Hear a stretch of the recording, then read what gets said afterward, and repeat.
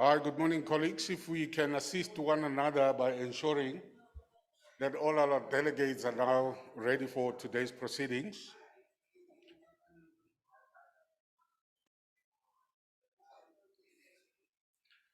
Good morning to you all. Are you good?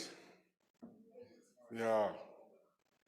Welcome to this day 2, where we are throwing down the curtain of the program. We will be starting shortly. I'm just waiting for some people to come in.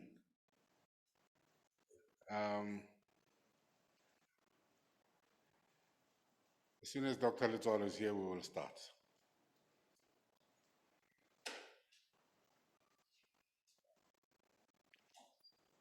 There's an announcement that I wish to start with, and I think it is only fair that we wait for her to come in before we can do so.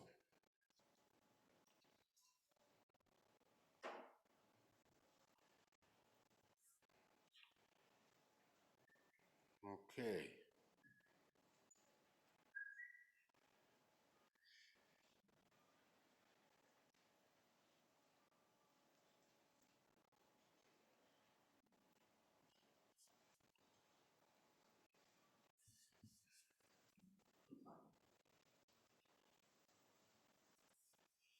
Colleagues, as I announced yesterday, I'm just reminding you about the slight changes that we have onto the program, that we have moved some of the items to earlier slots and changed others to the later slots, but I'm sure that you have made some noting about that. So the last presentation that we will have towards closing the day will be the provincial HRD report. But after the first presentation by Dr. Sal, we will have Tanya, and then after Tanya, we will have the breakaways. And then only after that, we will get into the last item for the day. Now, thank you very much and welcome, Dr. Letswalo. My fellow colleagues from the NSG, welcome to you all, and of course, all the delegates present at this time. I just wanted to, it's a small announcement to say amongst us, we have got a person that has got a special day in the form of a birthday. So we normally recognize such beautiful moments, and the person in question is Dimagato Palani from the office of the Premier here in Limpopo. So if you can just perhaps do the honors of being led by melodious voices in the singing of Happy Birthday. I can't do it. She's not here. Is she outside? Ndotolo, if we can, as we sing, then she gets to be ushered in by that singing.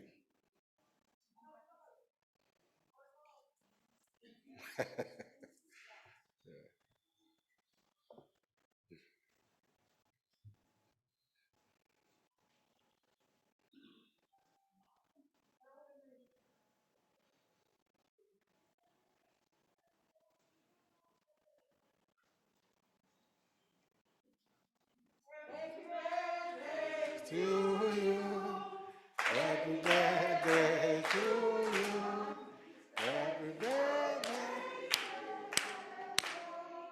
happy birthday to you. How old are you now? How old are you now? How old are you now?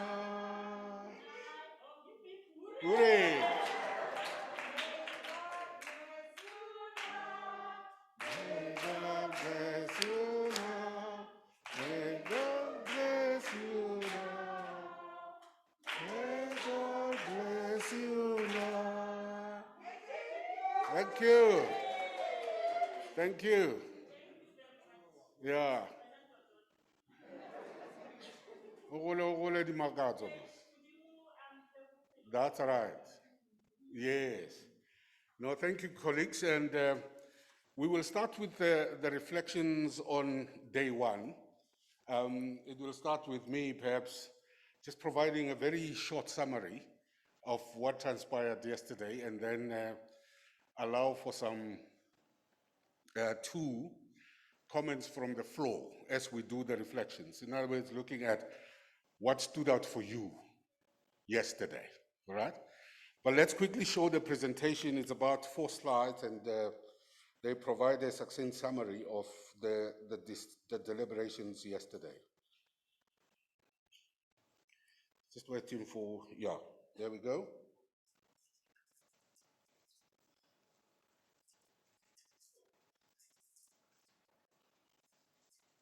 Is this on freeze mode or?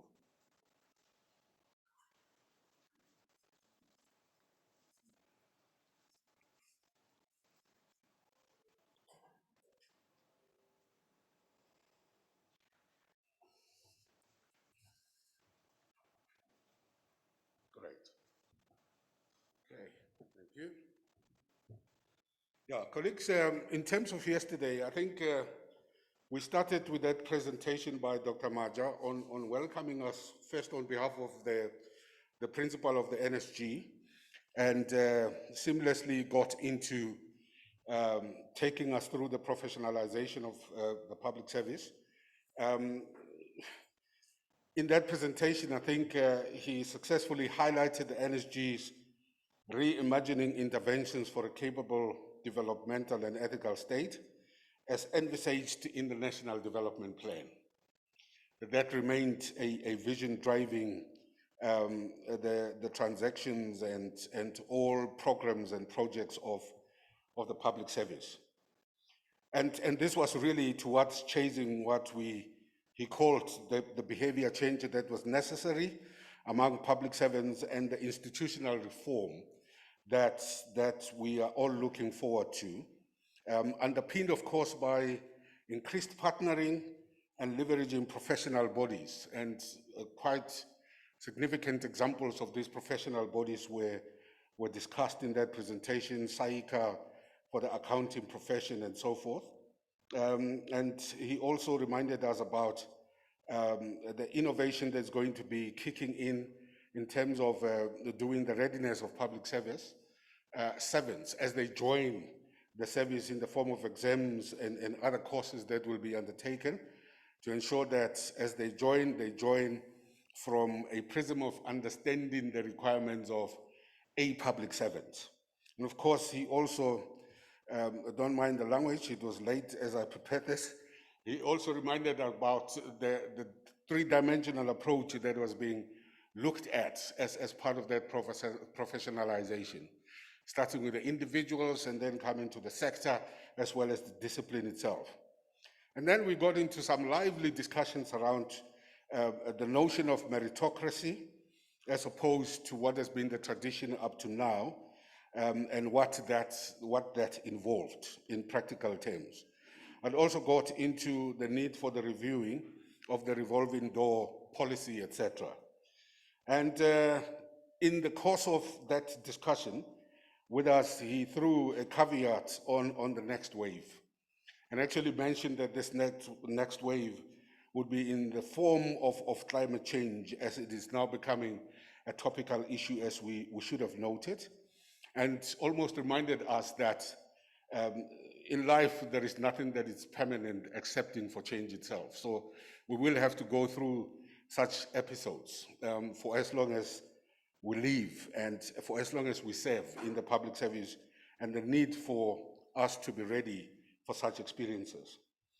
And just in terms of the question and answer session, this included, amongst others, the matter of the political will to drive the change that we all want to see happening in the public service.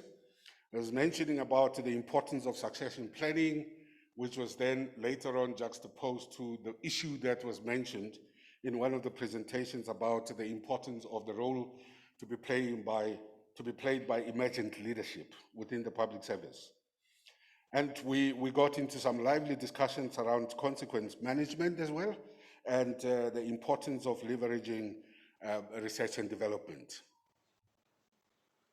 so that our interventions are fully informed by what comes as empirical evidence from such research initiatives.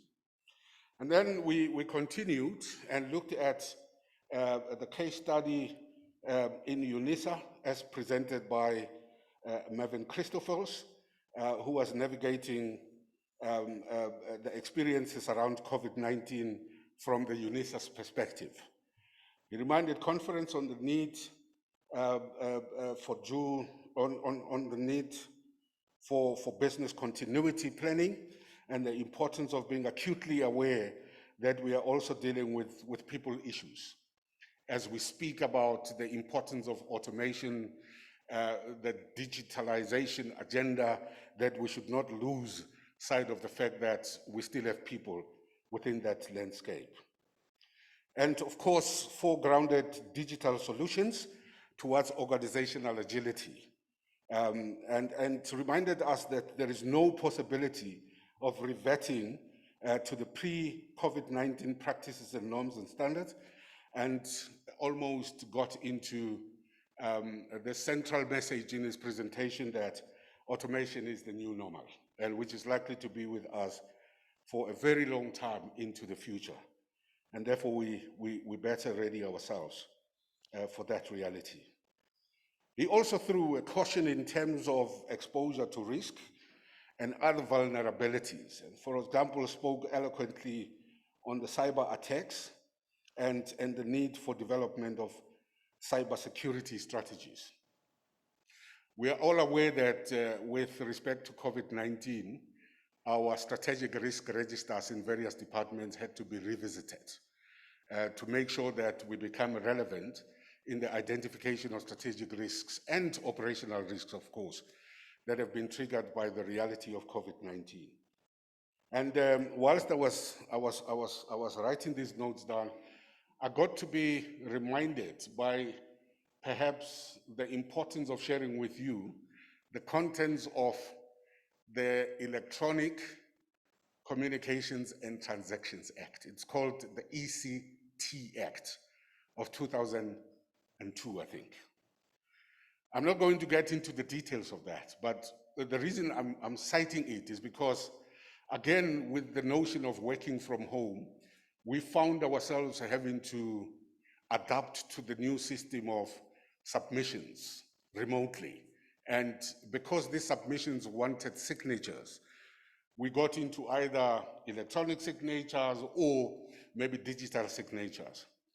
Let us be mindful of the fact that these are regulated by an act. This is the act that I'm talking about. When you read into the contents of that act, it will advise you on what they refer to as advanced electronic signatures. And the fact that some of the products that we are using and the platforms that make it possible for us to have those electronic signatures, they themselves need to be authorized and accredited by the relevant authority structures within the country. So if you look at that, you will know that because it was something engineered by the Department of Communications, therefore the authorizing authority becomes the department. So I'm not sure whether we are alive to the requirements of that act, but I'm sounding a caution that says, as we do these things, let's be mindful of the fact that there is an act governing electronic communications and transactions. And I'm raising this particular question because if we are not alert to that, we might be exposing the public service some of the unforeseen risks with regard to automation of our processes.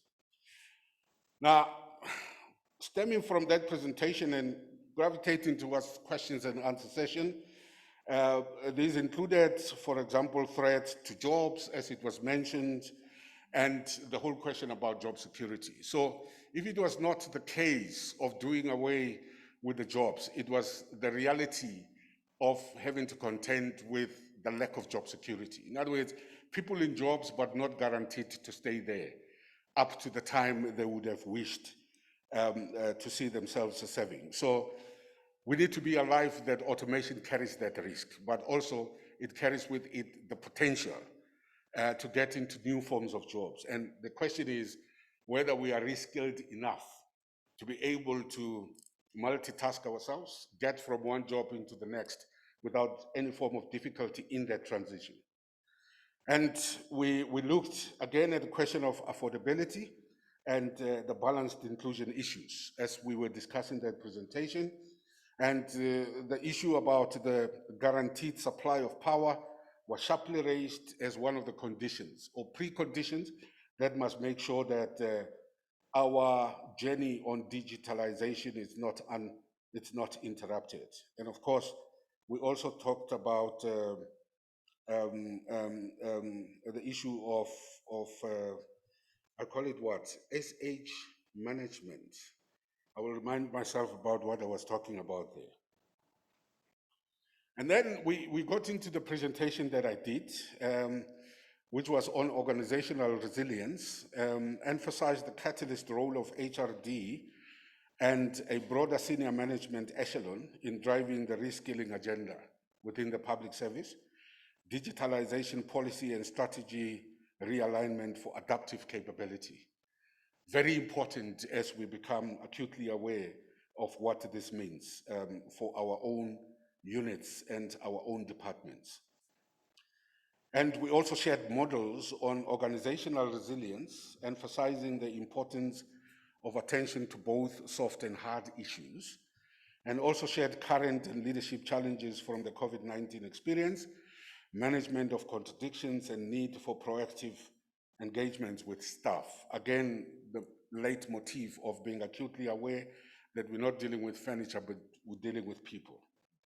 And the Q&A in that respect included the learning organization concept versus the performance requirements. And mention was made of the need to report to SCOPA and other structures that are meant to be oversight structures on performance. And this posed some degree of conundrum because it almost comes as a dilemma. And is it a question of choosing between the two or striking a balance? And obviously, as I was responding to the questions, my view is that we need to strike balance at all times.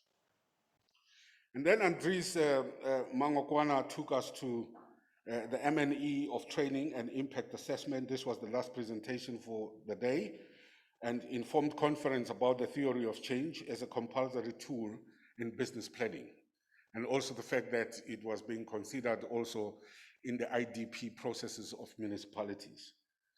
And he also reminded us on training being a means in itself and not an end, and the need to support workplace skills planning to effectiveness and efficiency scrutiny. In other words, looking at training against the objectives that were set, and as we evaluate it for impact assessment, need to check whether all of these objectives were achieved. He also shared insights on the Kirkpatrick model of impact assessment, results-based planning, and the comments after the presentation were in the form of appreciation for the rollout of the MNE course in the province and the need for the harmonization of MNE modeling to avoid fragmentation of MNE approaches. So in a nutshell, this was what was discussed, colleagues. Obviously, because it's a summation, it will not comprehensively cover all the points, and perhaps if I've left some of them out, it's now your opportunity to look at them.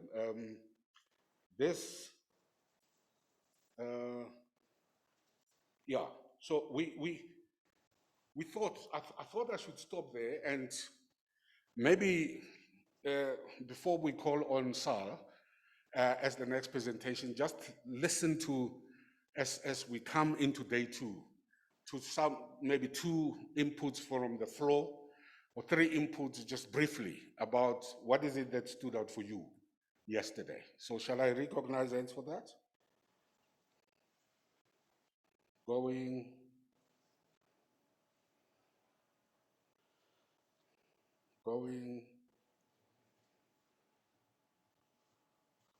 So nothing stood out for you. Oh, Boot is there.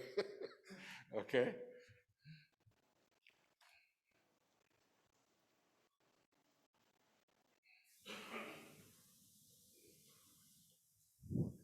Over to you. Yeah. Thank you. Morning, colleagues. From my side, in terms of the presentations, what came out very clear was the commitment from NSG and all the speakers that make presentations, and the participation suggested to me that there's a need for us to have a paradigm shift and to have realistic commitments in terms of what you want to do. And that gave me hope that we will be able to sort of give information that is relevant to our principals in terms of policy formulation and in terms of setting realistic timeframes. And whatever we'll be presenting, it will actually be an embodiment of aspirations and wishes raised in a platform that encourage dialogue and engagement. And at some stage, we're very robust, and presenters did not take exception of feeling very much attacked by the questions that we raised. And that personally gave me hope that it's about time that we hold the bull by the horns and say it like it is, because for too long we've been caught up in this planning mode. We have never been implemented most of the things that we plan.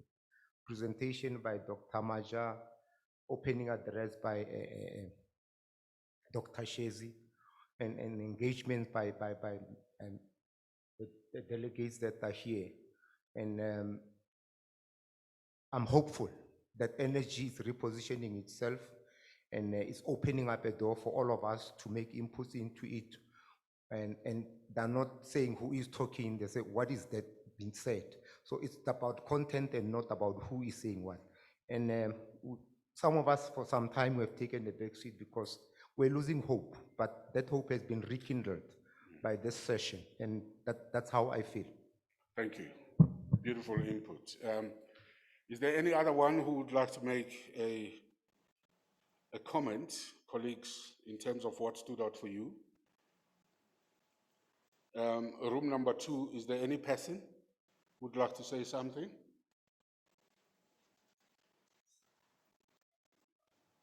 No.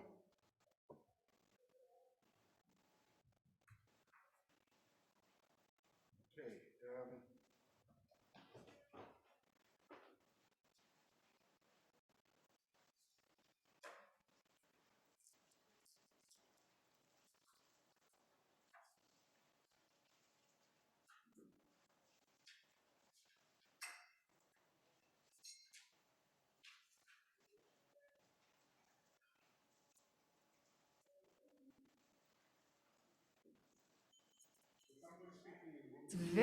I was happy when it comes to the question of monitoring and evaluation of training. I'm happy that actually NSG has done lots of studies there, because in our own departments, when we try to evaluate our own training, we're told that we can't evaluate our own work, despite the fact that you have all the theories from Patrick and follow those guidelines. So what I would maybe suggest is that maybe NSG, they have to organize us in such a way that as the province, maybe one department can be able to exchange in terms of monitoring and evaluation our own training, because in some cases we do similar trainings, and then maybe find this department monitoring the department of this other work, so that there won't be this notion that people evaluated their own work. Obviously they'll give themselves better results, and it will also be empowering us as employees, and also we'll be also saving a lot of money for our own departments if we're going to evaluate our own training instead of getting people from outside to come and to be paid just to evaluate training. Thank you. Thank you very much. Thank you, colleagues. I think at this stage, because we have hit 9:30 and Dr. Sal should be ready with her presentation, but just before she does that, just to share with the colleagues that Dr. Sal Mutayan has been with the National School of Government for a very long period, starting, of course, with responsibilities in international relations as a branch head there, and in that particular regard, interfaced with what you must have seen during the video clips in between breaks, interfacing with organizations such as AMDIN, and making sure that some of the products that the NSG was offering found expression beyond our boundaries. So Dr. Sal then, with the changes that have happened in the National School of Government, serves as the Chief Director, responsible for curriculum support and trainer professional development. And it is in that regard that we welcome her to give us a presentation which is titled Towards a Trainer Professional Development Framework. So please join me in giving a round of applause in welcoming Dr. Sal Mutayan.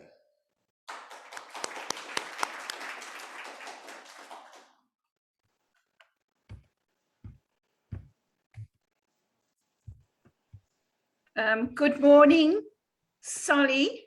It is really very nice to see you again after having known you in those beginning days at the National School of Government, which was then called SAMD and then became Palama. So it's really nice to see an old friend. And I'm very happy to be here and to do my presentation, which will start off a little bit differently.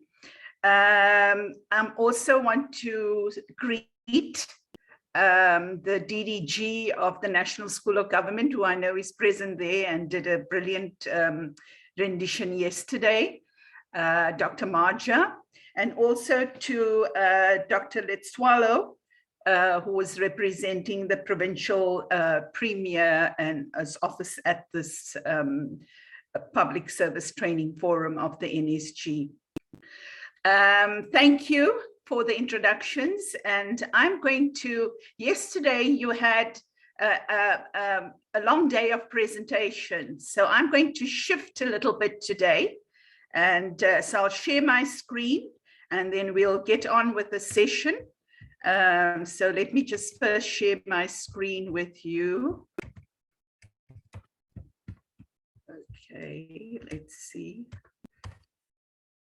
Was I able to share there?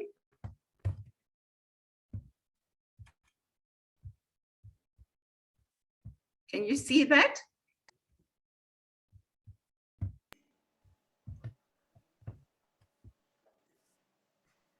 Solly, just let me know if you can see that. Yes, thank you. It's visible. Okay, all right, thanks. Can I just perhaps go to the slideshow? Yes, I want to do that. Just is this not going away?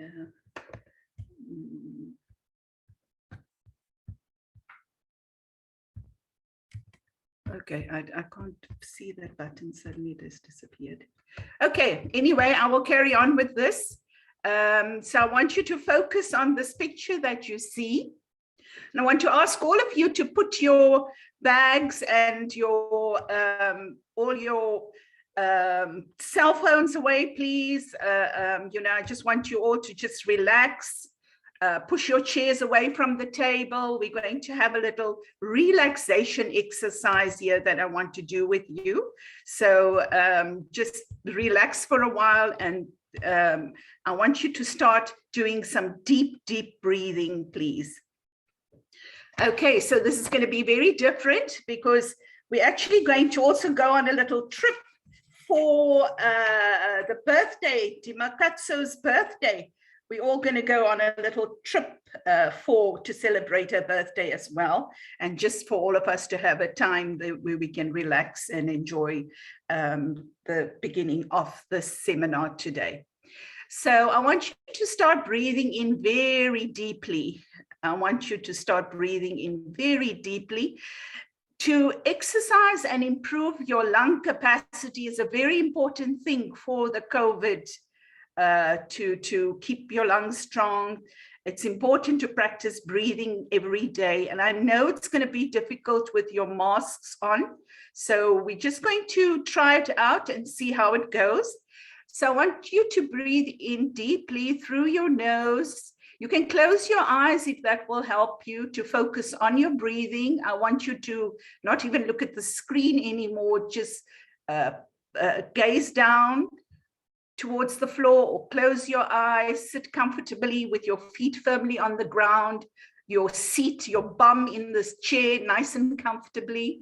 And I want you to breathe in deeply through your nose and feel the air go all the way along your throat, down your windpipes, and just feel it right into your tummy. I want you to create a balloon with your tummy as you breathe in deeply. So let's do that again. Breathe in through the nose, down to your windpipe, and swell your tummy like a balloon. And then breathe out all the way from your tummy up to the throat and out through your nose. Repeat that again. Breathe in deeply through your nose, all the way out, down into the tummy.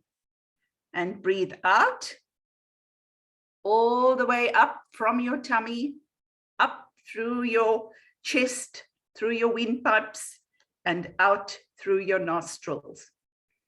And now you can continue breathing very quietly. Just be aware of your breathing. It doesn't have to be so deeply now. Just breathe calmly and carefully and still focus on your breathing.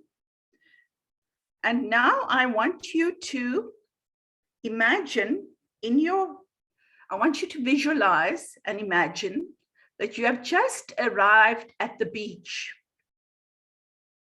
And it's a beautiful sunny day. And we're all going to the beach. So Dimakatso, this is my present to you. I'm taking you to the beach and all your friends and colleagues as well. So when you arrive at the beach, you get out of your vehicle and you walk onto the sand, and maybe you'll stop to take off your shoes. If you are men, you might have laces.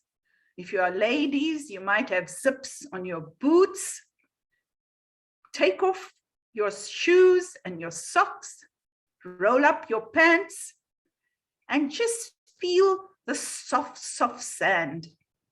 And just walk on this beach, and you can feel that soft, beautiful sand that we have on our beaches in South Africa. So just visualize your beach. What do you see?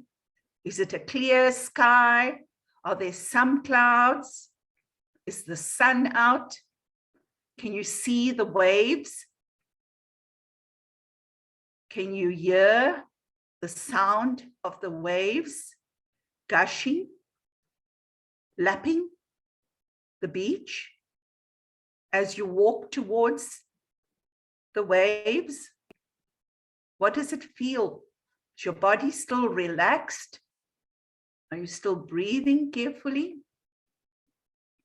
I want you just to take a minute now to look around you and enjoy being out in this space. Enjoy being out in the beach and just relaxing. Forget about the PSTF. Forget about Solly Mohaladi and the public service.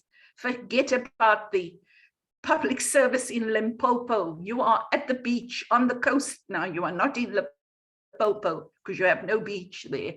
So you are out on the coast and you are just relaxing. This is just about you, and just enjoy these few moments. Just hear the sound of the waves, maybe the birds, maybe some seagulls tweeting, maybe some other people on the beach children running and screaming with glee. Do you feel that same glee and excitement as the water rushes over your toes? Do you sort of run away, jump and run out of the water again? Is the water icy cold? Are you getting a little warmer in the water now?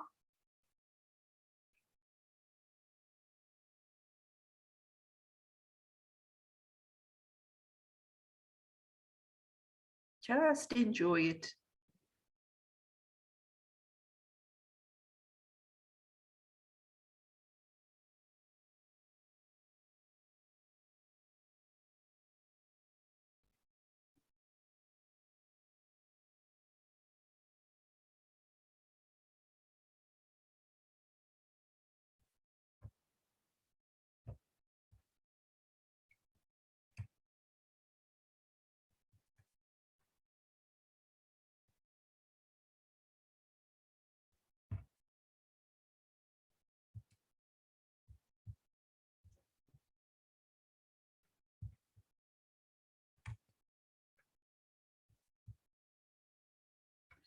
Now I want you to just stand or you can sit on the sand, the dry sand, or you can find a rock and sit on a little rock and just gaze out and enjoy this scenery.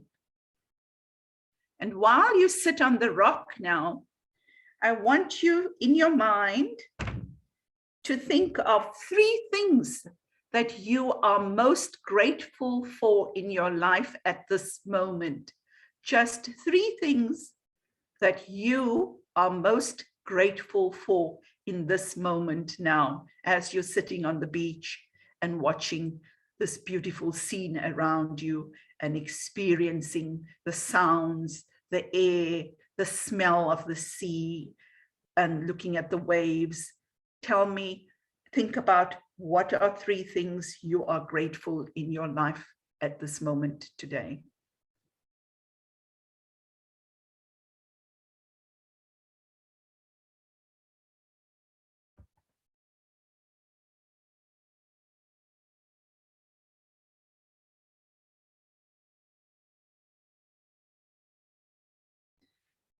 Okay, and I want you to remember those 3 things and put them aside.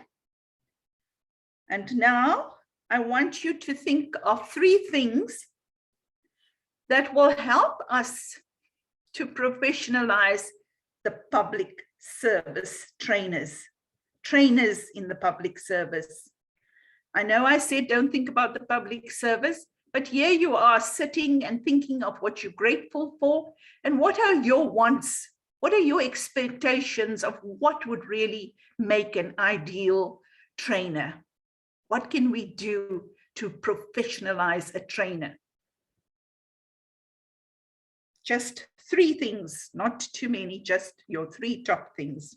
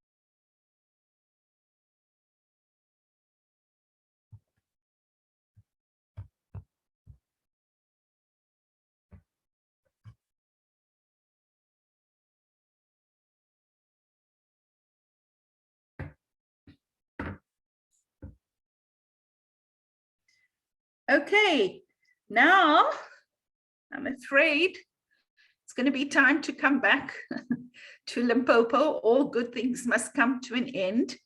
So I'm going to count back from 5, and then I want you to, you can then come gently back into the present moment.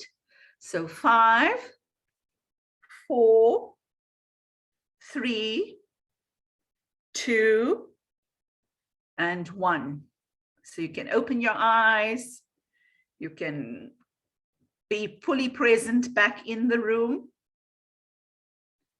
And I would like for you at this point to share with the facilitator, whether it's Dr. Shezi or Dr. Solly, just to share firstly, and to share with all of us, what were the 3 things that you were grateful for? Just tell us, just in the plenary, just shout it out. What are some of the things you are grateful for today?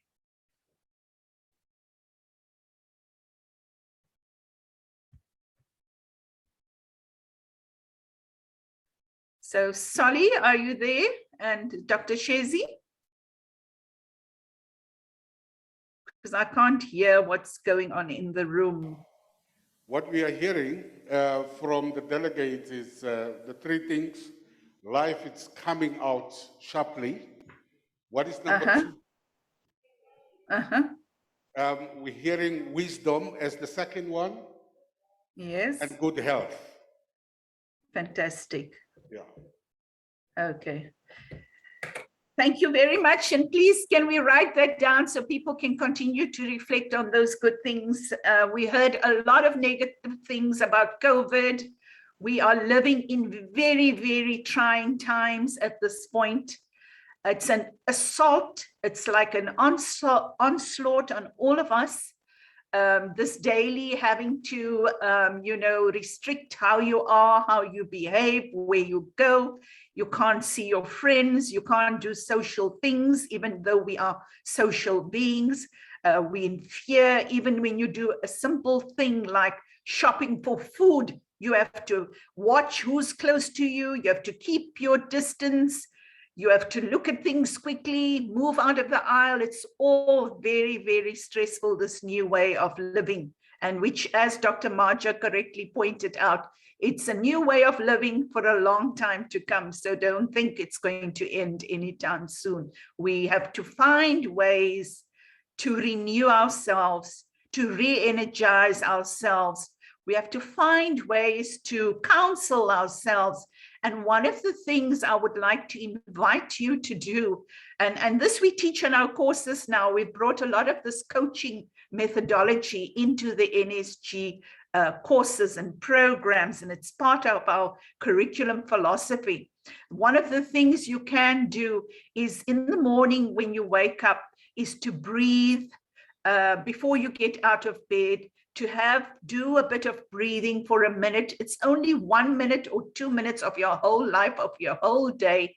So do take that time for yourself. Also, just keep a journal and write down the 3 things you are grateful for. It just changes the tone of the whole day. Even if you have heard about family having COVID, friends and family passing, you yourself coming down with the disease, etc. Just try to keep that journal going no matter how bleak things go. And you will find that starting your day out in that way really energizes you to kind of take the bull by the horns and get through yet another day during this lockdown. So I invite you to do that. And thank you for sharing, and thank you for participating in this exercise. I want to ask you next, what were the 3 things that you said or that came up in your mind while you were sitting on the rocks in the beach that you said is important or that will help us to professionalize trainers? What were those 3 things? Please, can you share that with Solly or in the other room with whoever is facilitating there? Thank you.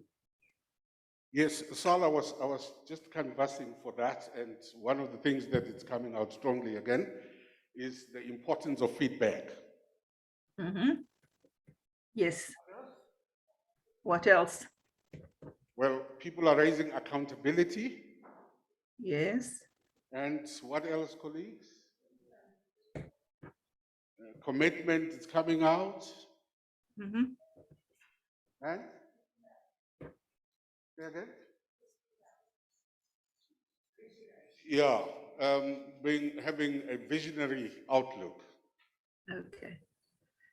Can you please continue to collect that in the room? So Dr. Shezi will bring it back to us. And the reason we need that is we are developing a trainer professionalization framework. And so some of this will help us, will help the NSG to get your inputs into what is important and what is critical for trainers to need to know, to need to be developed in, to need to be supported in. So now I'm going to go on and I'm going to ask you a few other questions. But just to let you know that yesterday, the presentation from Dr. Marja was the first one here about professionalizing the whole of the public service. That is professionalizing all officials who work in all the departments at national, provincial, and local level as well. My focus here today is on what do we need to do to professionalize trainers, to professionalize ETD practitioners like yourselves, the people who run the training programs to professionalize the public service. So there's a very important level here. We are looking to trainers, we are looking to ETD practitioners, we are looking to HRD practitioners in their work to professionalize the public service. So this is what my presentation is going to be about. And this is what Dr. Shezi and I are responsible for completing and setting up a trainer professionalization framework and a system. We're hoping to have an electronic system set up by the end of this year. So we want to also use this opportunity to present to you the draft framework so far and consult you on the content of that and the development of that. But we also want to canvass your ideas, which is more important because you need to give input. You are the experts in this whole process. So you need to give us, please, some of these inputs. So my next is to ask you some questions. And these are the kind of questions that I want to ask, taking into account your experience of many, many years. I'm sure if we add up all your experiences, we'll get to hundreds of years of experience in those rooms there with the people present. And then also in terms of the changing context, remember, we Dr. Marja is correct. All the curriculum that I am designing this year, and even a lot of what we designed last year, is for virtual or online facilitation. We're not designing face-to-face anymore because there's no point for the next 3 years or so to be designing this. And in fact, Dr. Marja, I think it's going to be even longer. So the shift to online, to virtual, to synchronous and asynchronous, etc. This is our new mode. I love face-to-face. I love being with people. I love doing the kind of exercise I just did now physically in a classroom. But as you can see, these kinds of things are no longer going to be very possible. And we might have even more dangerous strains. So we've got to find a way now to be able to work and keep our principles for training, such as participatory, consultative, and experiential kinds of training. But how do we do that in a virtual space? So my first set of questions to you, these are the questions I want to ask. So the first question, question 1, if you can see that, and I want you now to also do this in your plenary there to answer these questions to your facilitators in the room. So when we are looking for facilitators, the kind of people we appoint, what should we be looking for when we select trainers or facilitators for the National School of Government? What kind of people do we select who can conduct the programs of the National School of Government? What should the criteria be? What skills should they have? And remember, skills is different from qualities. And qualities are very important in a facilitator. So what qualities should they also have?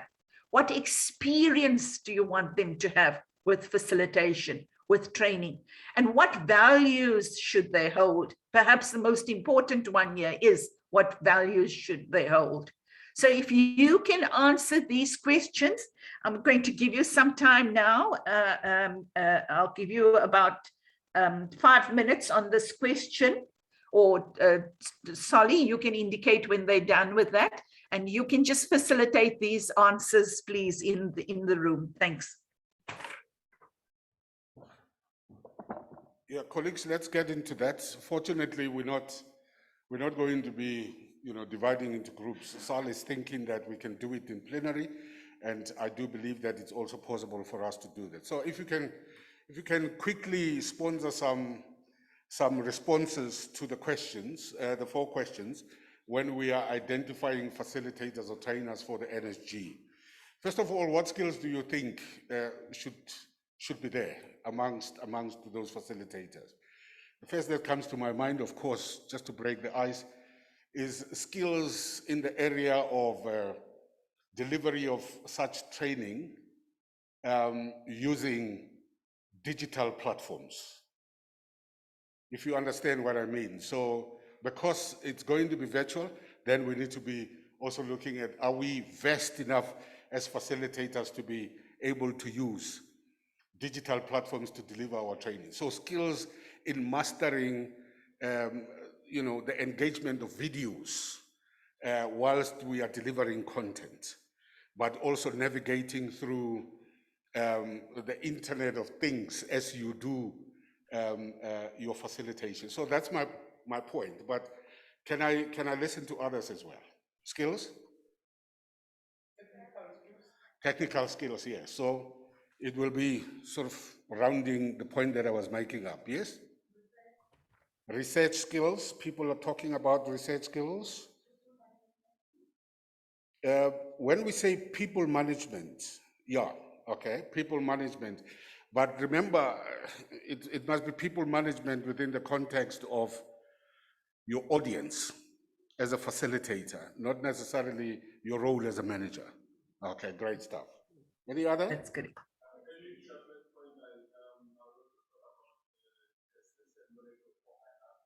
Yes.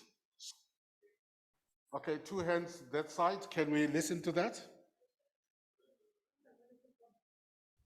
Yeah, the skills in 4IR. So if you can lump them with, for example, the technical skill question that was suggested, as well as what I deemed the ability to use digital platforms for that. Yes, can we get the point? Thank you, facilitator. Thank you. From the other group or the other class, I think one important skill that trainers should possess is the communication skills, good communication skills. Yes. And the other one, which is very key, is emotional intelligence. Emotional intelligence. Yes, Okay, because yeah. your audience, you have to have emotional intelligence to be able to manage your audience effectively, all of them. Okay, great stuff. Thank you very much. So communication and emotional intelligence. And I want to believe that when we talk about communications, we're also talking about, because we're going virtual, things like what is the etiquette as you are interfacing with people that are not with you, but you are communicating to virtually, all right? So you need to be knowing how to communicate, okay? What not to say when people are not seeing you, but you have got to deliver a message. Thanks. I think we do have quite a lot under that number 1. I'm satisfied that we can give feedback to Dr. Sal in respect of that, but let's quickly go to number 2, which is what qualities do they have to have?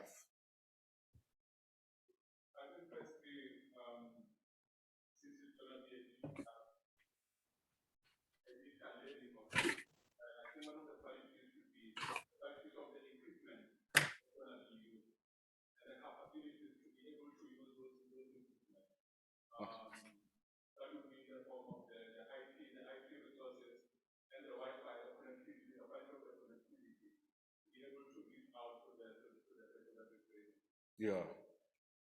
Okay, so when we speak, just to be so clear about the quality of resources to be used, are you saying this person needs to have the quality, aware, for example, be aware of how to navigate the use of those resources? Yes, yes. Okay, the ability to be being able to utilize them, and also the best quality equipment. I'll give an example of what we're using right now in this room, that we are able yes. to see you there and be able to also connect to the chief director. Yeah. Okay. Be able to get the best quality, audio visual and visual. Okay. Other points, colleagues? Booty?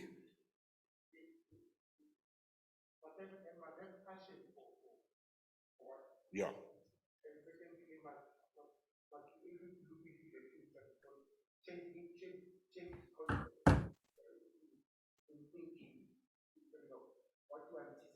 Yeah. So there's an issue of passion. There's an issue of being aware of what it's coming into the future. Yes. All right. Yeah. There's an issue about being results orientated there.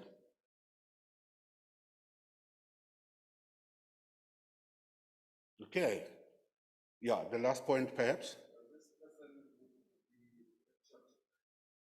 Okay. Yeah. Okay, because if you're not, then how do you then transmit sort of values to others of patriotism? Yeah, so we do have a full basket now, about 6 points raised under that question. Colleagues, if we can look at the last but one, which is what experience should these trainers have? Experience. Think about the skills that we said they should have.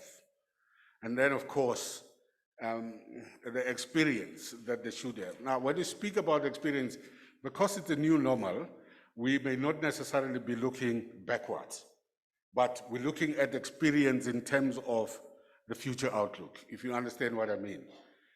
So that if we were to talk about the experience of a facilitator 2 years from now, what would that experience be like?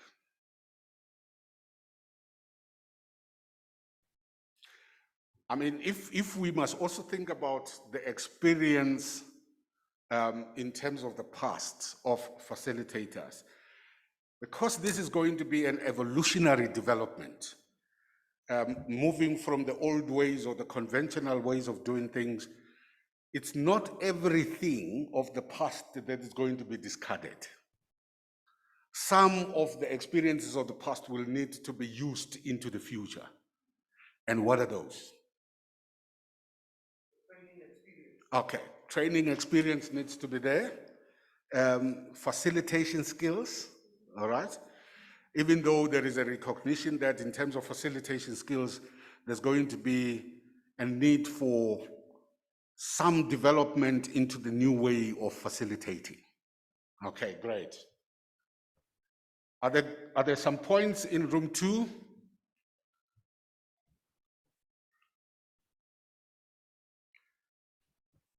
Colleagues, we are on experience, yes. Let's recognize the points in room 2. Quickly.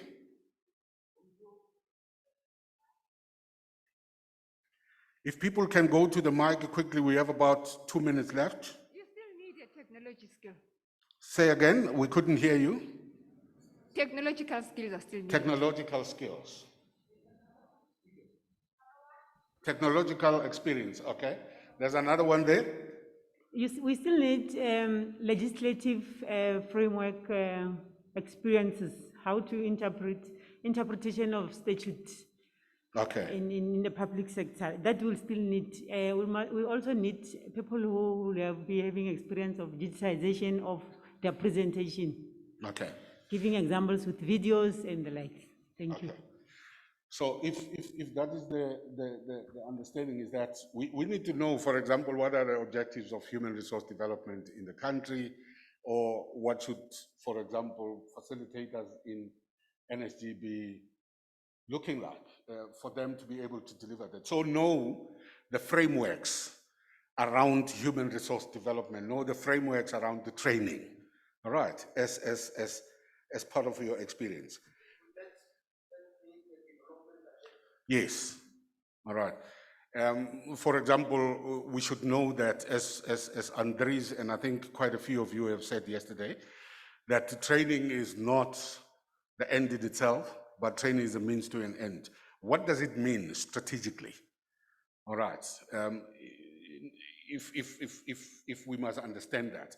Andres made a point yesterday about the need to be alert to issues of assessing the impact of the training that we are doing. Okay.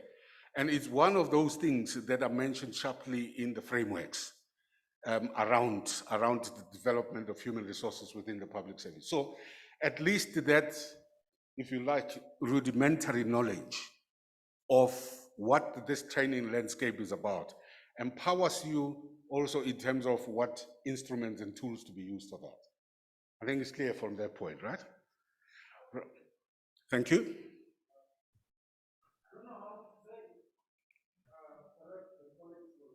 Yes.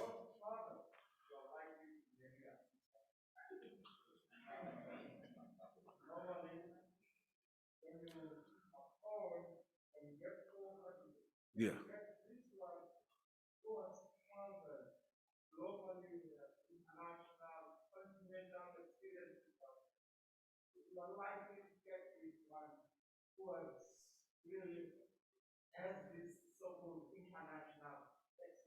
Okay. Yeah.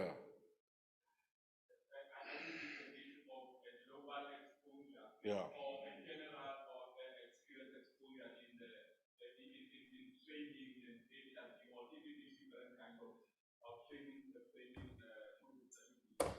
Thank you very much. I'm donating 5% of my energy to you and oxygen for helping us out, because I think the word exposure cuts it.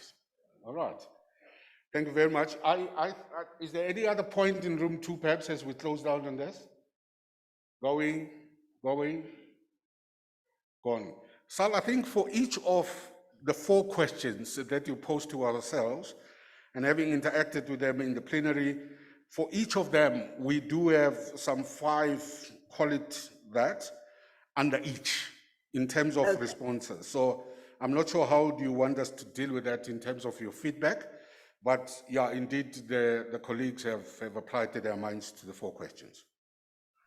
Okay, I think, Solly, thank you for that. We'll capture that, and it's good that you are there, so you can also pick this up as we go along through the rest of today. You know, just the reminder of what these important criteria or skills and qualities are. I want to ask quickly, and we don't have to spend too much time, but it's just to get some ideas of what people's thinking are.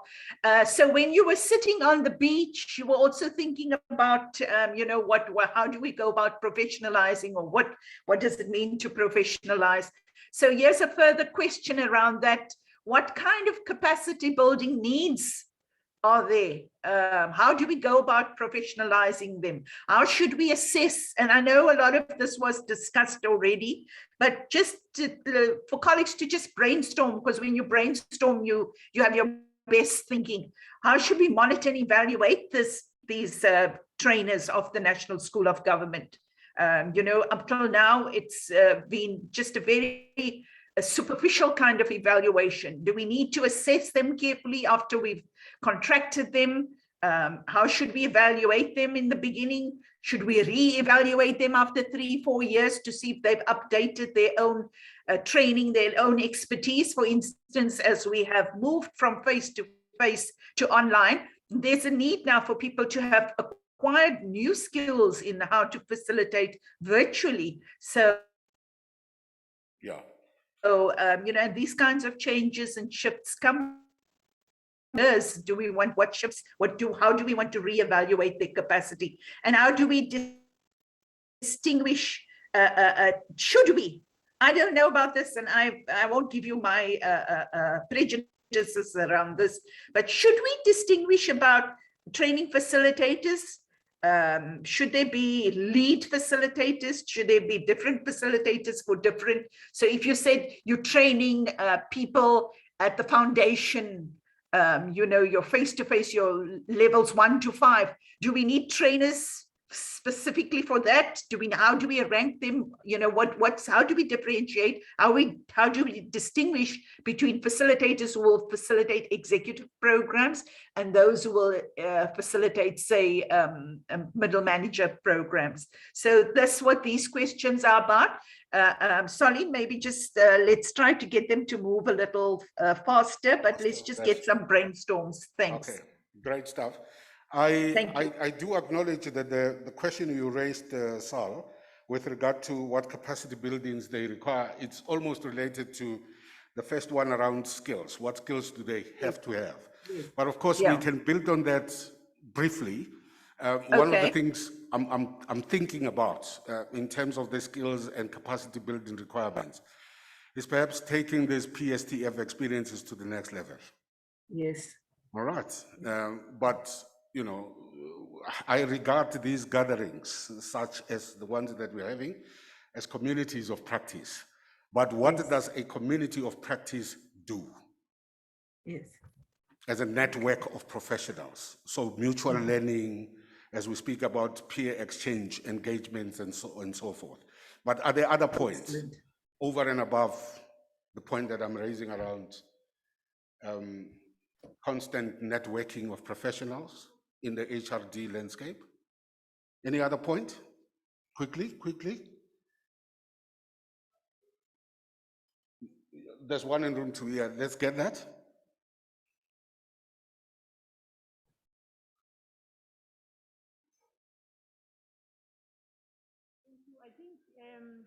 Thank you. Which said, how do we professionalize our field? I suggest we should have enforcement for all trainers to register with trainers' professional councils. Okay. Thank you. Registration with professional councils, and I think taking a leaf from Dr. Maja's presentation yesterday, you remember across the 5 pillars of the value chain, he spoke about this continual professional development in the form of getting credits and points in your lifetime as a facilitator or trainer.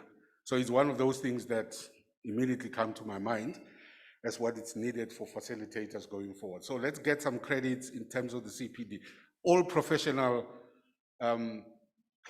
individuals go through that process, all right? So I think if we move quickly now to the next point that we should look at, it's how should we monitor? How should we monitor our facilitators? Is it through the happy sheets, where perhaps the delegates make 1 or 2 comments about them, but they never want to get into the narratives? They prefer ticks. Do you understand what I'm saying? But is that sufficient? Booty?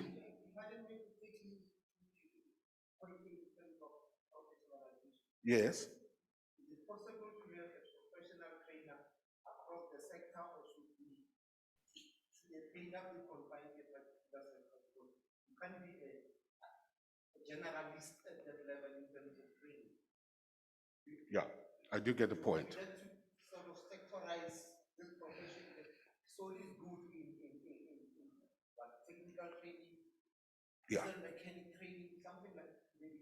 Yeah. For different sectors. Yeah. So we compartmentalize training, say, the professional trainer in this sector. Yeah. In retail, for instance. Okay. I think just to marry the 2 points that came in that continuum, I want, because people have been talking about some of the skills that are generic. So, but the point that you are raising, which I think is a very good point, is that we also need some sector focus in the professionalization of the trainer. So Yes, generic skills are okay, but of course you need to drill down so that if there is a requirement for this specific intervention in this sector, we should not just be looking around. We must not fish using a net, but we must fish using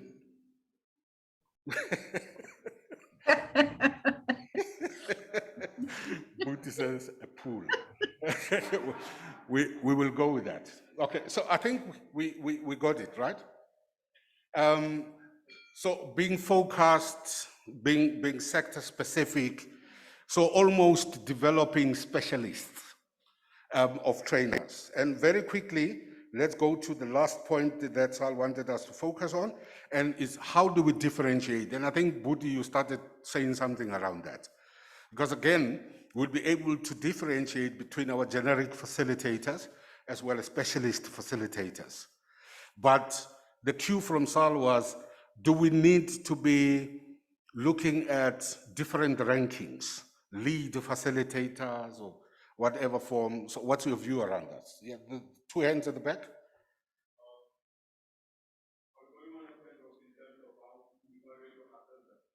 Yeah, we can go, it's the earlier point, I was just on the last one, but you are free to go to the monitoring. I think in terms of whether there will be professional trainers appointed from outside, I think we have to have a panel evaluated before they are appointed in terms of three points on how we can evaluate them. We must have a verbal assessment, in terms of it's like a digital tool. Yes. Before they are appointed, and also a written and a written assessment. And the third one, which is very much important, seems to go into the digital way, is to visit their premises in terms of seeing if they have the necessary equipment, like I've mentioned. They must have the quality equipment, I would say the IT equipment to render the service if you go in digital way. Okay. And also, our internal trainer within our department will also need to be reevaluated in every certain period, a verbal one also, and a written assessment to see if that still fit and if that still necessary, and trend of trainings that they get out within our department. Okay, no, thanks. I think we just have two more points and we conclude. Quickly, Imagato. I just wanted to answer the question of Sal to say, do we go with the lead trainers and what? Yeah. My take will be saying we need to have a sort of a pool of expertise in terms of we've seen or we've drawn our strength from what we had before, like lead trainers. We need to have those. Okay.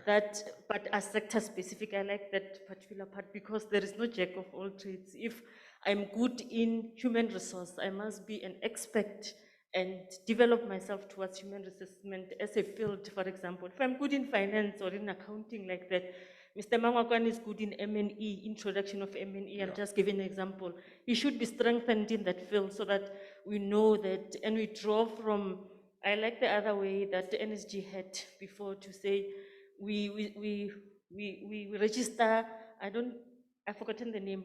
There was this thing that where they were doing the induction team to say people register themselves in order to be trainers. Yeah. I'm talking about internal in terms of government, but in terms of what we can have of external trainers, I think colleagues have put it right.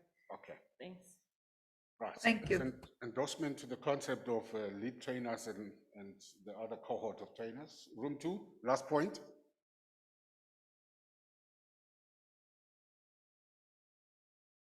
Room 2, going. Thank you. So the point is covered. Sal, we have concluded the exercise. Okay, there's just the last question, which can be a quick one. This is, and it goes back to the whole idea of professionalizing the public service itself. It's like, what do we do with public servants who are not meeting the standards? Here I'm asking, what do we do with trainers who, after the training, after the development, when we go and monitor or we go and assess them, they're not meeting the standard? What do we do? Do we ask them to step down? Do we develop them further? how many opportunities or how many chances should we give them to improve their skills or improve their performance? You all know we have trainers and we have trainers, and we have some trainers who just don't really come to the party. They, they don't have the passion, they don't have the diligence. So what do we do with, those trainers who don't meet our standards? Okay, I think it's related to the point that was raised by you, Buti. The continuing paralysis of people we don't want to have existing in the system. Okay, so the issue is what do you do? But I think positively we need to depart from an appreciation that as we come up with interventions, the orientation should be developmental. But you can only go up to this point of trying to be developmental. And Sal's point is then after you have exhausted all your good intentions, what happens? There's a point there, and I'll come to you, Buti. One? Yeah. I think go to the mic so that.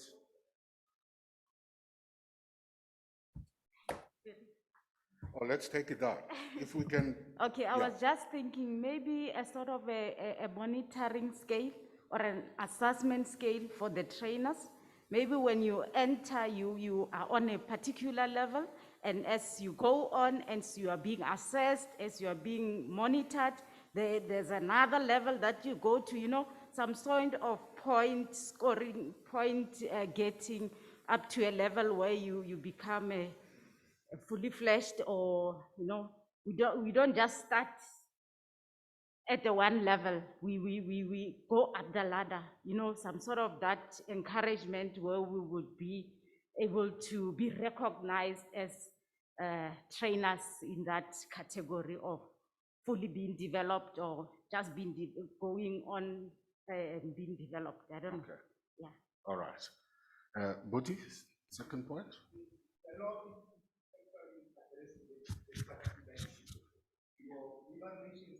Yeah. Yeah.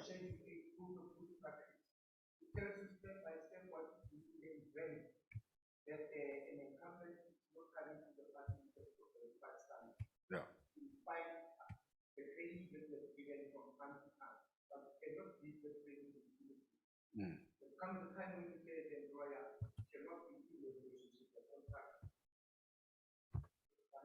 So if you follow a code of good practice, Schedule 8, the Labor Relations Act, that's what you should do. Then we are covered in terms of the law. Okay. So we know legal coverage. All right. So we stick to what the law is saying in terms of budget. Yeah. So the law says you can be nice, but you can only be nice up to that far. Okay. Great. Code of good Schedule 8, Labor Relations Act, Code of good practice. All right. So we'll check that. Yeah. We'll check Schedule 8. Room 2? Okay, thank you. I think from my experience is that there are officials who are natural, and there are those officials who learn over time. I'm just going to give an example of CIP. It was divided into levels, level 1 to 5, level 6 to 12, and I noticed that when it started, there were people who were not very, very confident. But with time, I'm just going to give an example of maybe the late Diana Bushman. She was a natural, but when she went for the assessment for the first time, I think it was Dr. Mphahlele, who's now in the Department of Education. She could only train up to level 5. But with time, you could see that this person is just a natural. She was very, very good. After every training, I'm telling you, all the officials that went for training, I'm telling you, when it comes to evaluation, they would give her very, very high marks. And I could see that, she was starting to enjoy this thing. If there was, each time when there were people to enter to train, she would even actually doubt. I'm telling you, if it was CIP, she would say, no, I'm available. She would be the first. But when you look at the evaluation from the first time, they said she could only evaluate up to level 5. But now she was training people who were at level 6 to 12. and they will also enjoying her training. Okay. Thank you. I think let us, maybe at first, maybe if people are not confident, but with more time, more experience, you know that experience is a good teacher. People do improve. Thank you. Thank you very much. Was there a second person in room 2? Otherwise, we close it now. The last point related to the question that was raised earlier around passion. Let's try and chair people around their interest areas. Okay, so that we do not get to situations where we sort of throw them under the bus by expecting them to do things that they deem impossible for them to accomplish. Okay. Yeah, the last point, and then we'll close on this. Room 2, last point. Going. I don't see any person coming to the mic. They're covered. Thank you. Sal, we have concluded that. Okay, I'm going to now share my presentation with you. So that is my presentation now. Hope you can see that. Okay, can I proceed? Okay. So, so this now is the, I'm going to do my presentation now. We have been busy working this year on establishing a framework for a performance management system for ETD practitioners. That's education, training, and development practitioners. And this is a whole system. And as I said earlier on, it's not to be confused with the earlier presentation by Dr. Marja. So just an overview of my presentation is just to give you some background on this, where it comes from, then to give you an overview of the process as we've put it together. It's still in draft form. I want to talk a little bit about the NSG's curriculum approach, because that's approach affects how we look at, curriculum training. Curriculum and pedagogy is one thing. You write curriculum with the pedagogy in mind, so it's got to, they have to be synchronized. And then, of course, we've already done the consultative session because I actually started with the questions to you. So if you look at the little screen here, the circles, you can see, in the actual document itself, we are looking at how do we recruit people, what are the criteria that we need to establish, which is what we talked about, what kind of process and how do we select these people, how will we orientate them or induct them, you might say, how will we further develop them, what will we do to certify or endorse them, what kind of certificate will they get, and at which points, and what kinds of certificates. If they go on to be advanced and we observe them and they like a lead facilitator rather than just a course facilitator, is there something different there? How do we monitor and evaluate them? So these are some of the things that we are looking at. We're also looking at, these are things that we've talked about forever, from SAMD to NSG, and Solly knows that better than anyone else in standing here and listening to this. So we really want to get it right this time, and we need your help from the provinces. We need your help in designing the right kind of system. We're hoping it's going to be an electronic system, because obviously it has to in this time and age in our history. So I'll proceed. So this whole thing is not a new thing. We've been talking about trainer development system for years. From the first time I entered SAMD in 2006, there was talk about that. I even raised funds when I was in international relations to set up such a system. But, things change, and we go through a whole lot of restructuring, and then certain things fall by the side or they're not given priority. So again, in 2017, we started with what was called the Rutenama Africa program, where we looked at facilitated development. In fact, a lot of what I'm presenting to you, we had such a framework then. And then, of course, there were other priorities again for the NSG. But then by 2020, we had this call, a definite call from the MPSA for experts, practitioners to express an interest in training for the National School of Government from government officials themselves, in addition to the normal consultants that we recruit as well in our panel of experts. And so this year we're busy with this framework. As I've mentioned to you, we want a whole system on how we set this about, a really professional system.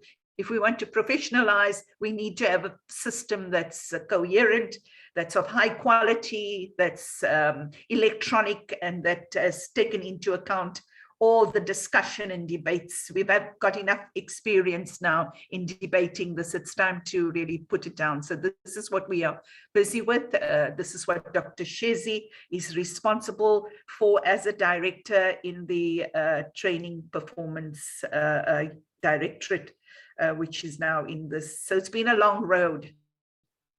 So as you know, the call from the MPSA, I'm sure you're all familiar with this.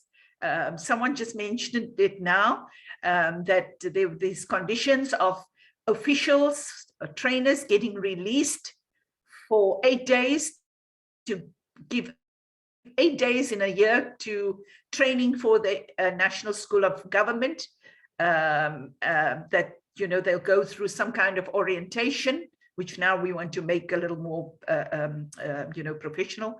There will be no remuneration because it's part of your current conditions of employment. So you'll actually be leaving your workplace to do this kind of training. So it's really for people who are interested in this, have the skills, and want to be part of, continuing to facilitate and train and develop people.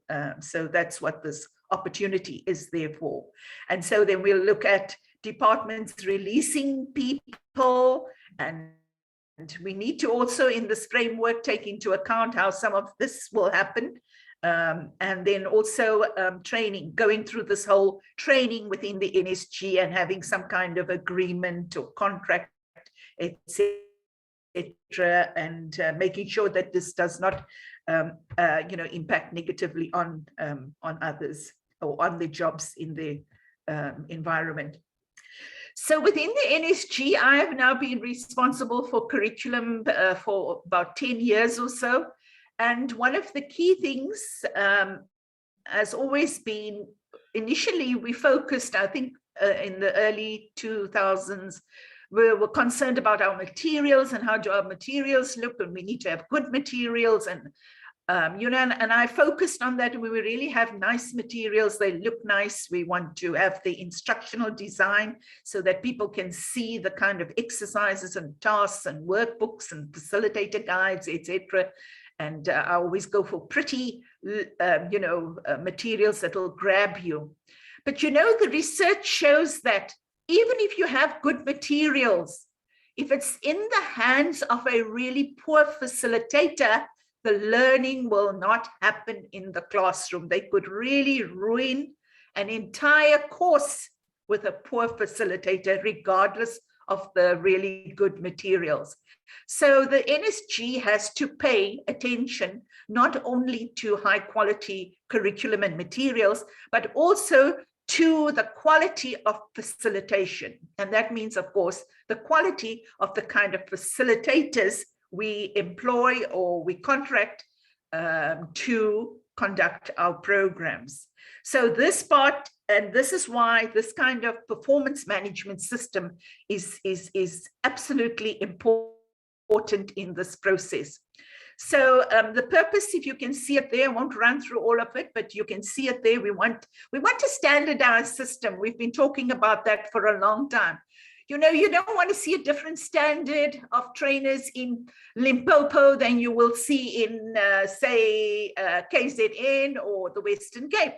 This is not to say we're not taking into account the differences of context of the different provinces. I'm very strong on taking into account individual contexts and environments, etc. That's very important. But we do need to know that if you're running a program of the National School of Government on, say, supply chain management, that if this program was run in the Limpopo or if it was run in the Western Cape, you would be getting the same quality of program in terms of the materials, in terms of the person as well that was doing this. We also want to make sure that there's a transparent and accountable procedure. And I know someone talked about accountability as being important. And it's accountability from the NSG side. It's accountability also from the facilitators, from the whole system, and accountability in terms of what the process Dr. Shezi and I are leading now with you. This is why we are coming to you with this presentation. We will send to you later once we've got the drafts to you for further inputs. We're just finalizing the first draft now internally within the NSG. And once that is ready, we will send it to you perhaps, and you can give us more inputs before we finalize the framework itself. So the results, even from this process today, will also be fed into it. We're listening very carefully, not just to what you said in my little workshop earlier, but right from the opening of this, there's been such a wealth of presentations and contributions from your side. You are the experts. You worked in this. It's not the panel of experts or myself as the chief director of the NSG who is the expert. You sitting in the rooms there, you are the experts in what should go into this framework. So this is how we've designed the framework. And of course, it's always open to whatever inputs we get further. But we're looking at recruitment as the first thing. So there needs to be a procedure for how we go about recruiting, but we need criteria for recruitment. And that's what I asked you in the first question. And then we have to look at the applications and use those criteria to select who we think in the pool. In fact, last time we put out an advertisement, we got like over 400 or close to 500 interested people. Now, of course, we've got to then look at who really is the best of the best for that. Then we need to do an orientation, take you through a trainer development program. And some of you may remember, because we also piloted this in your province, if you're old like me, in 2015, 2016, the Lead Facilitator Development Program, which has been running as the Facilitator Development Program very successfully. And that's a program, a training program for building, it's called the Art of Facilitation, the Art of Facilitation for the development of facilitators. So that's likely what we are busy digitizing that now, but that's what we will use for the orientation. And then we will look at those who, in that whole program, there's also a way to assess what you do, because you have to facilitate and show that to us, and then we'll assess how well you do. And in terms of that, you will get an endorsement. And then we have to look at how do we manage you in the system as trainers? How do we manage these trainers? How do we monitor them? How do we evaluate their performances on an ongoing basis? And as I said, what do we do with people that don't perform? So this is what the whole framework should cover.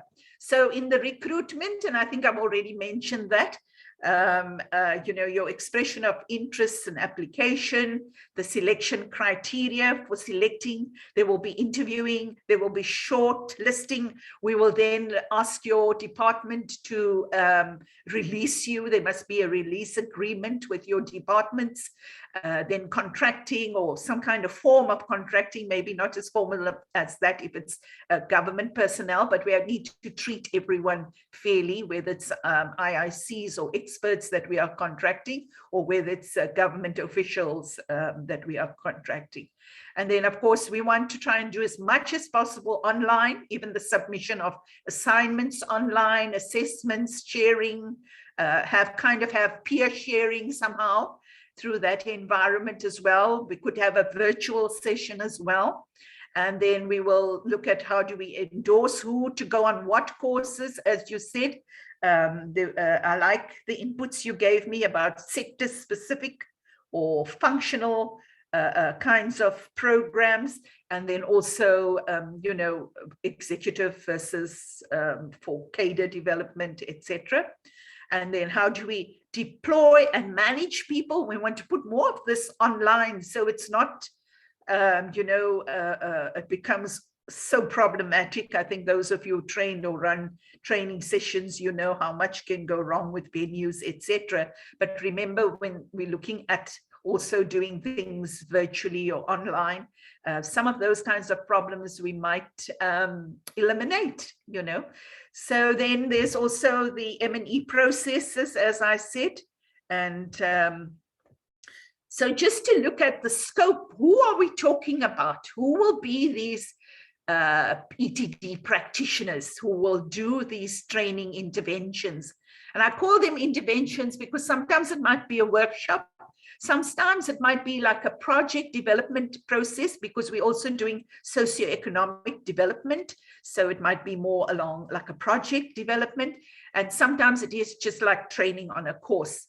So firstly, we are looking at the public servants across government who now would want to be released for the 8 days. And then we have instructors from HEIs. We've signed some MOUs with HEIs. So we could also use instructors from HEIs, but we don't believe they always know how to facilitate. They often have a lecture mode of this training.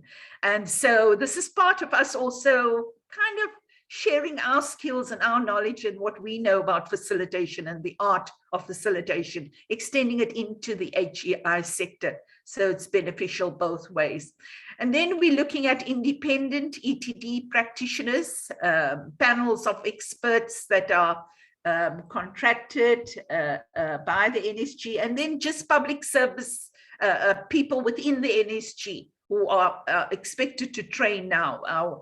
Our new DG has made it clear that he would like for staff within the NSG to also take on training. And of course, if you're in a training, teaching and learning institution like the NSG, you should know about how to facilitate and also, what goes into a curriculum, etc. You need to be expert at that. I think Dr. Marja mentioned on the first day, he gave us an example of a mechanic, and the manager of the mechanic, should he also not know how to fix your car? So similarly in the NSG, should all staff, even those managing finance or HR, etc., should they also not know or be experts at teaching and learning as well? So these are some of the things that important to consider.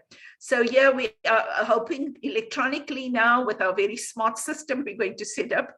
And I'm giggling because we've tried to set up electronic systems in the NSG before, but now we are pressurized by COVID. Some people said there are advantages also from COVID, so this might be one of them.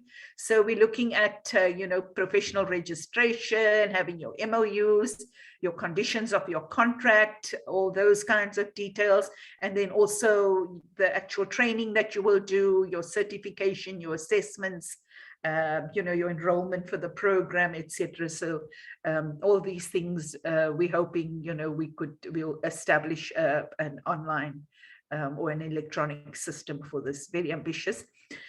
So now I want to come on to the NSG curriculum philosophy. And this is obviously also the philosophy that must permeate the kind of facilitation, the art of facilitation that we talk about. Now, our philosophy, we call it very simply know, be, do, and apply. So it's about the knowledge. What do you have in your head? What do you bring to the curriculum or to the training classroom? What is the knowledge of the facilitator? But very importantly is the emotional intelligence, the heart.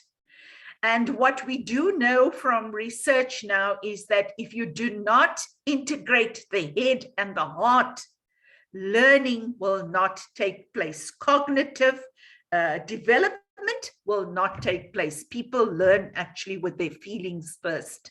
And that is why, if you saw how I started this, I didn't start with my presentation. I started with you. I started to get you emotionally involved with the beach and just relaxing, etc., and into a certain space before I proceeded with this. And this is very much the style or the approach for our curriculum at the NSG. Within that classroom environment, you want to make sure that there is opportunity for experiential and simulated learning as well. And we do know, because we have been doing virtual training now, it is new, and we're trying to improve that more and more. But you can do that kind of group work and sharing, and you can do it in a virtual space as well. And then, most importantly, it's not just about training in the classroom or training in that after you leave the training environment, it's gone, because you're going to a workplace that's more, you know, you do fire engine work, and then you forget all the training and the nice models and theory that you've learned. It's all got to be put aside, because there's no space to sit back and reflect and just find the space to implement. And this is not what we want. We want to see impact of the training in the workplace. So there's been a shift in the way we do things in our curriculum. Previously, we focused very much on content and giving information, and that's why we trained all the policies and legislation. And my view is that all of you can read. Why are we insulting you by regurgitating in our training courses chunks of legislation that you could go and read at night? The thing is here to look at, how do we solve your problems? How do we deal with the real challenges, that you get an idea of how to be as an official, as a public servant? What is your state of being? How do you come across to others? How do you deal with others? What do you do in your environment? What do you do in the training? What do you do in your workplace? And how do you apply any new learning within your workplace? So that has been one shift. The other big shift has been, and we've been working on this since 2012, has been trying to move a lot of our policy, a lot of our legislation is embedded in neoliberalism. The whole thing, when we started off initially with the RDP and the growth, what was it called? I forget now, I'm getting old. Anyway, it was very neoliberal. And so what we want to move now is to a social justice approach. A social justice approach that can bring about change.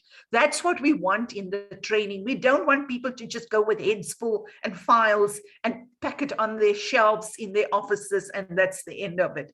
So the focus is on what, but also on how.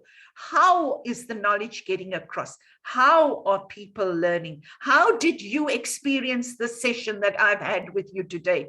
Did I just focus on what was in the framework, or was there another process in terms of how I negotiated this, this intervention today?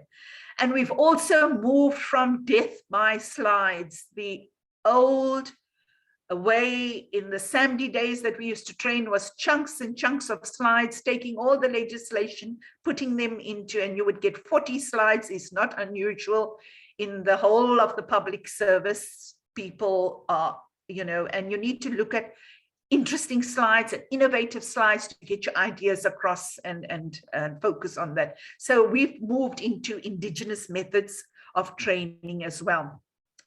So what we've gone into is what I call decolonizing the curriculum and facilitating change. We've been adopting, I know decolonizing, the word decolonial has become very popular recently, but we've been trialing this in the NSG's curriculum since 2012. We've been in the LFDP in 2016.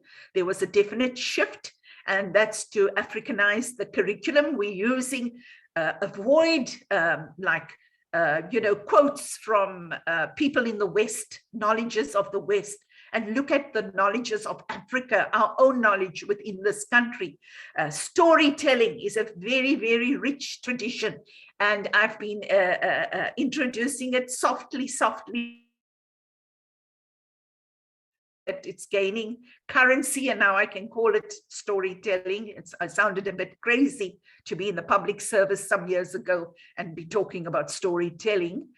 So now it sounds okay. So I'm getting there. And then we use metaphors or images, even within the classroom environment. We ask people to think about proverbs or sayings from their childhood that their grandfathers or grandmothers would have told them, at their knees. These are important things. This is Africanizing the curriculum, bringing our own content, bringing our own knowledges into the program. So, so we're looking at starting with the Constitution. That's key for us. Is our Constitution is the key thing. We're looking at people-centered participatory processes based on our Constitution, and that those values come across in our program as well, so we can achieve transformational learning. So the most important part of this is authenticity. You cannot tell people in the classroom that they should behave this way and that way if you're not behaving this way and that way yourself. So you need to live, it needs to be a lived experience. We rattle those PLE principles, and they've just become like a slogan. They've become stale. No one really does it. We just say it.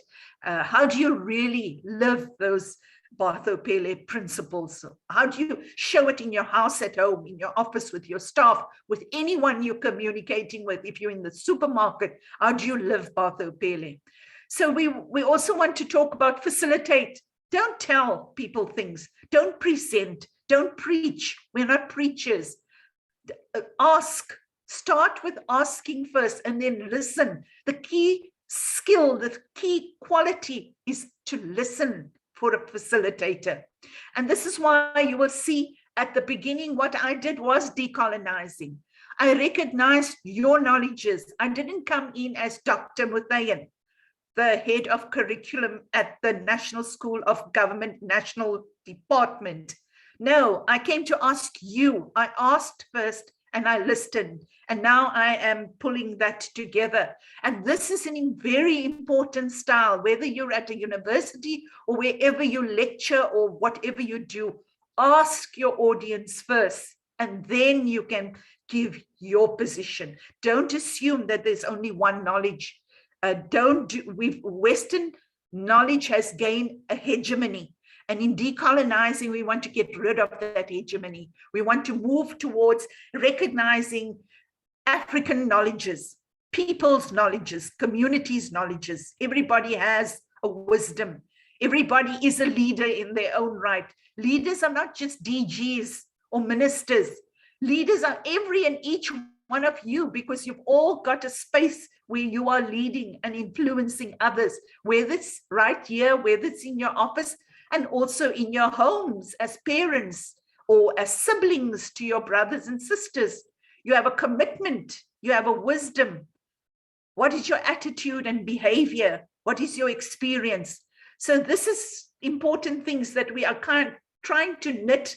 What is your personal, yourself, and how to bring that to the institution.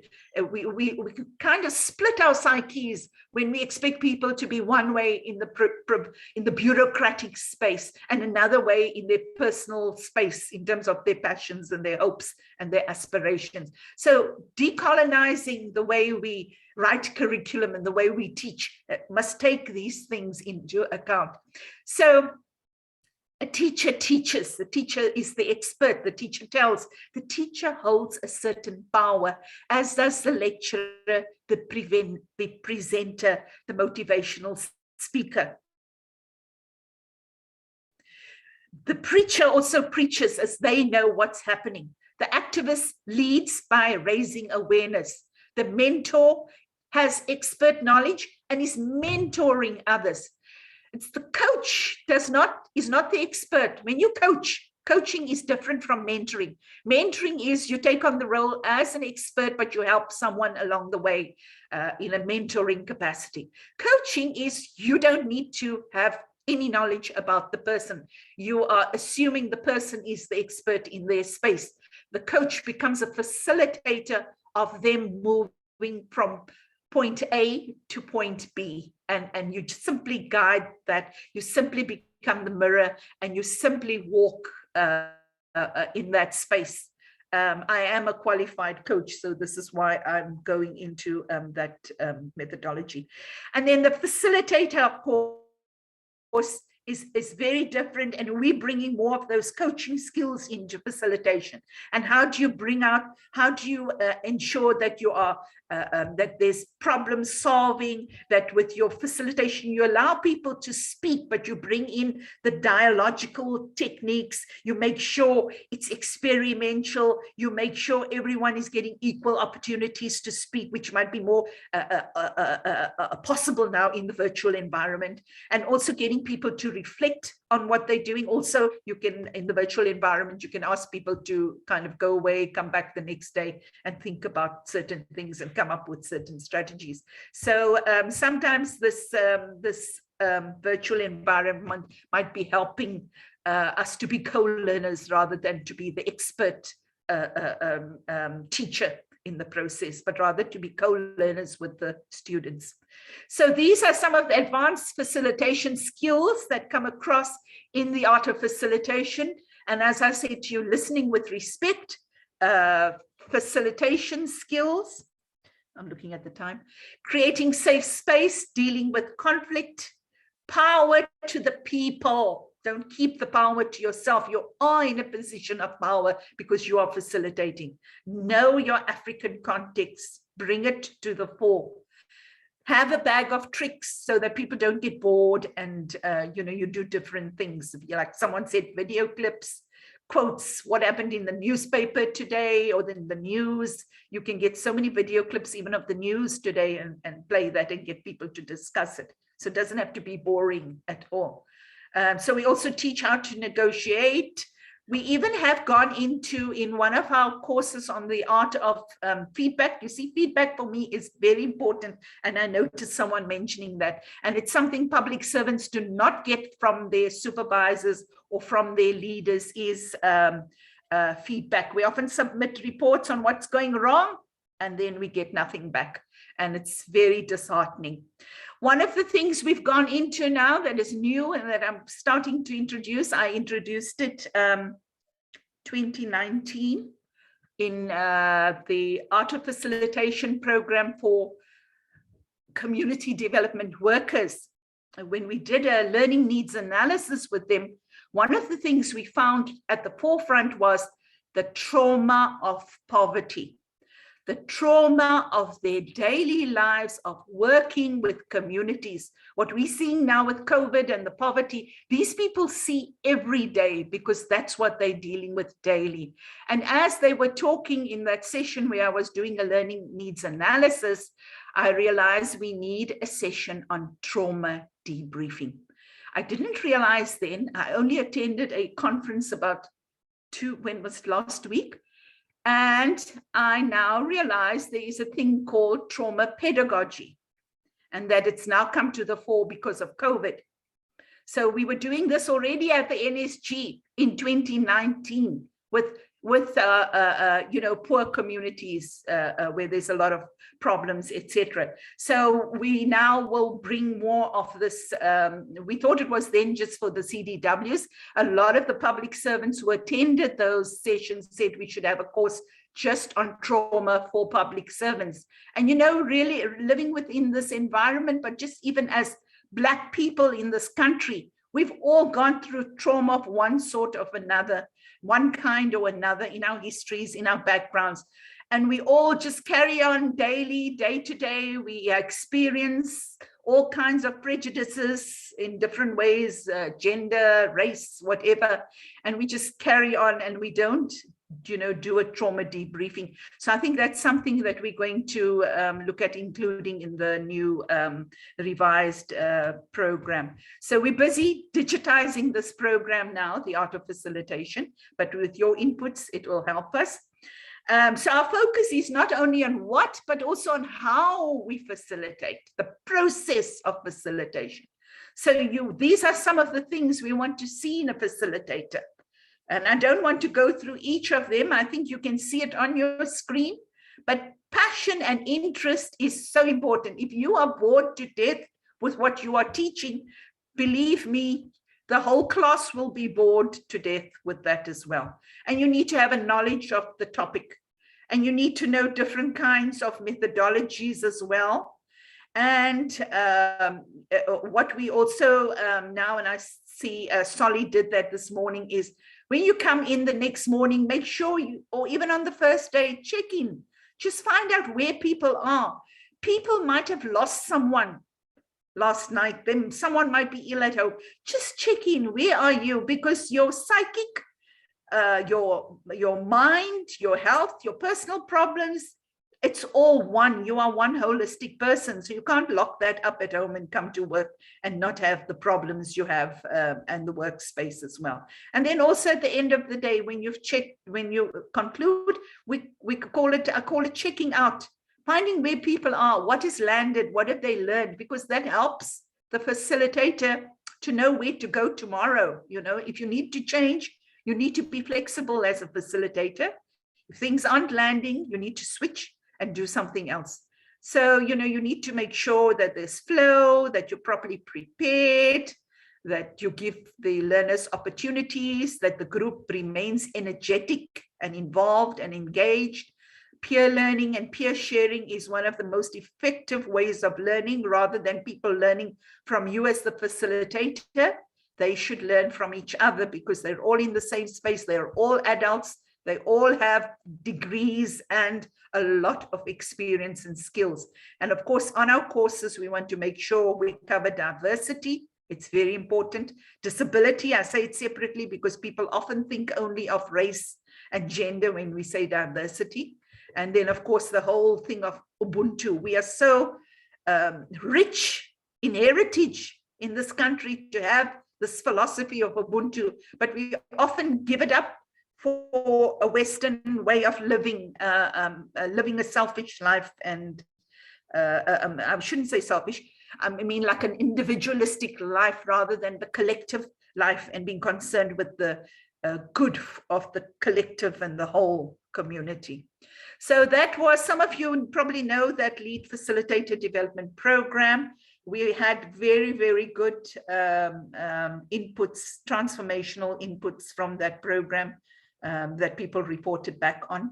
And last, we've done the art of facilitation. Now we took that same program and developed it for socioeconomic development. It's one of the mandatory programs of the National School of Government, facilitating socioeconomic rights of communities. So we have the art of facilitation for socioeconomic development that we did for traditional leaders, also in 2019, late 2019, early 2020. And we're busy working now on an art of facilitation for government officials who are involved in working with communities, responsible for public participation programs like DRD, rural development. They're not getting those, the land restitution issues. People are not getting their land, or they get their land, they don't know how to farm. There's so much to be done there. The same is happening with social development. There's lots of projects and funds available from government at the local level, but officials don't bring this information to communities. So that is something we have to do. So now we are in this program, we are digitizing all our delivery, as I said initially, using digital technology for the delivery, the design and the delivery of our programs. Constantly, daily, we're learning more about the different technologies available. We've had some support from the EU, or about to have some support for that as well. So we are digitizing this program that we are going to bring for you, this art of facilitation.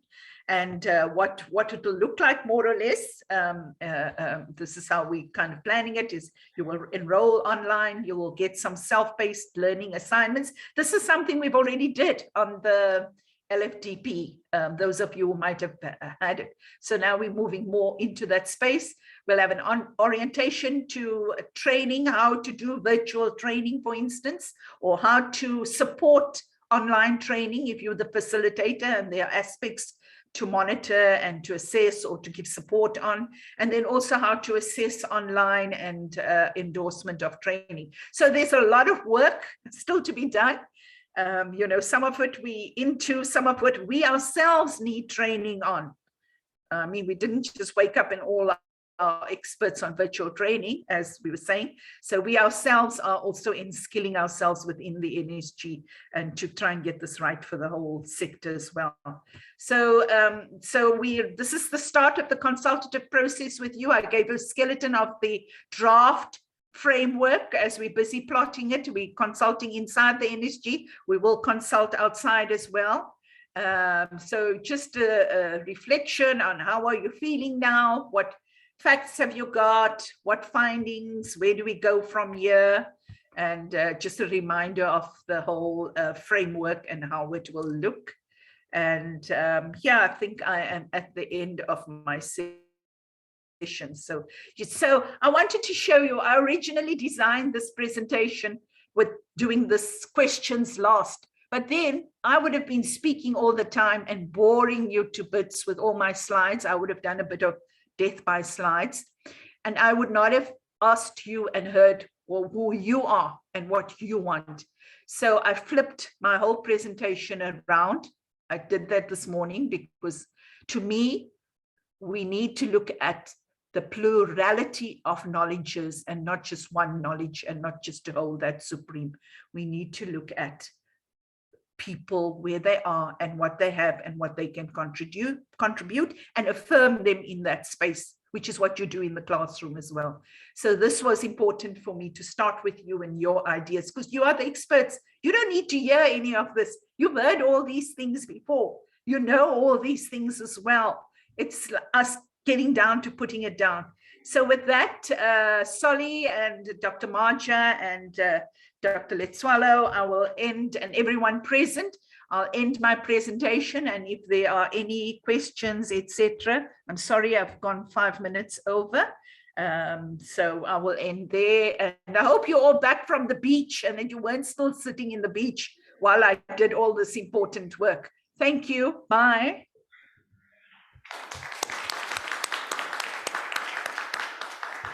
No, thank you very much, Sal. You did very well in terms of time management, considering that your presentation also included that very interesting beach icebreaker. So well done. Colleagues, I'm sure we can manage the issue around how much time we're going to spend because we are about to break for tea. But of course, there could be some pressing inputs that we'd like to make as the last parting shots to Sal. And while she's still available, I'm going to open up the floor for 1 or 2 comments. Yes, 1, 2, in that order.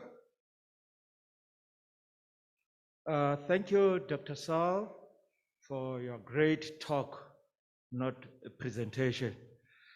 I come from the Department of Health. We have a lot of people living with disabilities in our hospitals.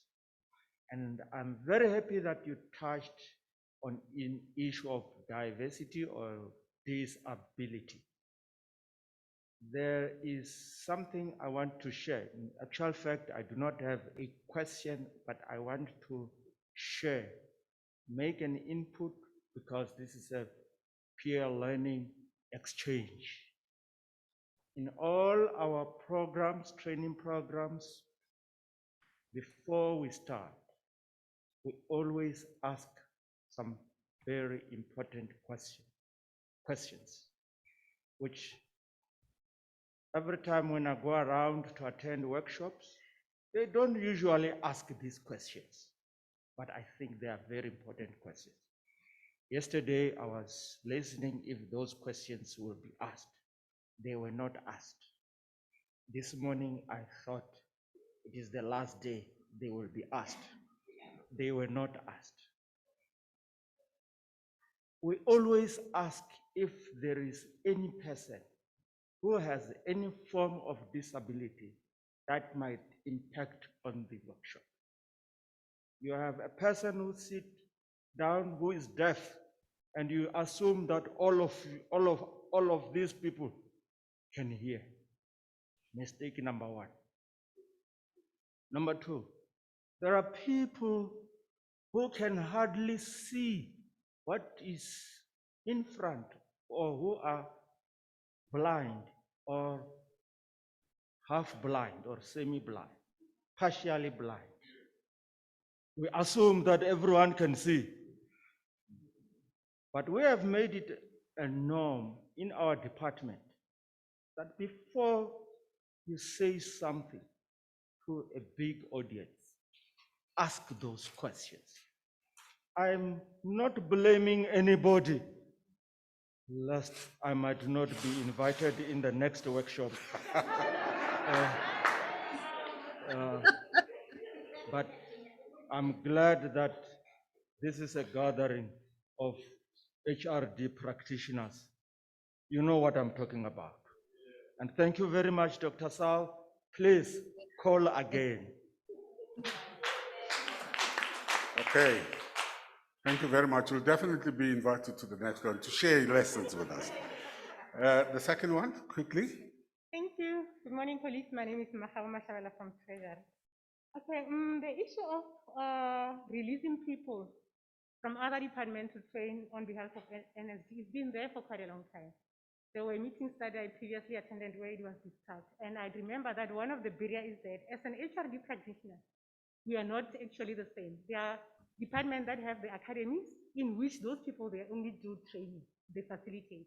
But in other departments, we do other things like planning, we do other things like the youth development. So it was a challenge in terms of releasing the trainer from one department to another, because when I'm being released to come and do training, who's going to do my work? That was the argument that we'll be having in our respective departments. So I just want to check now. Now that it's been mentioned, was there any way that maybe the NSG finds a solution to resolve this barrier? Because I might be working in my department doing other things, but I still have the passion to do the training. And because I'm doing other things, then I cannot be released to come and do the training in the meantime, the passing of knowledge that we are talking about. Okay, the other thing is on the issue of the time frame. Is there any time frame? Because you've mentioned that this needs to be linked to you are thinking of linking it, or you are to link it with the new PMDS. I'm sure the new PMDS is going to be implemented as from next year, because this year is the last year that we are finalizing in terms of the bonuses. So should we, as the HRD practitioner, know that next year we are to implement? If that is we are going to be allowed maybe to go and facilitate in other departments. If that is the case, are we going to be communicated on time? Because that is something that we need to put it on our PMDS, I assume, because it's like that it's going to be linked to PMDS. Okay, lastly, on the issue of the training that we are providing as the HR or as NSG, is there any way that maybe I'm linking it to that shift in facilitation to achieve change? Is there any way that we can be given a chance as the HRD practitioner to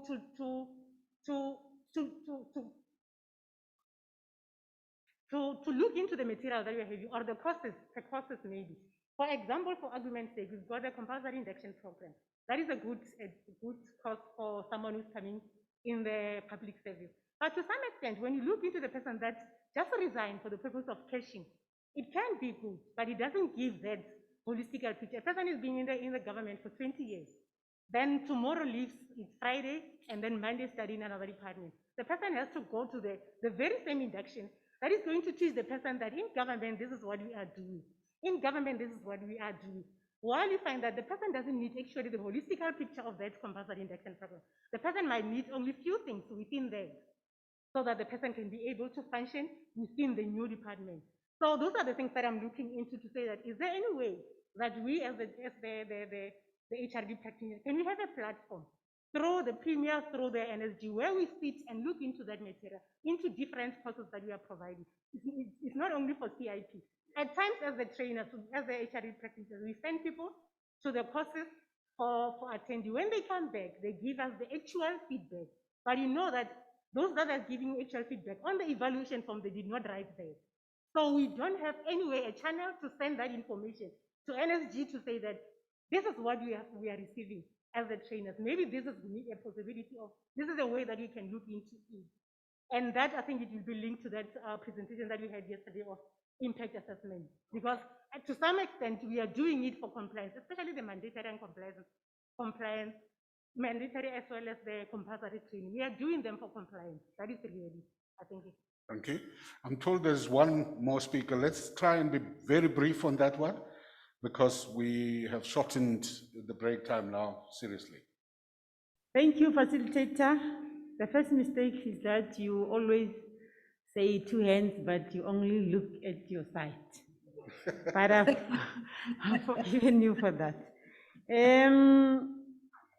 We as trainers, really, I want to appreciate the presentation, a fruitful and commendable presentation from Dr. Sal.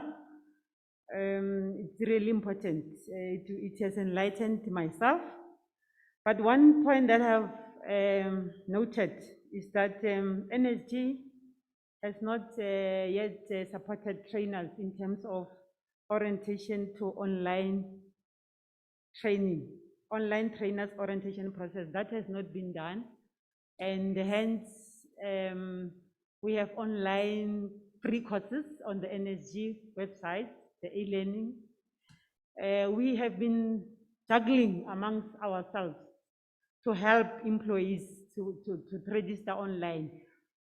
I, for one, have used my personal IT skills to do that. I started enrolling myself so that I can know what comes after what on that e-learning in terms of the public ethics in the public service, so that I could be able to help others. It means all public service trainers or all trainers need to be flexible, because if we could wait for the NSG to enroll that orientation and it's not coming, but people are saying, you said we must enroll online on free courses, come and help us, because right now most of the employees doesn't even know what to do when they arrive on the first page of the online learning.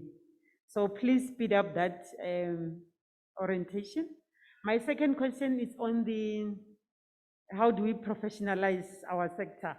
Like we need the NSG to give us feedback on the previous public sector trainers forum, which there was a question which was raised that all NSG accredited courses are not found on the SAQA ID.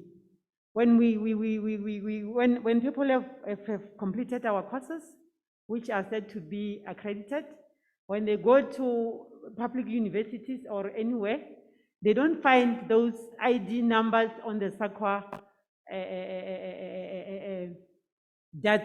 database of qualifications. Can that be, at least that feedback be rendered to Limpopo PSTF forum, so that we could be we could be exemplary in terms of accountability and feedback? It was raised at Galaga in 2019. Thank you. Thank you. Sal, over to you. Okay, thank you. With the first speaker, just to let you know that I'm very passionate about disability and disability training. We do have a course as well at the NSG on disability management for public servants. And we've just completed now, and it should be online now, an anti-discrimination course for public servants. And in that course, we deal with all forms of discrimination, which of course includes disability as well. It might not be as focused, but your principles of discrimination, when you discriminate racially, and when you discriminate in terms of gender, the kind of impacts and the way it works, and there's a similar thing. So one needs to just work through, those kinds of processes to become anti-discriminatory in all spheres of your life. But we certainly, I have felt, and you are right, we in the public service, we have not done enough around disability. And this is why I have been kind of harping on it. So in that art of facilitation, the lead facilitator development program, we do have a session there that focuses on disabilities. We have video clips, etc. And then we talk about it, and we talk about what officials can do about it in their workspace, in their work, in their program, even when you're budgeting, when you're appointing, what are your thoughts in your specific work? So certainly that is something, and I can assure you, you will be invited to anything I have, and certainly we will make sure even in the framework that there is a reference to this issue of diversity and how trainers must do this, so it will feature also in the whole training. I was just kind of communicating also with the person who's helping me to write the framework to say that we mustn't forget these points. With the second one, I'm going to also ask Dr. Shezi to help me with that one. But just to say that one of your points is that you will be invited by the NSG, as I explained this whole process, which we are still now perfecting. It's not perfect yet. It is there. There is some system, but we are now, what do you call it, professionalizing it. We're putting it into firm policy now. There's going to be a framework for it. But you will be trained on how to facilitate and how to facilitate digitally, how to facilitate in the virtual space. And this answers the third question as well. We are busy right now working on a digital art of facilitation program, the art of facilitating online or virtually or digitally in a digital space. That is what we are working on right now. And of course, as you know, and as I think it was Solly who said this earlier yesterday, converting programs to virtual is not just simply taking the same program that has been designed for face-to-face and converting it. You've got to rethink the design. You've got to rethink the whole methodology, the curriculum, the epistemology. You've got to rethink your pedagogy, how it's going to be delivered, whether your curriculum intent will come across what you intended in face-to-face group work, how, so you've got to rethink all of these things. And that's why it's taken us a bit of time, because, we want the program to be properly put together. We will pilot it. When we have a first version, we will invite some of you to a pilot of this. So Dr. Shezi, please make a note that we'll invite I'm promising this now, that we will invite these colleagues to a pilot, which may not be perfect, but then you will help us to perfect this digitized facilitator development program. So there is this, and it is being designed for supporting people who are training online. Then there was also the question around the SIP and people working for a long time in the public service, and then if they shift and move, they're not supposed to redo the SIP. There's actually, for people who have been there 20 years, then there's the reorientation program, and that is now fully online. It's called the reorientation program. It's all about what people need to do to recharge themselves for their work in the public service. So whereas induction is for newcomers to the public service, the reorientation is for old comers, and just to get them aware of the new developments, etc., just recharge their batteries. So I think I've answered as much as I can. I couldn't hear all of what the second speaker talked about. The ID numbers, I was wondering if you were referring to the accredited courses, because not all our courses are accredited, because the NSG is an accredited institution, and we maintain our accreditation as a teaching and learning institution. So all our courses, whether it's a course that is accredited or non-accredited course, we follow the same rigor of quality assurance. We go through the same processes, we design it, and all the rigor is there. We go through the same quality assurance process as well. So, and those courses may not have the numbers that you are talking about. I don't know if you're talking about unit standards and those kinds of things. I wasn't too sure. But Dr. Shezi, perhaps because you are there, maybe you want to add, especially to the second speaker. Yeah, he's coming through. Sarah?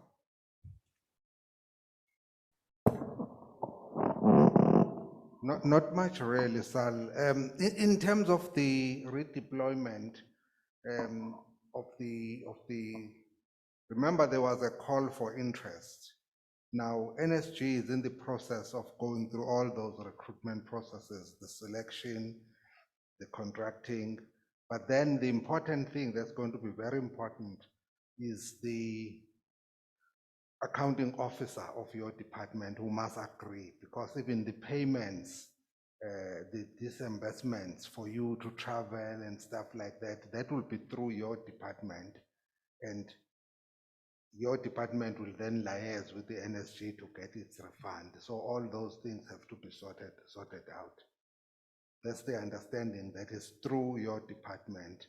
Even your management is through your department, your manager, and then your release then, and then how you then get deployed within the 8-day period. But we'll talk about it when if there are still other issues when we reach Rebecca's slot. Thank you. Thank you very much, colleagues. Another round of applause for Sal as we bid Sal forward. Thank you. Thank you, Sal. We'll see. Thank you very much. Time. Thanks. I will stop sharing. Okay, great. Colleagues, we can only eat 5 minutes of Komoto's time during the break. So what I suggest we do is to break immediately for tea, which is going to be only for 10 minutes, okay? Because the speaker that must come after Komoto has to be at 12:30 on the dot. So let's break now for tea, 10 minutes, and then we're back. Let us start with the session after the tea break. The next presentation, colleagues, is looking at instilling the culture of ethical behavior, the role of HRD practitioners, which is going to be presented by a very experienced lead facilitator in the NSG, Ms. Komoto Skoko. She has been with the NSG for a longer period of time than I can imagine. I know that when I was still the employee of Palama and Samdi at the time, she did this work that she continues to do with aplomb. And it is therefore my pleasure to welcome to the podium the next presenter, Ms. Komoto. A round of applause.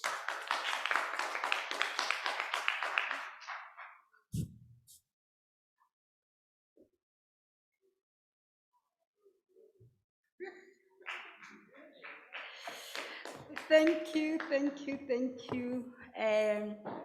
Good day, ladies and gentlemen, and happy Women's Day to all the ladies that are in the room. It is good to be back in the province.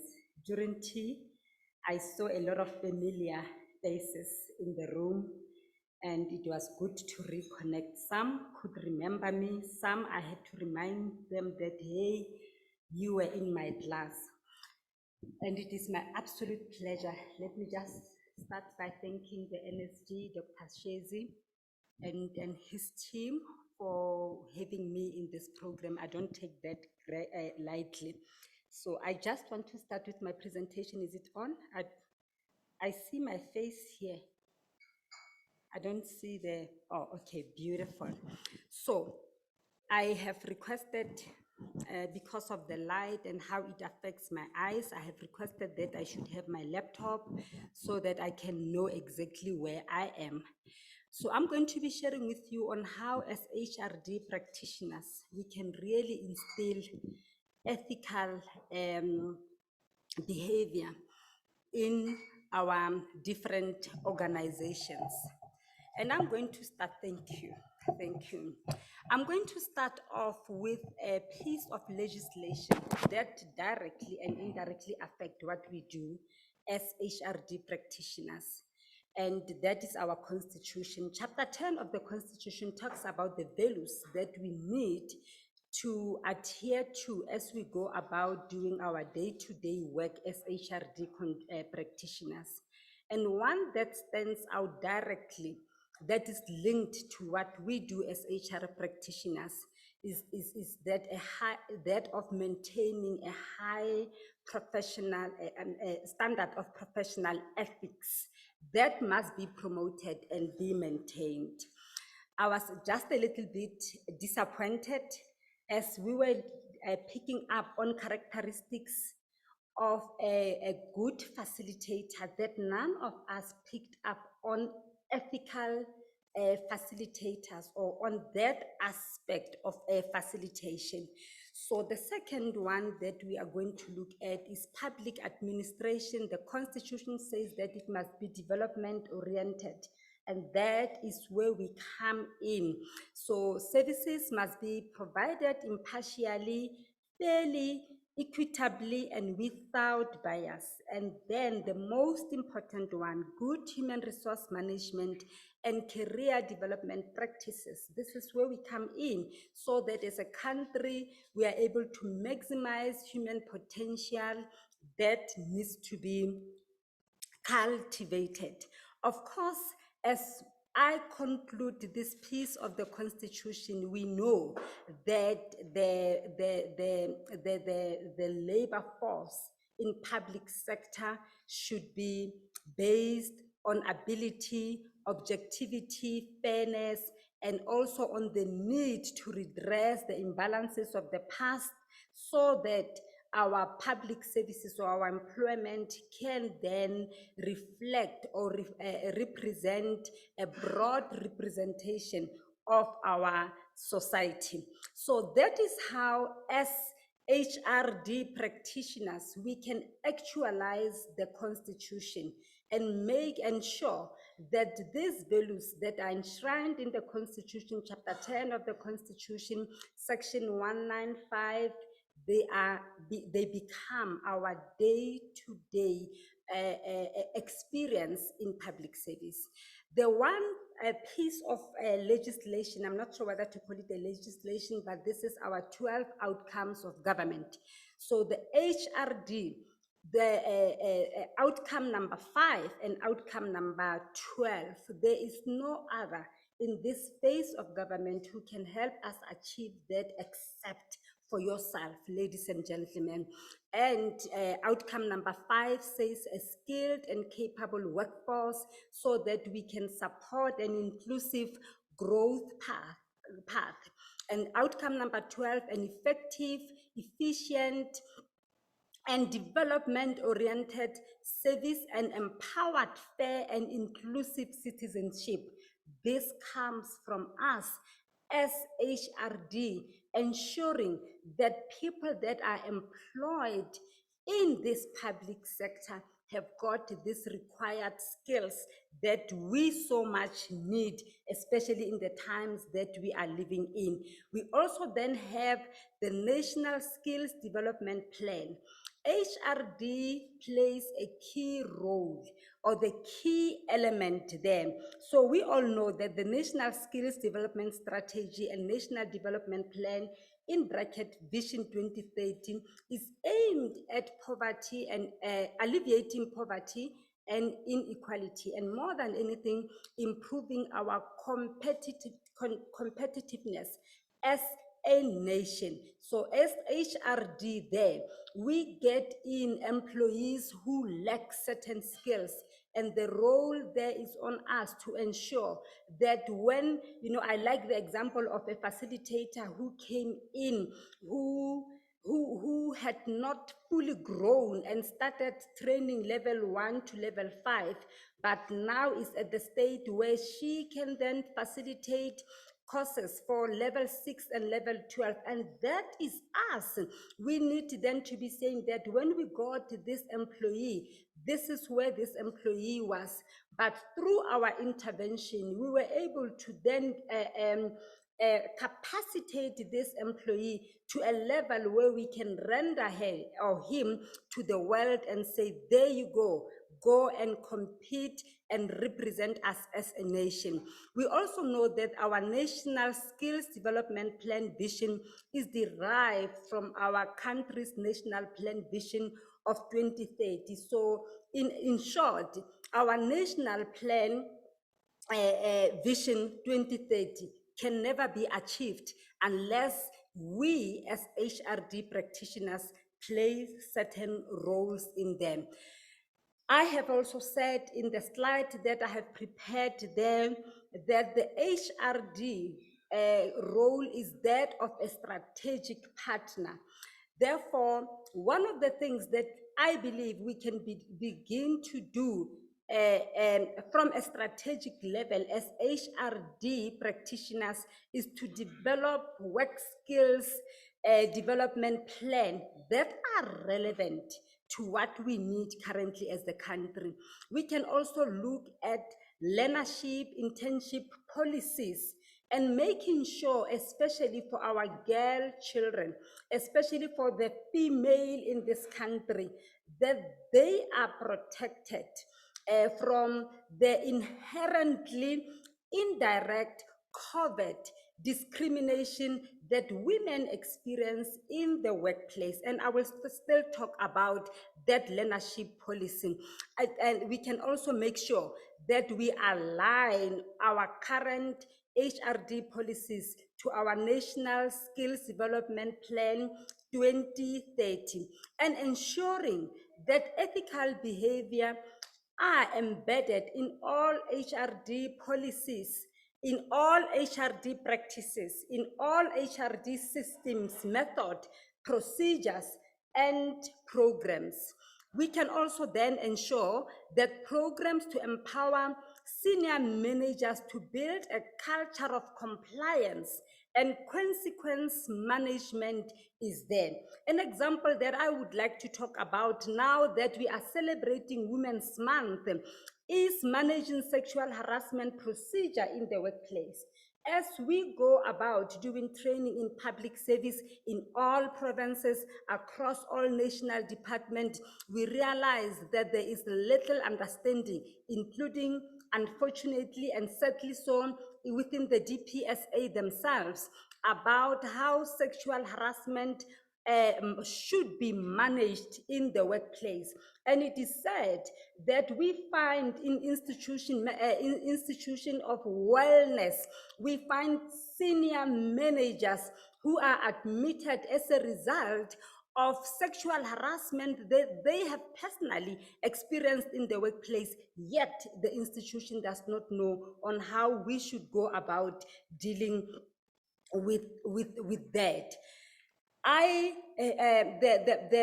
Yesterday, a presentation was done by Dr. Maja on how, as DPSA, we can then, as DPSA, it is important, or even as public servants, we are talking now about professionalization of public service. So I would like to challenge us as HRD practitioners in the room and just ask to say how many of us are registered with professional bodies. I know that Dr. Maja spoke about professional bodies yesterday, but I am specifically talking about those that are specific to HRD. We need to register to become members first ourselves. And we also then, in our different training training divisions in the province, we need to encourage a culture of knowledge sharing, knowledge management. We get people that attend workshops, and yet there is little value that we get as government from the workshops that have been attended. We also need to make sure that we are all conversant with a research that is done at international level to conduct professionalism, and also we need to make sure that as HRD practitioners, we are well conversant with our code of ethics or code of our code of conduct booklet. One of the programs that I do for the National School of Government is our anti-corruption strategy. And just to give you an overview of this anti-corruption strategy, it is made up of 4 legs. One being the prevention. So if you look under prevention there, we have building, ensuring an ethical culture. And there are many ways in which we can ensure ethical culture.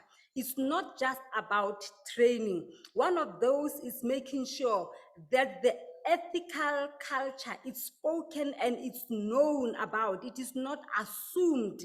We don't just take people assuming that they know what is wrong and right, because, you know, we coming from different homes, coming from different backgrounds here. What is ethical to me may not necessarily be ethical to you. And we find in a workplace that it is important that an organizational culture is known and it is communicated. So it is us as HRD that can do that. Of course, we've got training and awareness, policies and procedures and internal controls. If you look at all that, the next leg will be detection. How do we detect that? We have internal audit, management action, reporting, whistleblowing and reporting mechanism. And the last part one is the investigation and resolution. If you look at this, HRD encompasses both training and non-training interventions. So the role of HRD has since broadened beyond designing training programs. And once we can realize this, we will then be able to come up with effective interventions other than training. So I have shared with you here what we can begin to do during the pre-train, before our training interventions. There are questions that we need to ask ourselves in order for us to really come to the root cause of an unethical behavior that we find in our workplaces. One of those questions that we can begin to ask is whether there are bad influential examples in our workplace and what do we begin to do about them. The policies, do our policies have consequence management? Is this consequence management even adhered to? You see, if we go back to this slide, many times we get investigators who will do their job absolutely correct, but within our departments, we will have people who will have to administer disciplinary procedures. If these people do not know even how to do it, this is when we can come in as HR practitioners to ensure that they are capacitated on how they can do that. And therefore, we can look at our training. Is the training that we are doing relevant to what we are experiencing as a department, as a province, as a nation, as public service? We can also look at the many, you know, because of time, I'm going to run through this. So once we do this, you know, the National Plan of 2030 has identified, unfortunately, corruption in public service as our #1 challenge for us not being able to achieve what we are able to, what we have been, what is required of us to achieve.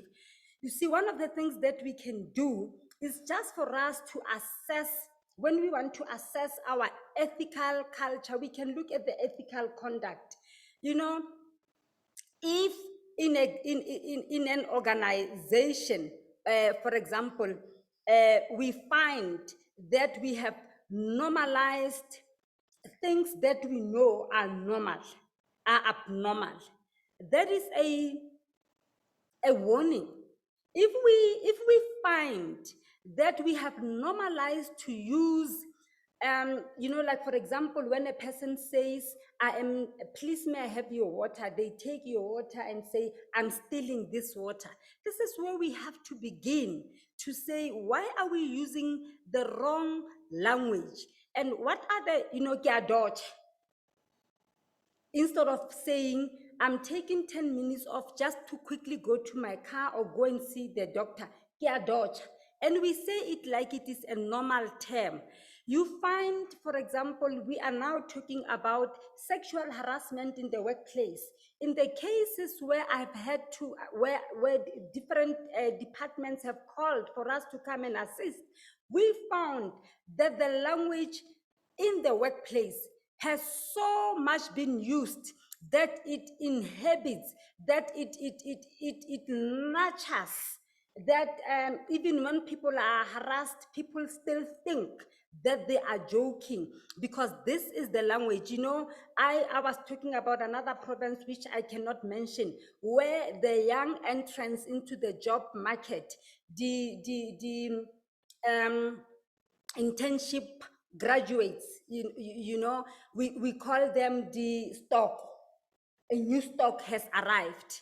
You know, once we begin to use that in our department and we begin to see them as stock, I can tell you that chances are there is an unethical behavior in the workplace. According to the theory of anti-corruption, it is said that out of every 10 people, so if I could count, starting with me, 1, 2, 3, 4, 5, 6, 7, 8, 9, 10. One of us is definitely corrupt, and one is definitely not corrupt. The painful thing is this, ladies and gentlemen, the 8 are neutral, waiting for the one with an authoritative voice. If in an unlike case, which is common today, the one with an authoritative voice is the corrupt one, then in that organization we have 9 corrupt individuals. That is why as HRD, the issues of ethics cannot be left silent. They cannot be not written in our day-to-day job or even in our strategic goals. We know that it is said that this when an apple is rotten in a bowl and they are, it's only one of them, the rest is going to be affected by the rotten one. For those of you who read the Bible like I do, the Bible says to a good man with a good character, be careful of wrong association, because the wrong association, bad character, corrupts a good character. Isn't it interesting that we'll think that when a good, bad character is there and a good character is there, somehow a good character will affect a good one. And these are the values, ladies and gentlemen, that we need to be looking at. These days, we find that even when people pose on their status, they are posing wrong things. Recently, I called the director responsible for ethics in the National School of Government, raising my concern about the status of young people in the workplace. You find during the looting, a person has got money that was stolen and saying, I wish I was there. That says a lot. If we are not going to be talking to our young people about this, these are what is used by the employer, unfortunately, when they are pre-vetted before employment. They look at their social status. How many people, Pulelo Rettenbach back in the day was the spokesperson of the Hawks, How did he lose his job? Because of social tweet that he had made on his personal phone. While Jub Jub that he was tweeting about served his sentence and is back now reincorporated into the community, he still has not gotten his job back. And can you imagine if HRD could have said, let's take what we post on our social media, it destroys, it also says something about an organization. So I'm going to continue here and say we can provide then training and development based on research. A lot has been spoken. You even have there the directory on the workshops that the National School of Government offer. I specifically want to talk about the National Strategic Plan that was launched in 2020 by the President of the country to end gender-based violence and femicide that we are facing as a nation. And I would like to challenge us as we celebrate Women's Month to say, how many of us in the HRD have made has made that available to our employees and even made them aware of? In this public service, I'm asking, if your partner was to report you, how many people in this room will remain for the violence that women are experiencing in this country? Unfortunately, some of them are public servants, and it is our role that as a nation, when we are fighting femicide, it has to start within our department. So we need to have ongoing training customized at all levels. The new trends and manifestations of corruption must be studied. We have to know them and understand them so that our training is relevant. We also then need to understand, I see that in a lot of cases we lose good corruption cases because our managers, when they come to the charge sheets, they use wrong terms.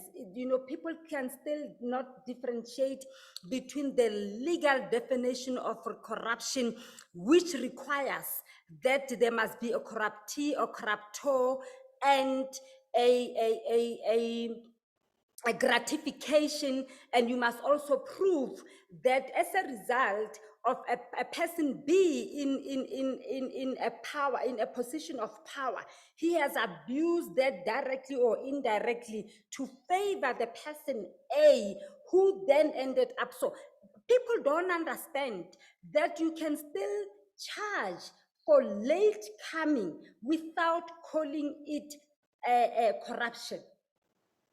And we find that a lot of cases, corrupt cases, that eventually increase and affect the morale of the workforce, they are lost because we have not taken time to ensure that as we speak about ethics, we then teach people, to managers in our workplace, to use the right terms.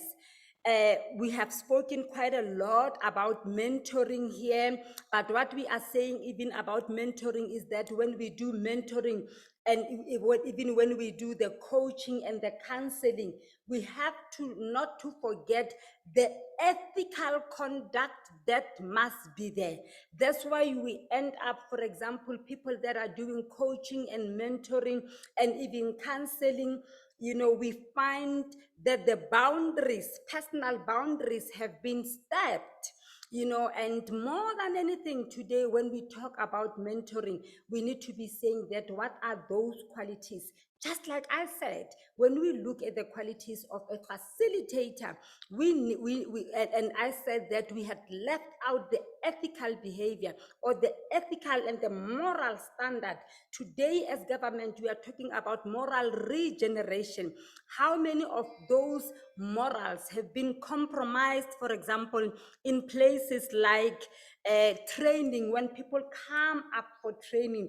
And we know, I remember I was doing training on AIDS when it started, and all of a sudden, the delegates in the workshop, some were not even there. And when I asked, you could actually pick up from the giggling that people were in the room and they were doing something else.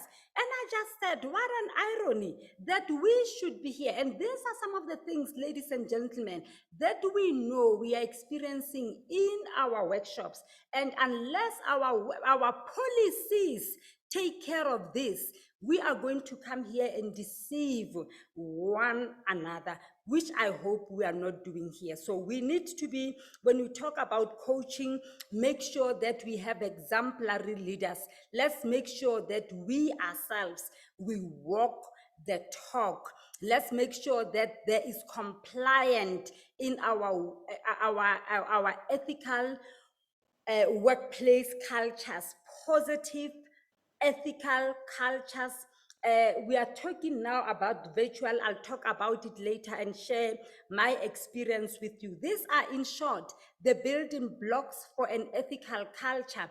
Written standards, they must be there. The do's and the don'ts, even in our printers. Do not read what is not yours.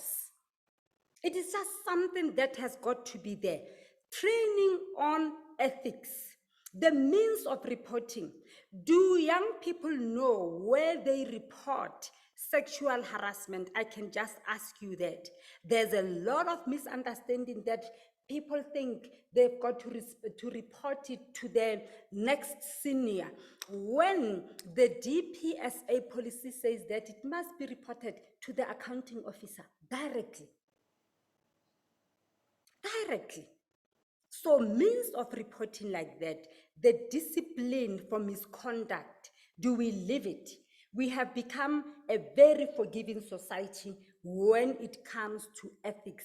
No wonder we have people that are not supposed to be in the workplace. We recycle people. And you know, it has become a norm, unfortunately, that in South Africa, for you and in public service, in order for you to be recognized, you need to do something bad, and then we'll suspend you for 2 days or for 2 months, and then after 2 months, we give you even a much more senior position. It is unfortunate. May that not happen under our watch. There's a lot that has been spoken about post-COVID and then the recovery. I'm just going to talk about the fact that HRD can play a crucial role in developing skills to enable public servants to participate at the global competitiveness.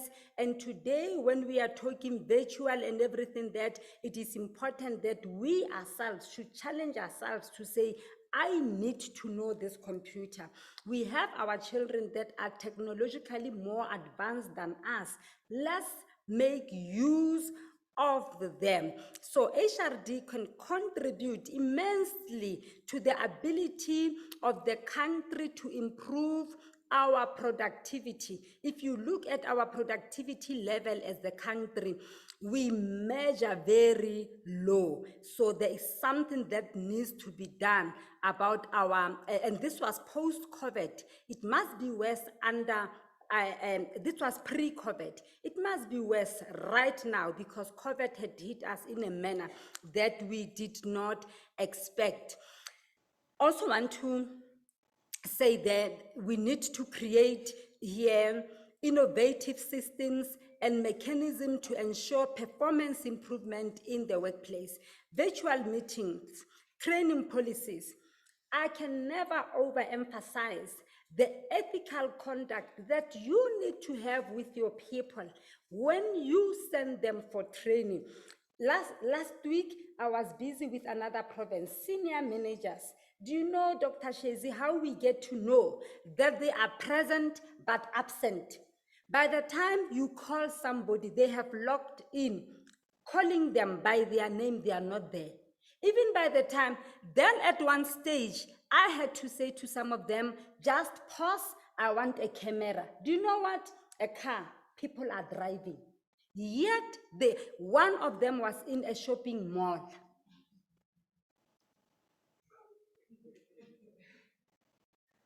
By the time we close, I had to be saying to the person that was helping me, Tuli, this person has logged in but is not here. You take them into the rooms to go and work on activities because you need to accept that I'm going to room one. This person will remain. So these are the things, ladies and gentlemen, that we have discovered. People log in. They register, there is compliance, but the behavior, you see, and ethics is looking at more than compliance. So we need to do that. As HRD consultant, as I come to the close, we need to rebrand ourselves. We can become a strategic consultant to the rest of the organization and provide support that will enable the organization to reach their strategic goals. As I conclude this, I'm going to go on the last point on that slide. The president spoke about it last week on Monday as he was speaking on the celebration of Women's Month.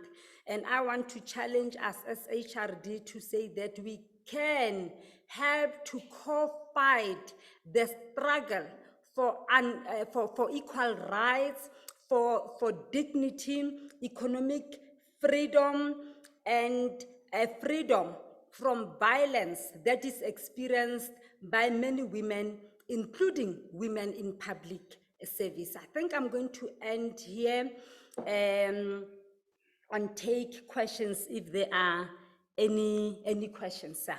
Good, because we've got 15 minutes in which I can deal with questions.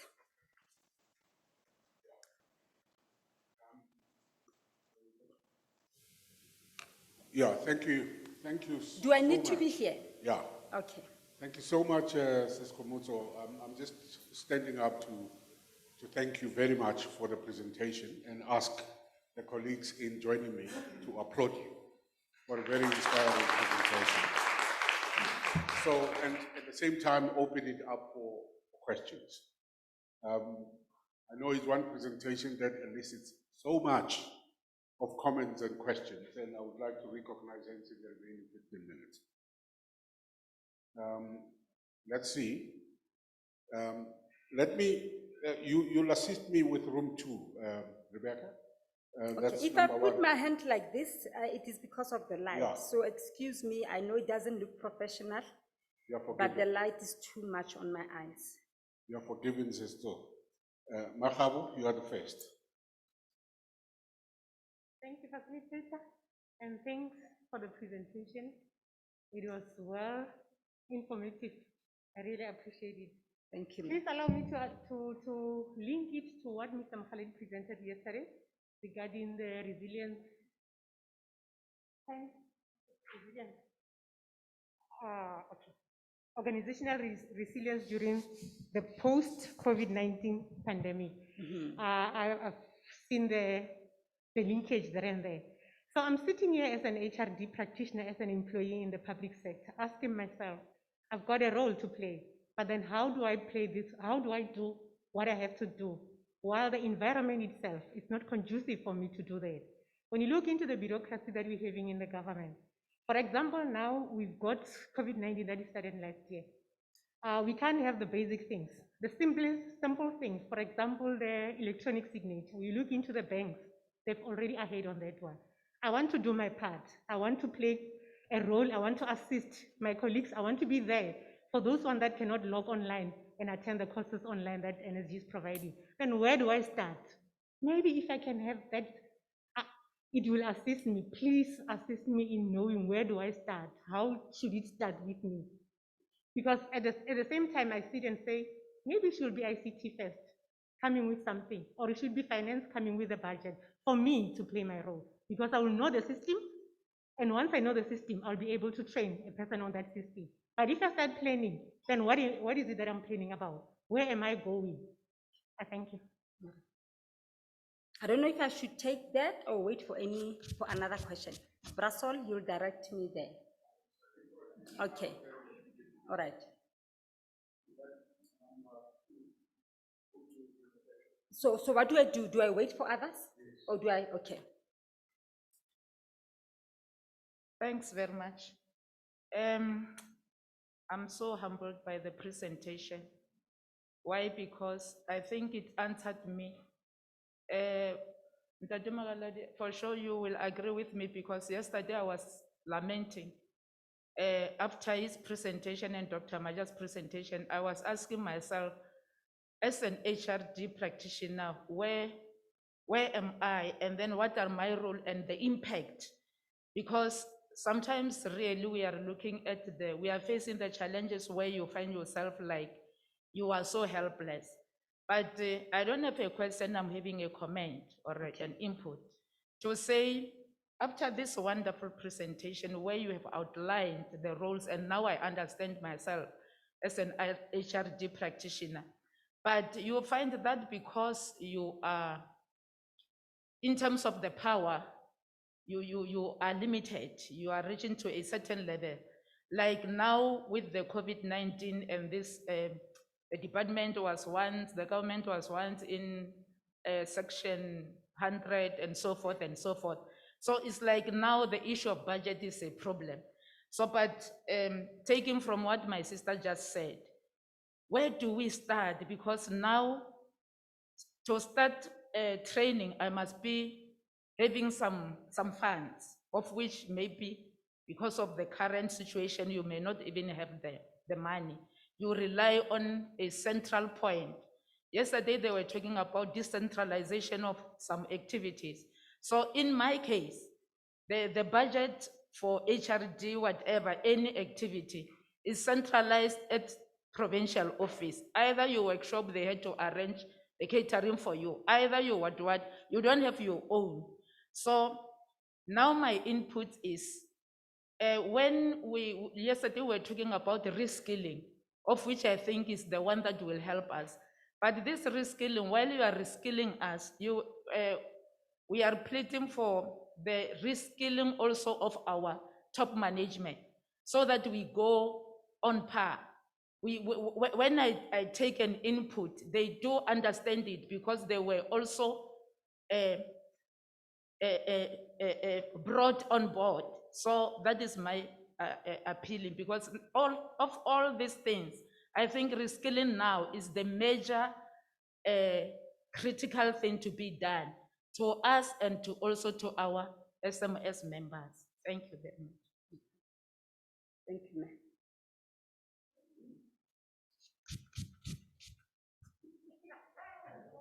Thank you. That's the new normal. Yeah, thank Yeah. you. Listening to a presentation, you're using this word either interchangeably. Okay, just comma there. May we remember the other room, please? Okay. Code of conduct, ethics, and consequence management.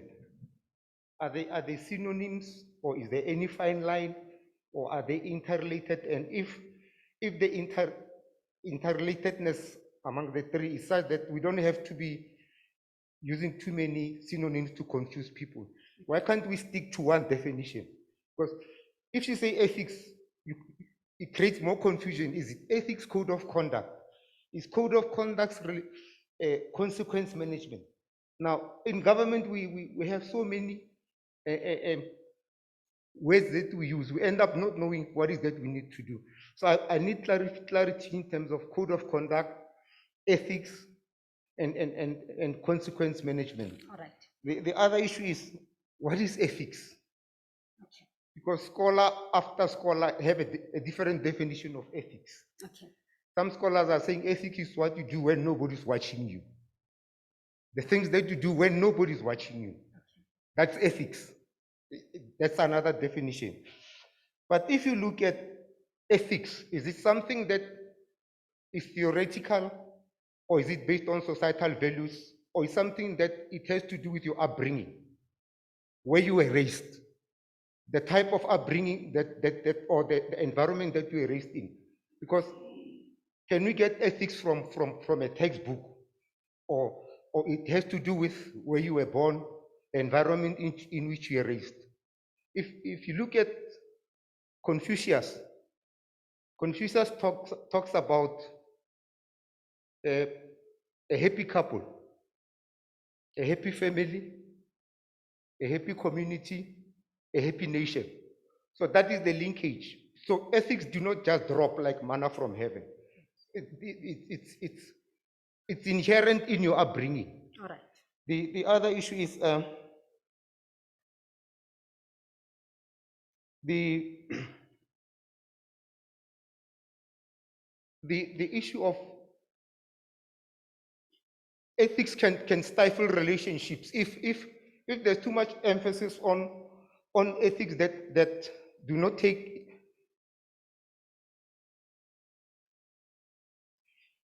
You know, we spend 75% of our time at work. And Yes, Ntate, sorry. if at work there's over-regulation of how we socialize as individuals, we create a very hostile environment. We create a very hostile environment amongst ourselves, because we don't know when is it right to express an appreciation of your colleague having done commendable work, because depending on which side of the bed your colleague woke up on, I might say, you look beautiful today, I like the hairstyle, and that to you might be sexual harassment. So we need to be careful as to how we regulate and emphasize this issue of sexual harassment and ethics, because 75% of our time is at work, and we have to create a happy environment for ourselves. But if it's over-regulated, it's going to be boring. Thank you. I'm going to stop there because of time. One thing, 3:30, I need to give to somebody, so I can only take 5 minutes. One, Ceci, you asked about how you can do it. Really, it is very simple. One of the things that I did with my colleagues, because I was one of the few that started virtual training in the NSG, and I did not know that. But I remember taking my car, driving for more than an hour, when I knew I was not going to be paid for the driving that I did. I sat down with somebody in the NSG who taught me how to use that. And when colleagues of mine were supposed to train, I said to them, let's meet in a restaurant where there is Wi-Fi, where I can show you. So we really don't need to wait for the budget to be there. May the budget find us ready. I said when I was presenting, that phones that we have, it is actually said that from the age of 40, we only use 20% capacity and capability that the phones that we have. So there is so much more that we can use. Secondly, I also said in my presentation that HRD, we need to rebrand ourselves as strategic partners. There is already budget in one unit or the other. We can partner with those people. When my son teaches me something, I say to him, because he's not a trainer, don't press like that. Take me step by step. And as a trainer, as a facilitator, as somebody who knows how to develop the material you're training, I sit down and I write notes. And that's why even during the virtual facilitation, I'm able to say now, in the house, you'll find that somebody's using this laptop and one is using that laptop. So what I have learned for myself is to use those different laptops. When I realized, I actually came and I stood here and I realized that I was supposed to read from here. And I noticed I was not going to do that. And I came up with my laptop. If my laptop was not here, I could have used my phone. The same presentation that I have is on my phone. So we can learn from what we have. At least if I can ask here, it is actually said that the average person has got more than one cell phone. I've got two myself, and I'm sure there are a lot of you that have got two. Ntate, let me come to you. I heard there, what is ethics? Ethics is the knowing the difference between right and wrong, comma, and sticking, doing what is right, then you are ethical. There are many people in prison who knew that stealing was wrong, but they did not stick with the choice of not stealing. They stole, knowing that looting was wrong. So the fact that you know it does not make you ethical. So being ethical is when you know the difference and you stick with the difference. You stick with knowing what is right. Integrity is when you do the right things even when you are not seen. You don't need to be seen to do the right things. Then we say you've got integrity. And if you attend a workshop, for example, on ethics, which we also have online, this is where we teach the difference between ethics, compliance. You know, that's why I said that people will comply. They log on Zoom to say, in terms when we look their attendance register, yes, they are compliant. But are they in this room? No, they are playing the winning machine. But in the attendance register, they are there. In a lot of cases, do you know, in the workshop, we see them during lunchtime. They come at around 10 o'clock when they know that tea is about to be served, right? And then they stay up until lunch. After lunch, they all come with reasons why they need to be there. So in terms of compliance, yes, they are compliant, but compliant does not mean ethical. So we need to know the difference. I think I'm trying to remember what you said because you said so many things. Now, that is what ethics is. It is not code of conduct. Code of conduct, it takes its authority from section 10 of the Constitution, from chapter 10 of the Constitution, section 195. So section 195 talks about the values of public service, and section 196 talks about then this other institution. Kind of what do you call it, Brussels?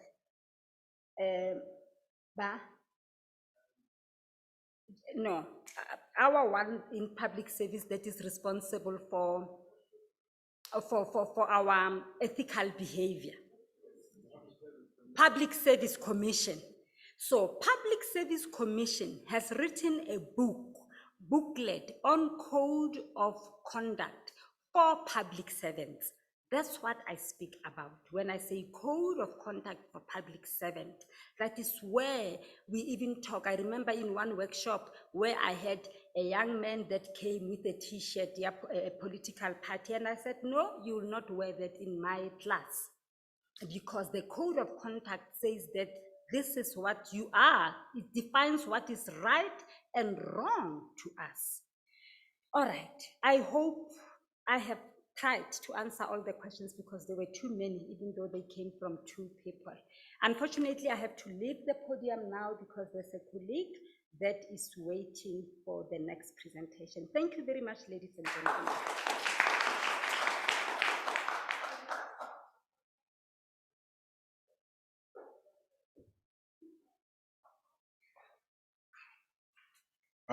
Thank you so much, Khomotso, for that. It's always the case that when we want to have more time, Unfortunately, it's not available. So I'm rushing straight into introducing the next speaker, Ms. Tanya Cohen. She's the coordinator of Public-Private Growth Initiative, PPGI, a sector-based collaborative platform that intermediates with government in removing inhibitors for economic growth, mobilizing employment and investment. The PPGI's focuses on building public-private trusts, collaboration, and linkages. Tanya is the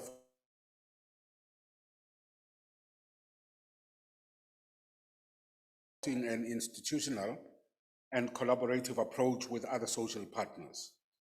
Tanya specialized in labor market policy and has served as chair of the CCMA governing body and as commissioner at the Commission for Employment Equity. Her career highlights includes negotiating the National Minimum Wage Agreement, Labor Relations Stability Accord, and Job Summit Framework Agreement in NATLAC, as well as leading employers globally on the International Labour Organization General Discussion titled Demographic Change and the World of Work. She is an attorney by profession and holds a BA, LLB, LLM degrees from the University of Witwatersrand. It's my pleasure to welcome you, Tanya, once again, and we're looking forward to your fruitful engagement with us. Thank you. Thank you so much, Program Director, and thank you for the invitation to speak at today's intervention. And I'm sorry that I'm joining you virtually, but at least it's COVID safe, and I hope that I'm audible and that you will still, as participants, be able to derive value from this input. I'm going to share my screen with you, and then I'd just like to see if someone can just confirm for me once it is visible that it's up and running.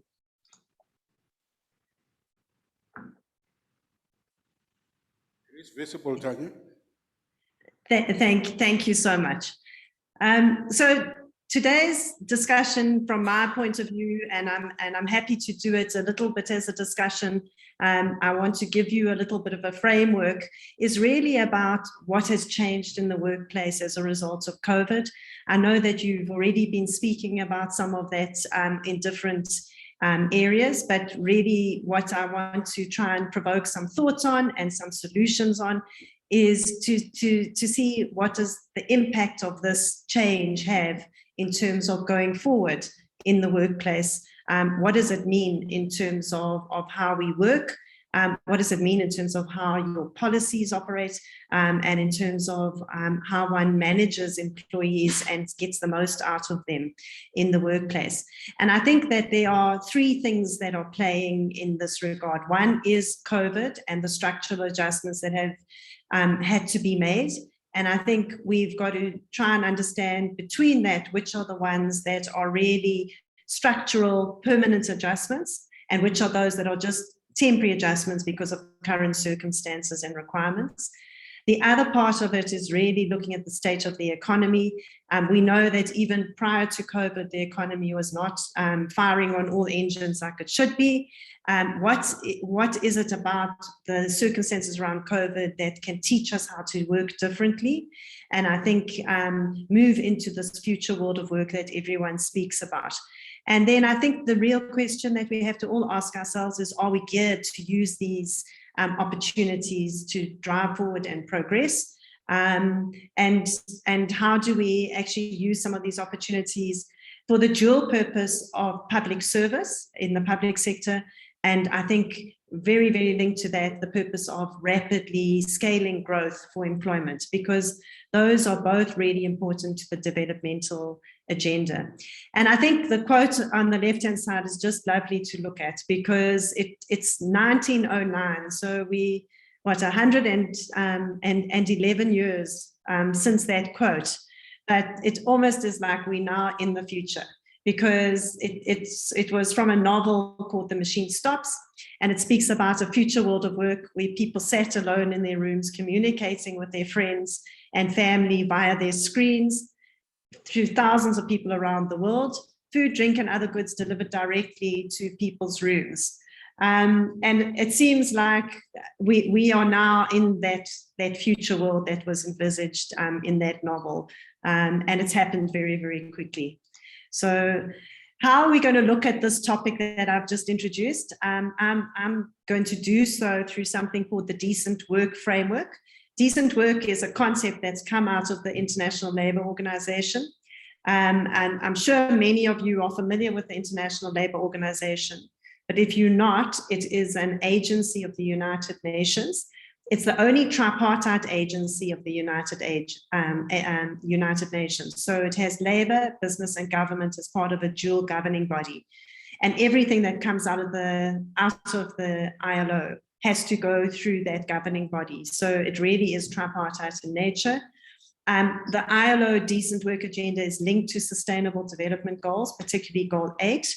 And it really is a way in which work is performed that is regarded as quality work, decent work, and there are 4 pillars to it. And each of those pillars, which you can see there on the rights of work, employment creation, social security, and social dialogue, are pillars that form part of the Decent Work Framework. And this was all captured in the Centenary Declaration on the Future of Work. For those of you that are interested, it's well worth searching for that on the internet. It's a 4 or 5 page document, if I'm not mistaken. But it was concluded at the Centenary in 2019. But also was really speaking about what does this future world of work look like? What does decent work look like? And the interesting part is that because of COVID, a lot of what was actually contained as aspirational in that Centenary Declaration is now reality. And I think really importantly, the quote by the UN General Secretary there at the bottom, which just says that experience shows that economic growth on its own is not sufficient. We've got to do more to empower individuals through decent work, supporting people through social protection, and ensure that the voices of the poor and the marginalized are heard.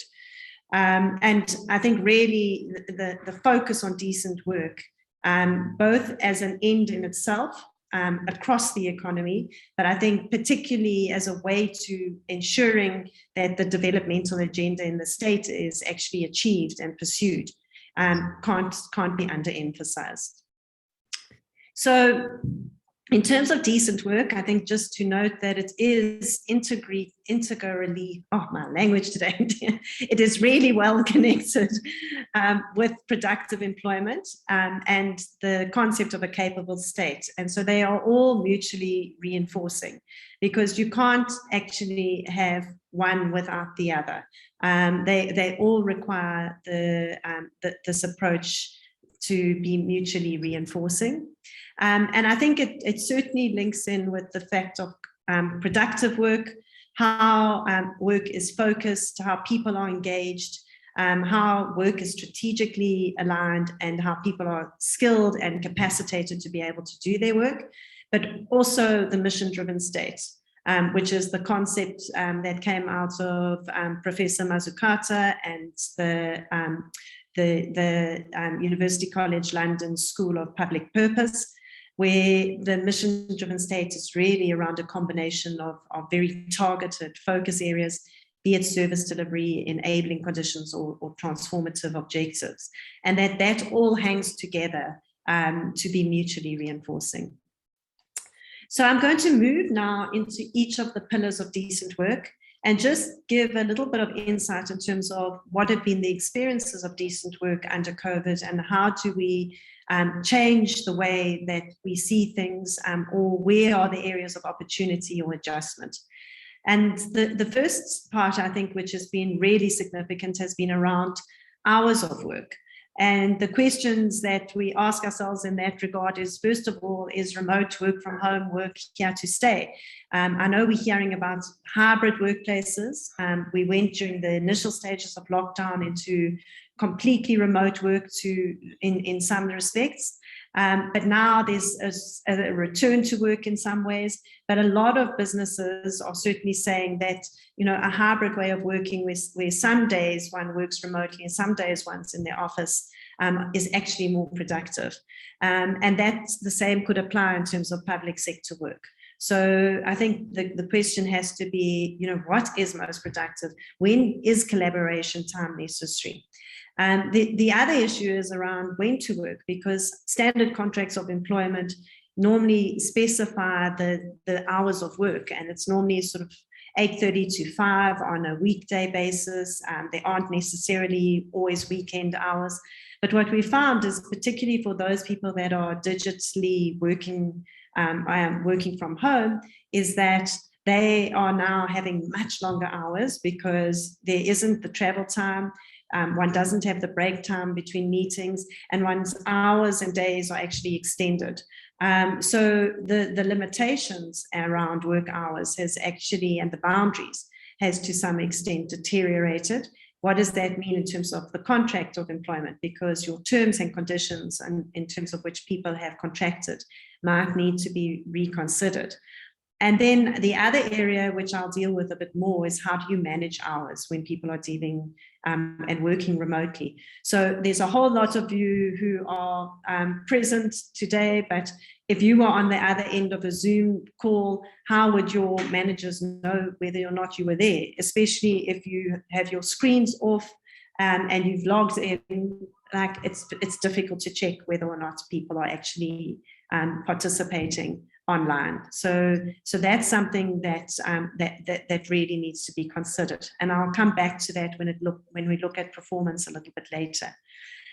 In terms of the workplace, tools of trade have changed somewhat. So digital devices, laptops, computers, whether it could be desktops, sometimes iPads and smartphones have become really important tools of trade.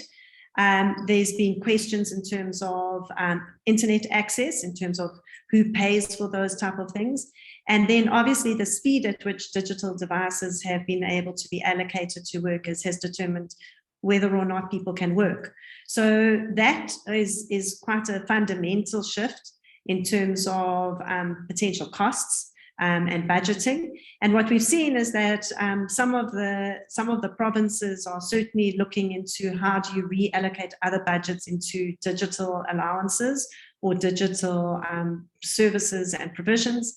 And we've also seen that happens in the private sector. So we've seen, for example, some workplaces have issued digital vouchers so that people can either upgrade their internet or maybe even get generators so that they don't have load shedding interruptions. Other people have used it to make sure that the workplace has some divisions because they're working in the home and there's young children there. Others have used it to get more space on their computers so that they can operate more effectively. So those type of things are really helpful.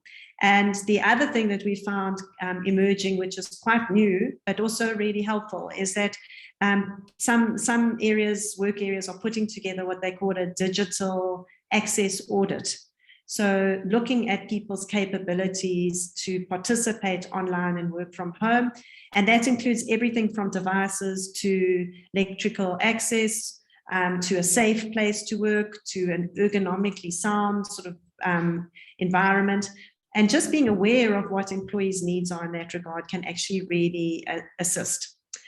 The other area around performance, which I started referring to a little bit earlier, is really about how do you measure and monitor performance now that we are working to a large extent from home. I think it's very easy to actually to monitor people in terms of, have they arrived at work? Have you seen them? Are they at the office? And often you'll hear someone saying, oh, where's so-and-so today? Like, I haven't seen them. And that's been the way in which many managers have actually managed their workers. And I think that what we've realized through COVID, and this is something across private and public sector, is that we've actually been quite deficient in that regard. We need to start realizing what the output of the job is. We've got to be really conscious about it. We've got to start defining it. And then we've got to be measuring people against that. Not about how much time they sit at their computer, not about how much time they sit in the office or they go to a meeting, but really what is the output that this job is required. And I think one of the most important things that if we want to make the COVID legacy a positive legacy, one of the most important things that we can do is to start and in an incremental way, make sure that every single role is clear about their outputs and that we start measuring people according to what they are expected to deliver in that regard. And a good place to start is with the human resource function itself, is that, you know, start having those conversations with the people reporting to you, start having those conversations with your management as well, in terms of what am I really accountable for? What will I be measured against? And are these the things that I am expected to deliver? And I think that that is something that is long overdue, but would actually help in terms of productivity and in terms of people understanding and having very clear KPIs and expectations. And the role of management, I think, has also shifted considerably as a result of this output-based requirement, because the manager needs to actually step far more into the role of making sure that those expectations are well understood and agreed, in terms of playing that leadership role and making sure that these things are monitored and that there's consequence in terms of in terms of lack of performance, or that there's consequence if people perform really well, because both of those are really important. And then lastly, in terms of contracting, is that a lot of the contracts would also relate to a specific place of work and having to report there. And even now, if people are not reporting to work, one needs to look at whether that contract is actually correct. And the problem with contracts is that if you go too long in terms of bypassing the contract and you haven't changed it, is that at a certain stage, the employee starts to say, no, you know, I was not required to work in this way, and you now can't tell me I need to come and report to work because you never changed my contract. I've been working this way for a long time. So why now must I come back to work and physically work? And I know that initially you can say because of the lockdown and COVID said that we need to actually all work from home, but now that the lockdown is releasing, you need to come back to work. But the longer you enable that without regularizing that process contractually, the longer you create a level of uncertainty. So it is quite important to find yourselves in terms of how you're going to work going forward, and make sure that that is communicated, and if need be, that the contracts are amended as required. And then the last part on contracting is that a lot of employers are dealing with the issue of choice far more than they were pre-COVID. So, for example, some people who work from home and have childcare responsibilities really want to be able to carry on working from home in some ways because it works for them. Others actually who are in exactly the same situation might find it completely ill-suited to being able to do work, and they actually want to go back to the workplace. How do you accommodate that if you can? And I think what's really important is recognizing that there isn't one size fits all. Is people are human beings, we individuals, and we have different preferences. And if you can accommodate those preferences, provided the person is delivering, then why not? Because it can make everyone more happy and more productive. So one's got to try within the parameters of what's workable, especially because it's a team, but I think also in terms of obviously standards that have been set, but one must try and allow people to work in the way that sets them up for success, if at all possible, because that's going to make for a much more productive workplace.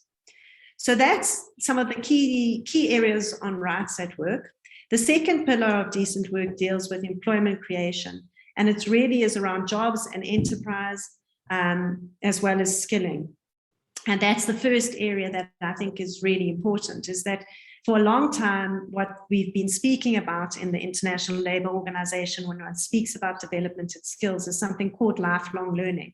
So they say no longer do you go from school to university or college and then into the workplace, and then at the end of the period of time you go in retirement, and that's your career path. Is that they're saying you need to actually, in the future world of work, you need to be continuously learning new skills and new capabilities. And the workplace, as well as education and higher education institutions, need to actually work in a different way, because you need to be able to go in and out of learning. And I think what COVID did for us is very, very quickly show us that that was possible. Learning can now be delivered online, which we've seen. And there's a combination of different types of learning. Some of it is around core skills, some of it is around technical skills. And I think what's really come to the forefront is something called dynamic capabilities. And these are skills which everyone is saying, you know, the future world of work requires these skills. They're things like being able to solution, things like being able to work in collaboration with other people, being able to partner, being able to connect to a higher purpose and rapidly adapt and adjust, one's ability to be flexible and dynamic. Those type of things are all dynamic capabilities. And, you know, pre-COVID, there were a few academics that were speaking about this, and there were a few sort of business strategic advisors and government advisors that were speaking about this, but it wasn't really something that everyone appreciated. We thought it's something out there in the future. But what we've seen is that those operations, those businesses, those parts of the public sector that really managed to cope well during the COVID lockdown period were those that had the dynamic capabilities. So if you look at the speed and agility at which regulations were being adapted in different government departments, you look at how different provinces were actually adjusting in terms of how work was performed, that's your dynamic capability. How they were creating solutions around, you know, transport blockages, solutions around how children could go to school, or what was going to happen with the children's feeding schemes. And how quickly those transitions took place is really a function of dynamic capabilities. So I think all of that, there's actually quite a significant positive legacy that COVID has created, because online learning has been regularized, it's much more accessible. You know, you can go and sign on for free courses with universities in America or China or Singapore, wherever it is. And that was all like very, very futuristic. Whereas now it's actually very much part of the present. In terms of agility, I've spoken a little bit about that already, but I think agility in terms of different types of work, being part-time, full-time, temporary types of work, agility in terms of the technology that is utilized to support that work, and just generally that adaptability, which is something that I think we're far better as now than we were when COVID started. Termination, I thought was particularly worth mentioning, because there have been a lot of people that have come to the end of their careers during the COVID period, and particularly those that have gone on retirement. And I think even though we're working remotely or from home and we're not all in the office, we still need to give people the respect and the acknowledgement and the process and termination sort of closure from a retirement process that we used to do before, and find ways to do that differently. I had one colleague who works in one of the state-owned companies who on the day he turned 60, he received an email. And that was last year, middle of last year, where he was told that he has now reached 60 and his contract will end at the end of the month. And I think that type of thing is just really unfortunate. To this date, he hasn't had any further engagement from the SOC that he was involved in, despite very, very long years of good service. And so even if it is a Zoom call or a Teams call or an email that everyone puts together, but find those ways to get closure on people that are going on retirement, allow them to depart with dignity, and find other ways if you can't physically connect to do so. And then I think the other area which is really important is that how do we bring young people into the workplace? We know that youth unemployment runs at about double that of ordinary levels of unemployment. We have a chronic unemployment problem in the country as it is. And I think that there are levers that have really been accelerated during COVID that we could be using. So the one comes out of the Presidential Youth Employment Initiative, that's run by Rudy Dix, and they have what's now called the SA Youth platform, where unemployed youngsters from across the country can go on there, can put in some key details, and that connects them with job opportunities.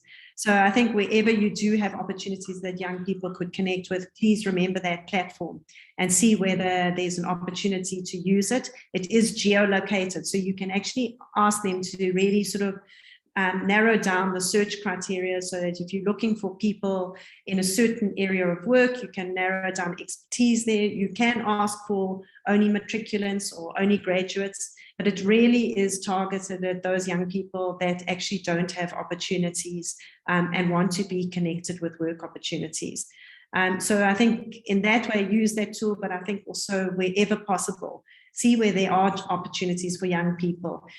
With the vaccination rollout, for example, we've just been involved in a process with Gauteng province, where they've asked us to link them with the public sector with private sector participants that might be able to partner and also run vaccinations.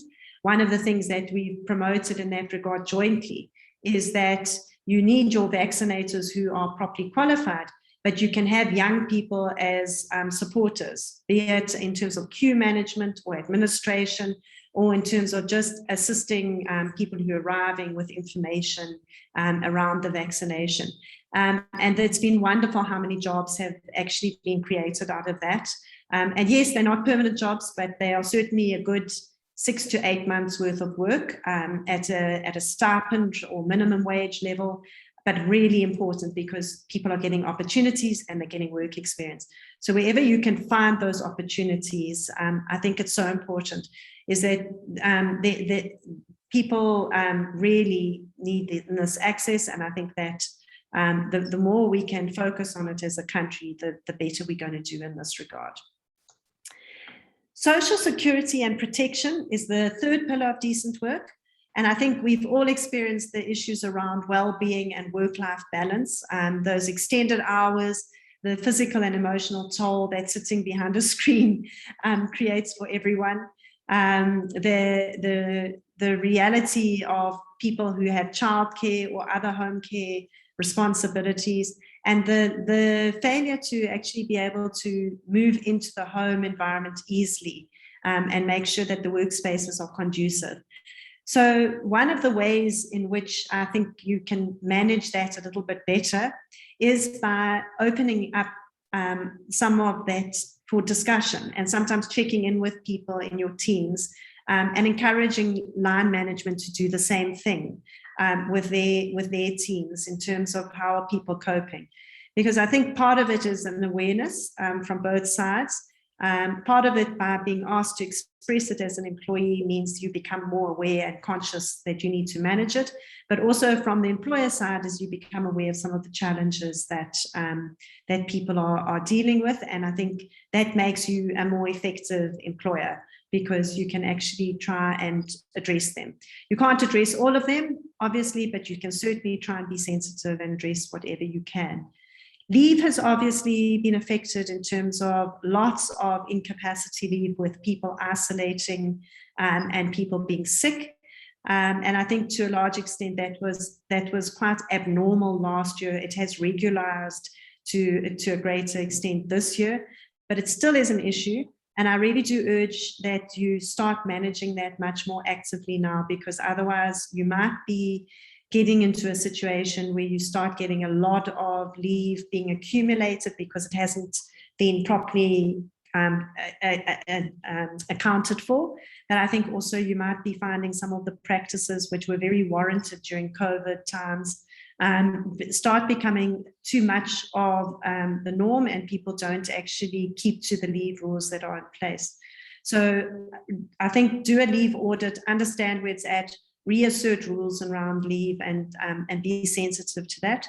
The one thing that is starting to happen in some workplaces, and I'm not too sure how the public sector is going to deal with it, but certainly some of the private sector employers are saying, if you haven't been vaccinated and you are eligible to be vaccinated, and then you get sick from COVID related, or you have to isolate as a result of the COVID and that you would have a different treatment to had you been vaccinated, because to some extent you've got the ability to control that if you go for a vaccination. I was last week actually on a call with some of our SADC colleagues, and they mentioned in relation to transport that one of the most effective ways that they had found to encourage vaccinations was to just simply say to employees, if you're not vaccinated, you can't use the company transport or the government transport that's provided. And that has had a very positive impact on vaccinations, which is quite an interesting thing.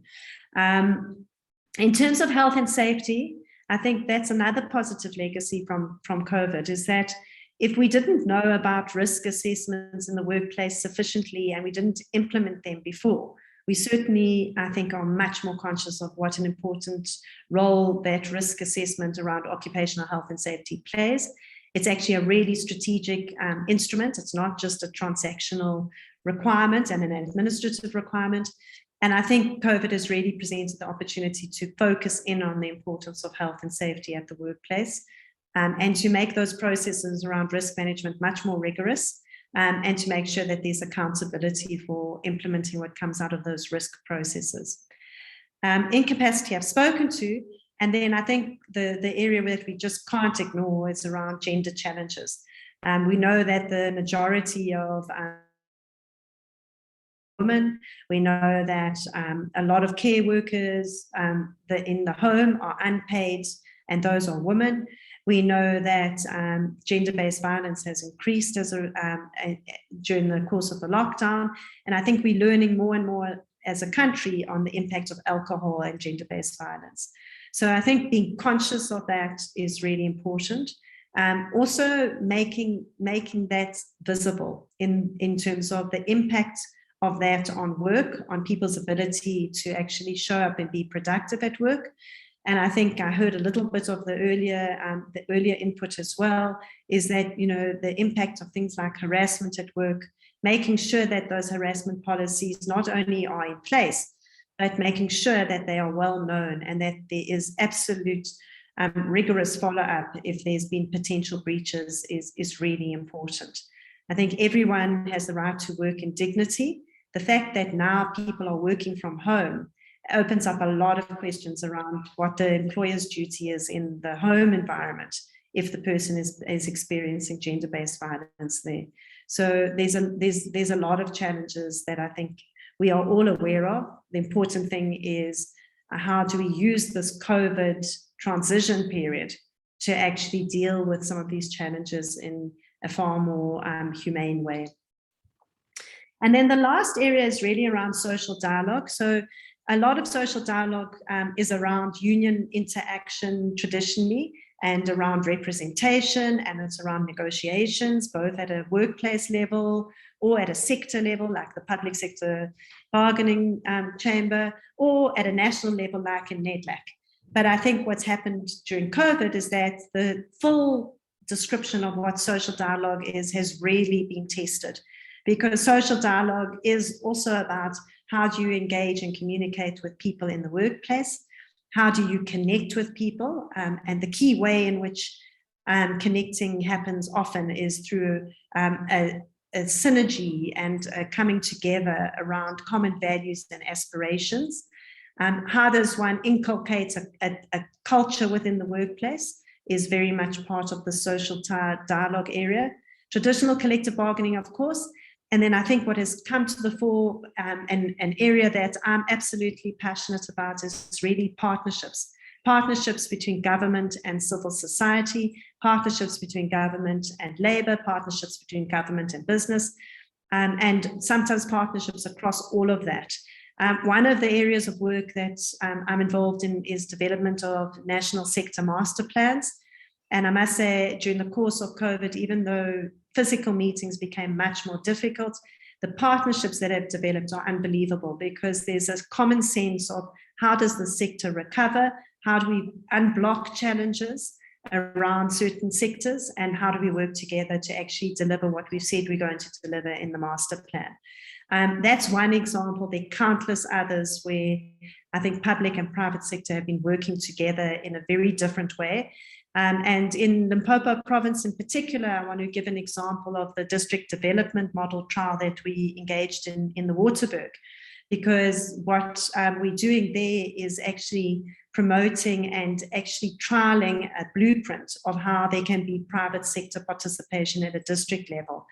And the results of that have been absolutely phenomenal. And I think COVID has actually opened up some doors in that regard as well, because people have realized you can't just be, as government in your local municipality or your district municipality, pursuing your plan without connecting with where the private sector can assist. So a good example in that regard is there's a very big abattoir that has been built. It's a fantastic facility, but it hasn't been put into operation because there hasn't been the capability from a government perspective to operationalize it.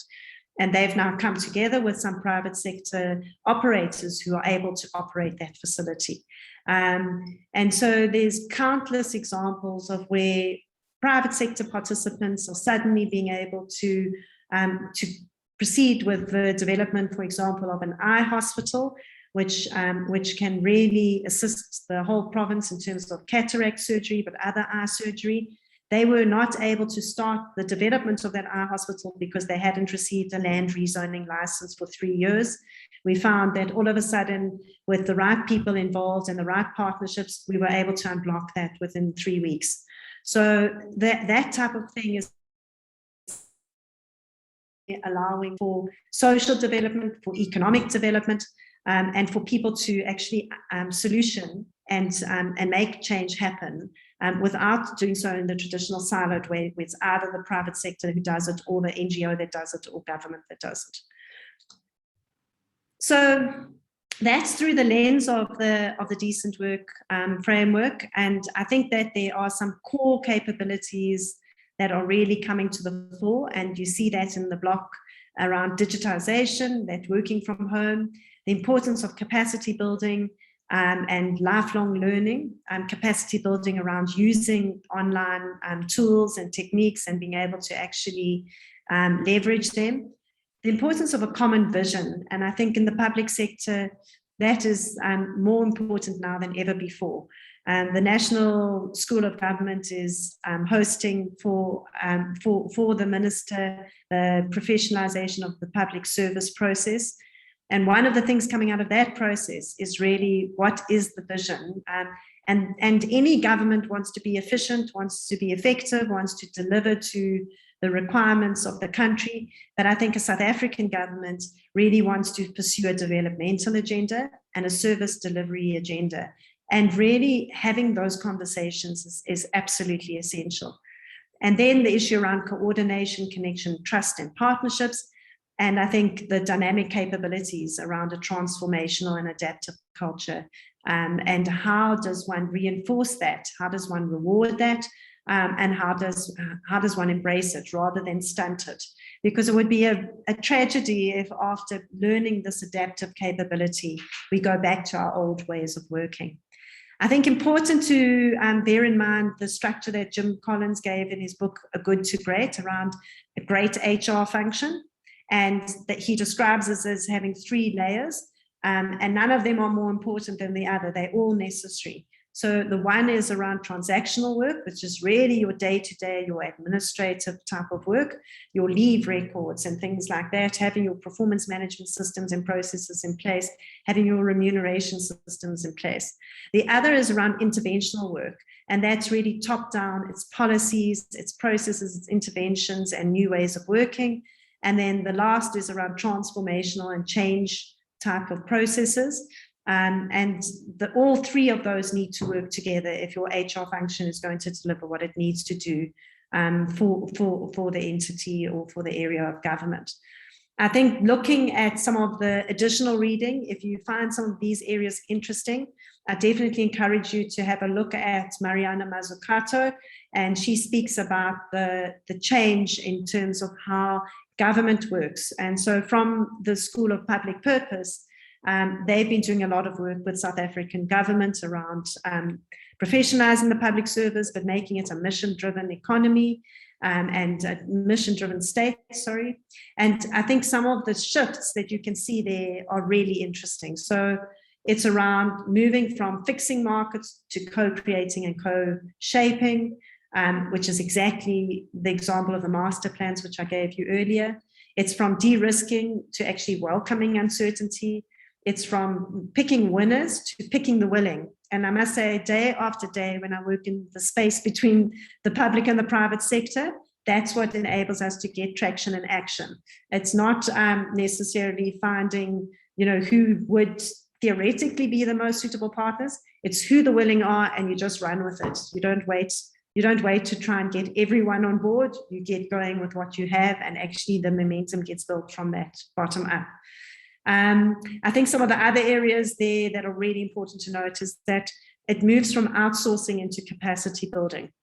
And that's really why I suppose we're doing some of these engagements and these lectures. It's about not outsourcing this work to someone outside of government. It's about how do you build capacity within the state to be able to do this yourself.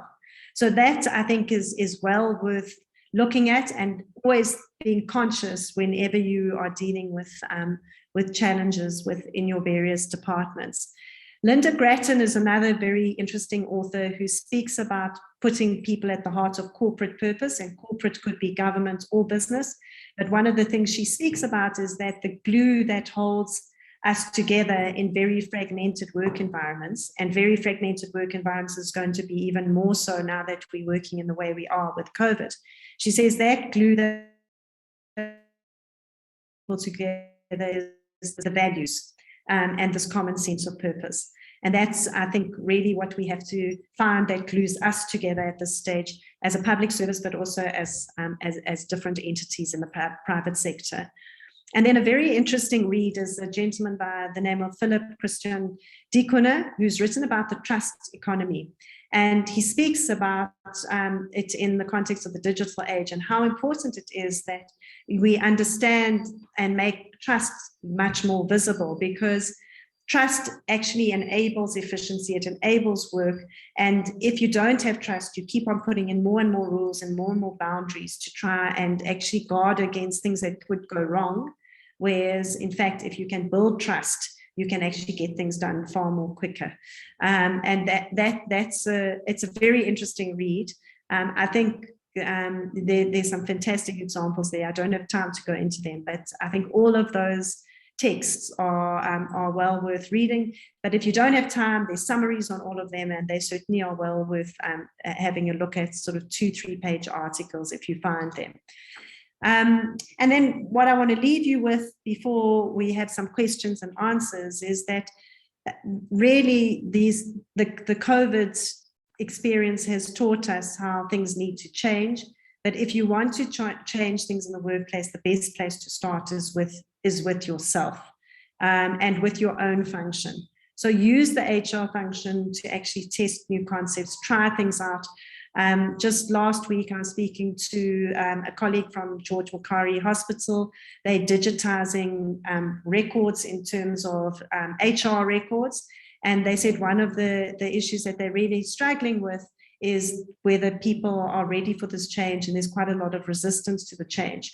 And one of the things that they're doing, which I think is absolutely correct, is that they're testing it first with the HR function, because if they can go through it and understand the challenges, then it's much easier to apply more generally to the hospital.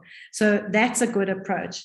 And if I can leave you with things that I think are capabilities that you take forward from COVID, it really is around partnering to leverage opportunities and to get action and implementation. There's far too much that we have done, I think, in terms of planning.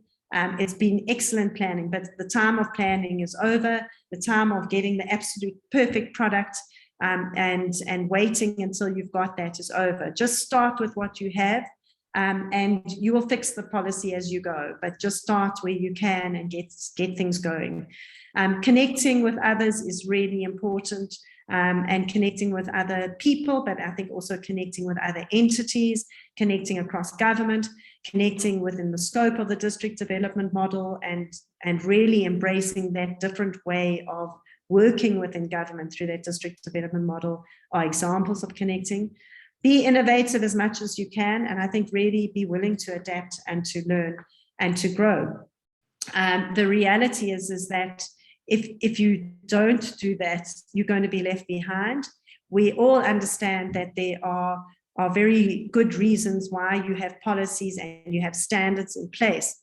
But I think the way to really address it is to be innovative within the scope of what those policies provide for you, and to do so in a bottom-up way. Because if you can do so with the right intention, and you've got the framework to be able to do so, then why not?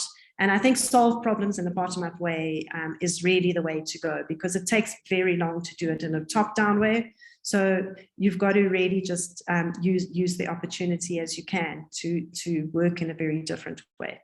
So with that, that's the formal part of the presentation. I'd be very, very willing and happy to engage with any questions.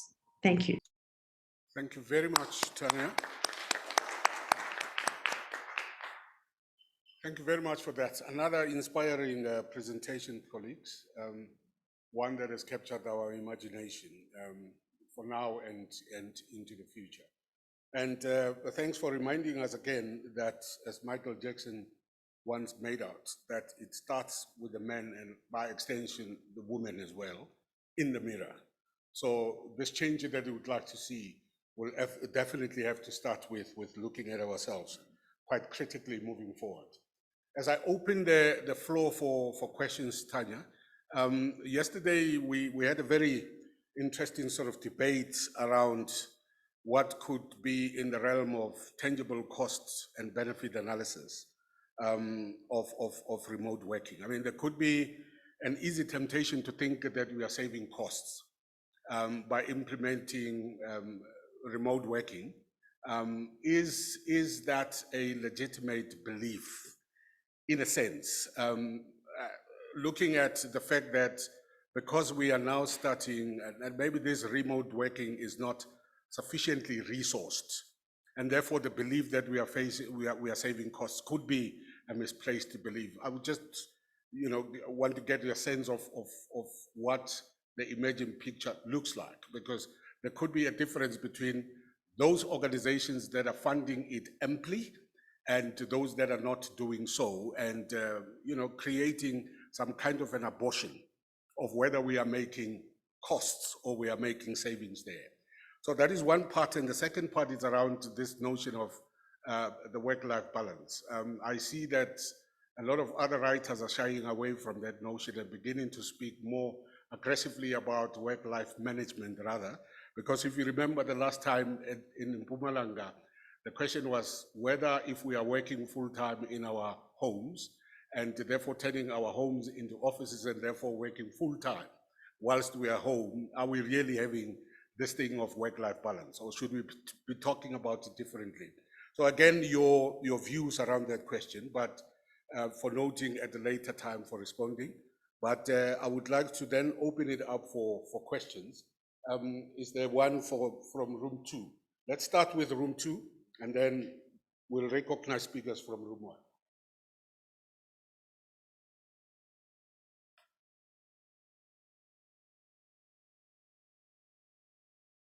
Thank you, facilitator of the program. Firstly, I would like to welcome a very good presentation. It really opened my eyes. I've got 2 questions to ask in connection with second pillar, employment creation, jobs, and enterprise. In terms of the implementation of youth development programs, the notion of working from home, how are we going to successfully implement our learnership and internship programs and work integrated learning? Because mentoring has to happen on day-to-day and probably on contact. But also the challenges that we are facing as trainers, the employer is not yet at the level of affording the tools of trades for us as trainers for working from home? What about the tools of trade for support student interns or internship programs? That in itself might not yield intended results for youth development programs.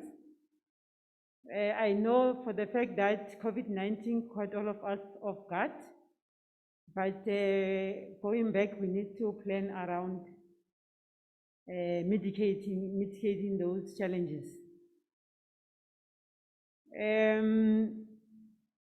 The issue of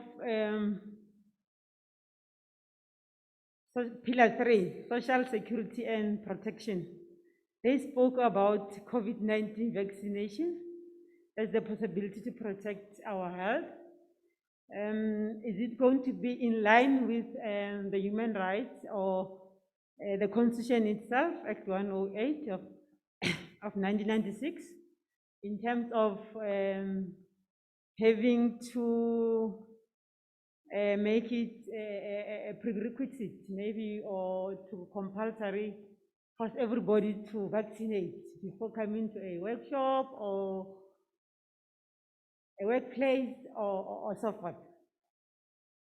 On a lighter note, I want to ask the forum to explain, when we work from home, how are we going to describe the workplace? I see there is going to be a paradigm shift also in terms of the definition itself, because we nowadays work from home and from our offices some days because of the rotational principle that is there through the regulations of the disaster management situations that we find ourselves.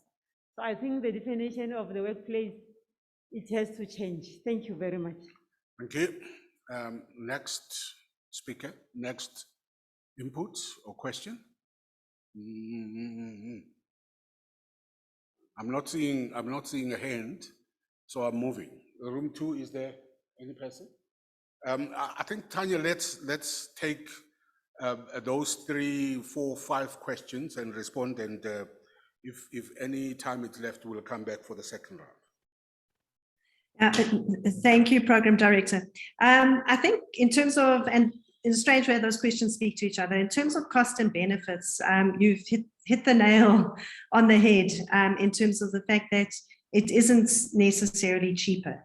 I think one is saving sometimes transport allowance, one is saving travel budgets, one is saving to some extent conference budgets and things like that.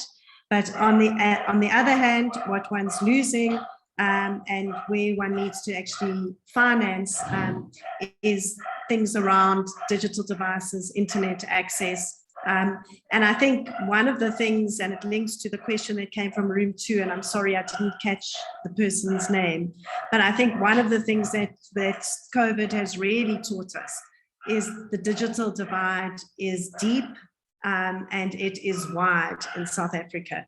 And it really is something that determines one's ability to learn or to earn. And if you don't have access to digital devices, if you don't have access to internet connectivity, you are significantly going to be left out of those opportunities as one moves forward.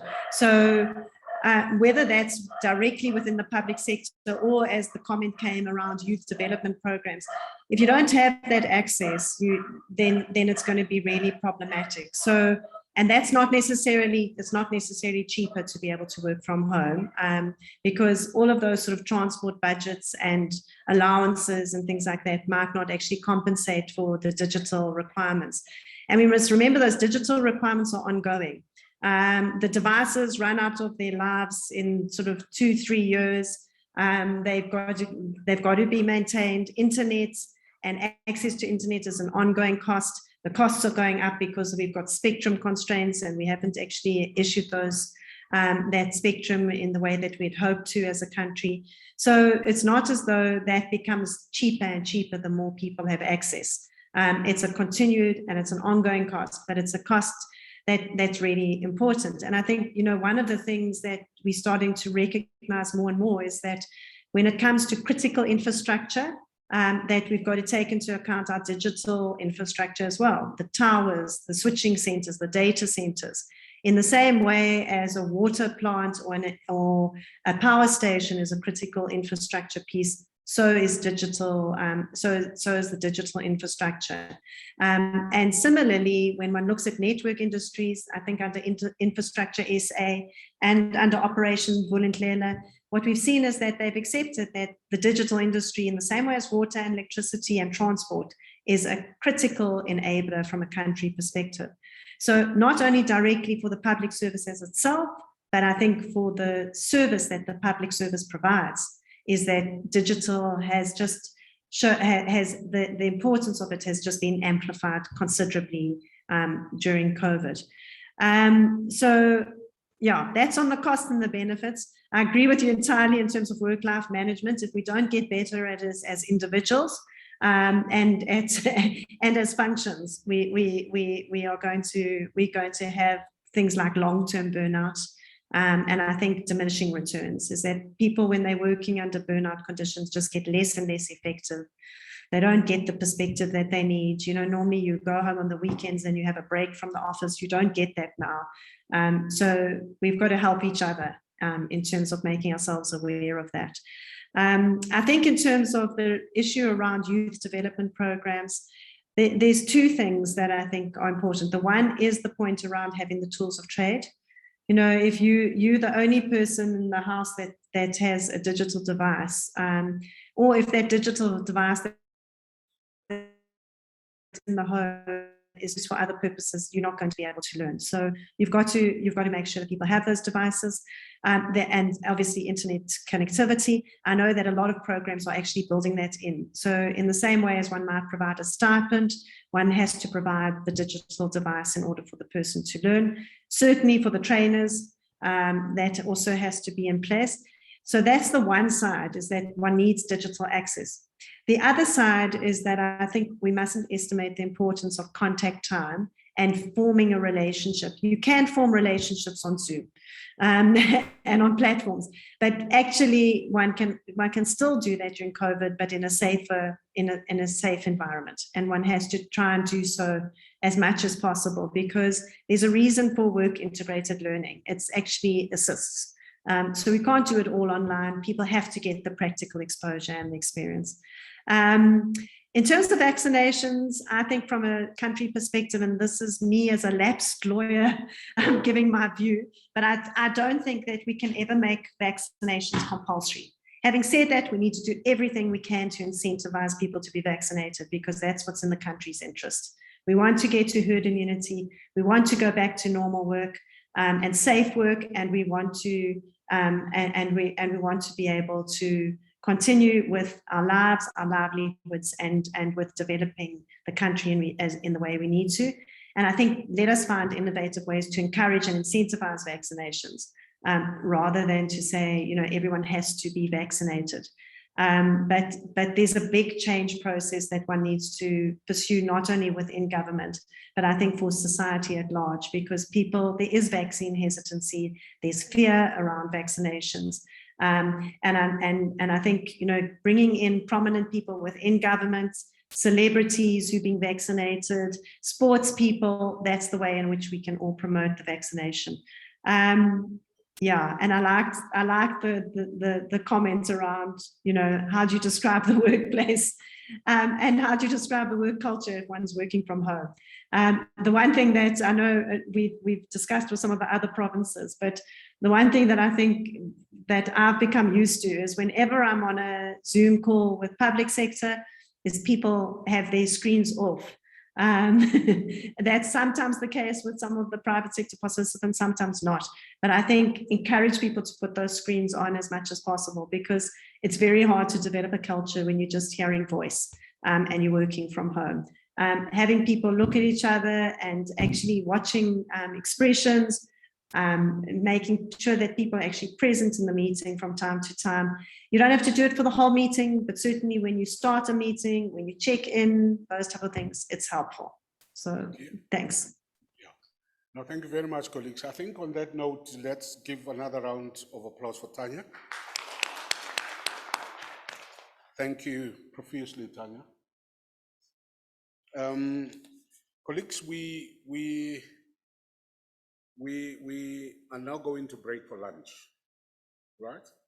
And maybe let's, if we are interested in saving time according to the program, shorten the lunch break a little bit. But instead of just taking it within an hour, if we can maybe go for 45 minutes, I'm sure we can manage the time for the other presentations that will be coming. And then once we are back from lunch, we will then hand over to Rebecca, who will deal with the slot on the reflections and the group discussions. Okay, lunch is served.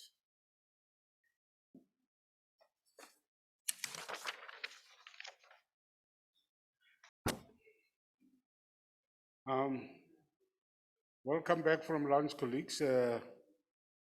We are now heading towards the closing items of day 2, which is going to suggest the closure of the PSTF conference in the province.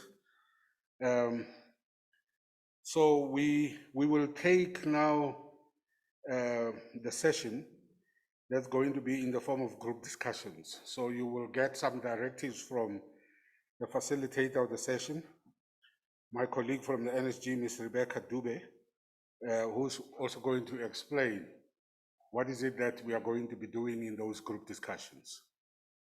Process management in the group discussions, etc.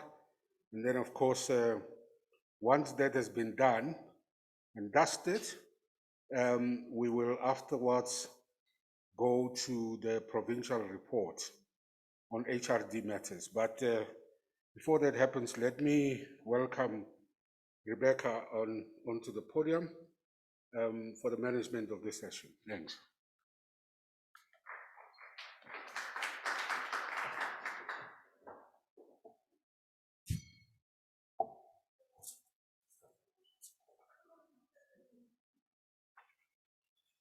Good afternoon, colleagues. I hope you've enjoyed lunch. They normally say the slot after lunch is the graveyard shift, but I'm hoping we are still awake because for this session, it needs a lot of engagement. You would recall that when yesterday on day 1, it was indicated that the purpose of the PLE, since it's peer learning exchange, is to share our experiences, our practices, which would mean challenges and also recommendations. So this session is basically reflecting on the presentation that we've had since yesterday and today. And then we need to break into groups. So no COVID-19 shall prosper, even though we'll still maintain the social distance that is required. But we're going to need to break into 3 groups. I will allocate you to each group. Group 1 is going to be discussing 3 topics which are related. It's 3 different presentations that were done yesterday and today. The first one was the one on the case study of UNISA, how they've navigated the COVID-19 pandemic, and then also looking in the organizational resilience, which was also indicated yesterday during and post-COVID-19. How are we handling that currently, and how do we plan to handle that in our organization? And then also working from home, which we just had just before lunch from Ms. Tanya Cohen. So group 1 will combine those 3 presentations and your experiences and your practices. And then for group 2, they would be tasked with engaging on instilling a culture of ethical behavior. We had a presentation which was done by Ms. Humuto, so they will be discussing that. And then group 3 will then handle the part which Mr. Mangukwana handled, actually group 2 is monitoring and evaluation, and then group 3 would be instilling the culture of ethical behavior. So what would happen, because the slot doesn't really have enough time, we have limited time, you would see as we move, as we engage, that the time is limited, but it is doable because we have been doing it in other provinces. I'm going to ask that the row on my left, on the main room, the first row on my left is going to be part of group 1. So from the front to the back, it's group 1. The second row is going to be group 2. Third row, group 3. Fourth row, group 1. And then I'm moving to the second room. The first row on the left on the second room would continue as group 2. The second row on the second room is group 3. Third row is going to be group 1. And then the last row on the far right on the second room is group 2. Now, colleagues, we only have the space and the next room and then outside by the couches. So what I can suggest, you will decide in your own groups that maybe group 1 can remain in this room to make their discussions. Group 2 can be in the second room, and then group 3 could be outside. What would need to happen is that you would choose one person who will then come back and give us feedback on the topic that you were given. What were the challenges? What are the recommendations? What are your inputs or the practices that you are sharing? So that what is going to be happening in this session. So without wasting any more of time, I will come around to each group just for clarity and just to see how things are moving in terms of time. Normally, I would say let's have like 15 minutes discussions, because on each presentation, remember, we've had question and answers. So we are just allowing everyone to also engage. Maybe some other people were not putting their hands up. So if I may ask group 1 to remain in this room, and then group 2 would be in the second room, and then group 3 to be outside by the foyer to do those engagements. Roughly 15 minutes, and then you allocate one person from your group to give us feedback. Is that clear, colleagues? What is the assignment? The assignment is to discuss these topics that are being displayed. So based on the presentation, you do not necessarily need to stick into what was said. We want to share your experience. How have you navigated, for instance, group 1, which is why I'm saying that I will come to each group to explain. How have you navigated the COVID-19, the new normal in your organization? Once you are mixed in groups, you'll be coming from different departments. What have been the challenges? What are you recommending? And then just a few items to share, because we want to engage. That's the whole purpose of the session. So on each topic, so we just need to have those discussions, and then you choose one person to come and give us. It does not have to be a lengthy discussion. Okay, colleagues, can we please then break away to those groups? Group 1, group 2, and then group 3 outside.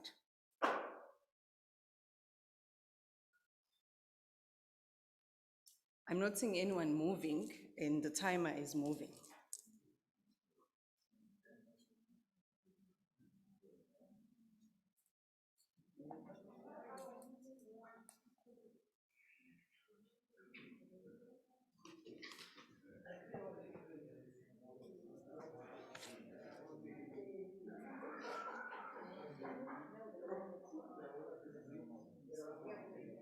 So you are group 2.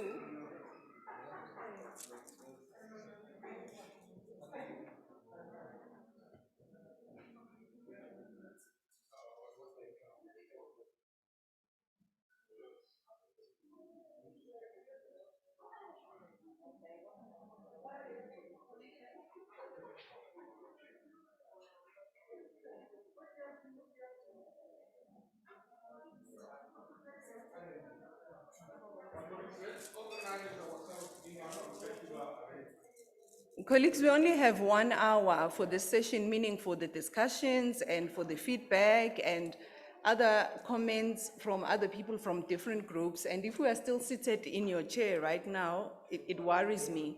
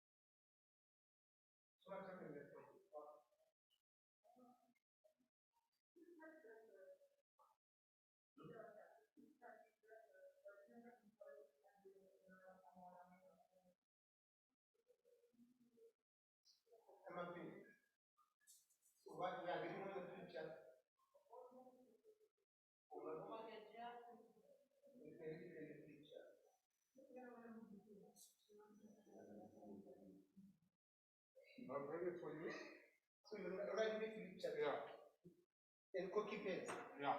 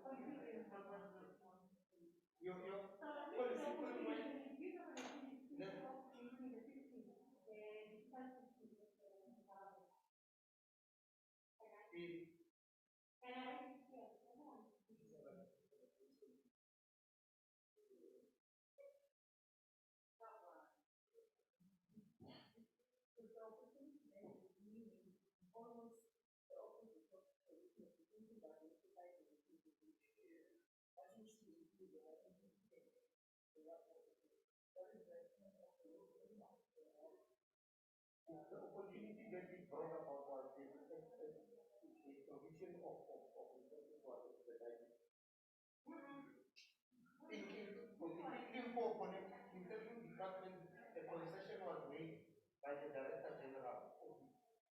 Instruct the HOD to provide data, resources, data to be collected from home to the respective officials.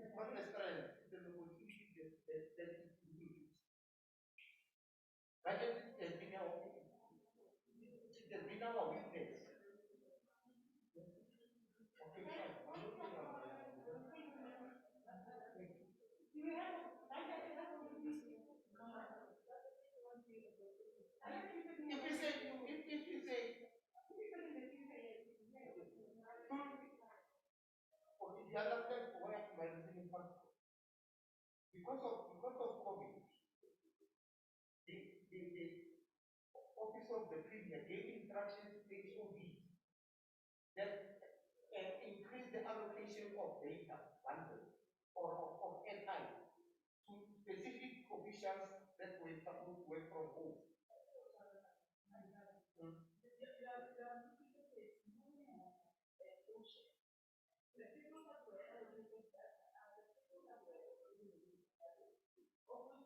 Yeah, man, I don't know what has happened. Still didn't say anything.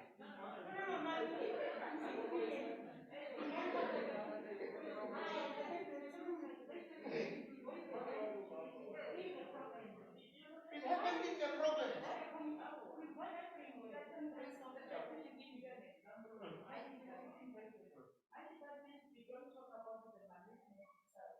We go until the school level. Learners have to attend online. They are remote at where I come from, the local remote. They don't even have a gadget, they don't even have a network where they are. Even if the HOD can have the money to buy, but it was going to be still a problem. So we cannot say we were provided while it was only the top management. What about all of us?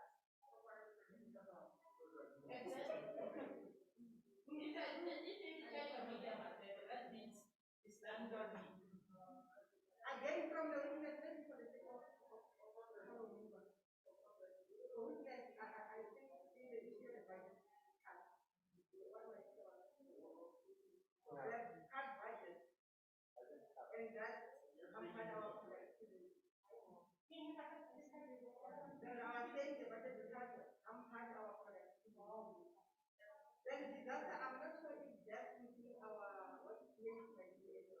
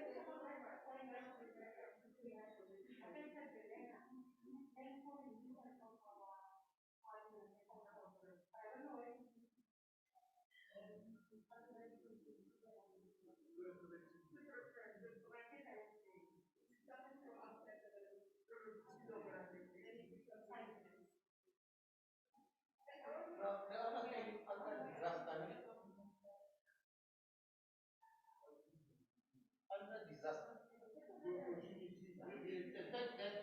the fact that nationally, there was a delay in the provision of vaccines, and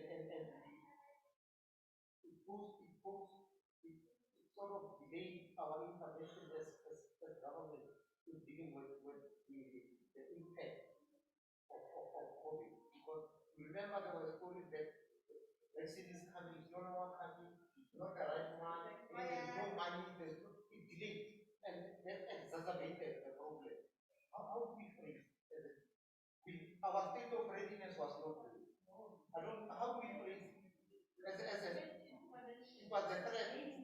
It was a threat to health, or response, or whatever. Is it response time, or what? How do you phrase it?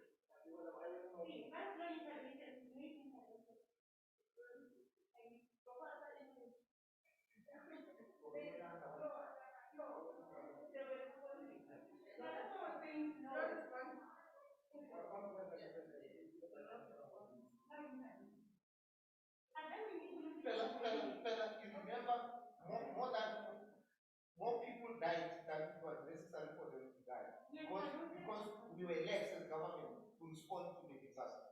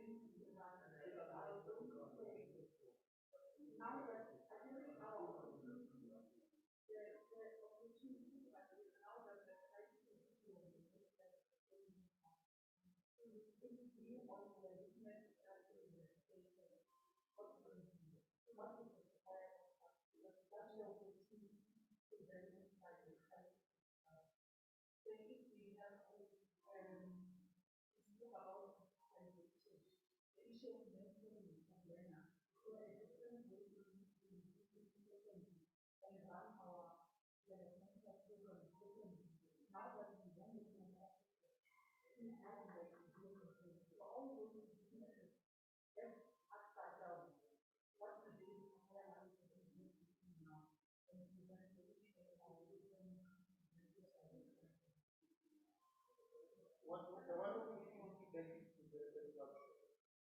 looking from home. It's an opportunity in a sense that it calls you to develop now a different template that can manage working from home.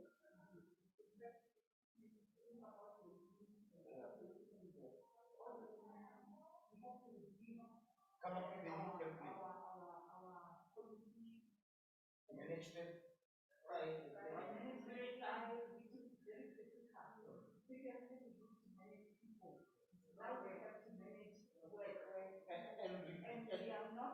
We must redefine productivity and effectiveness in line with the new approach.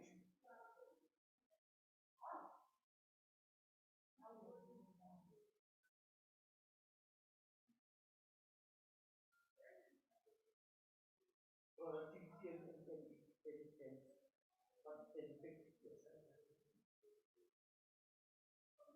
Taking productivity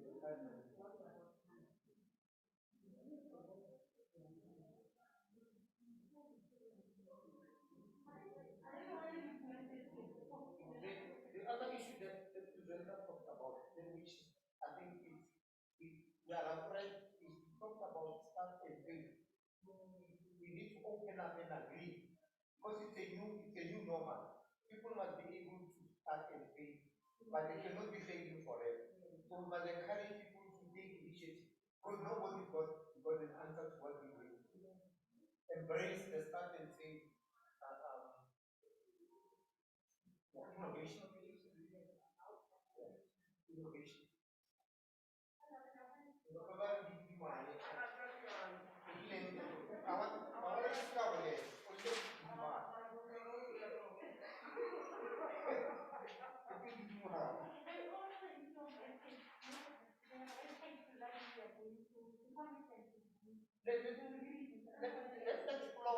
Let's explore our strengths a little bit.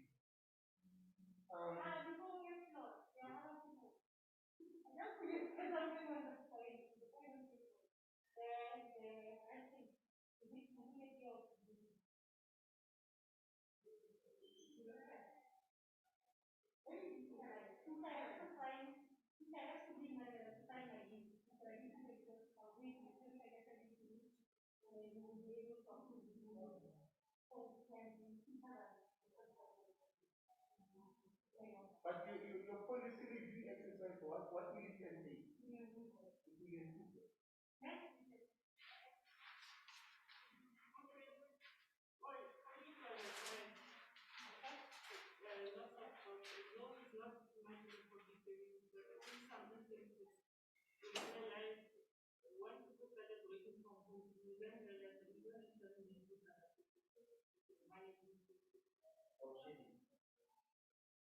Job sharing.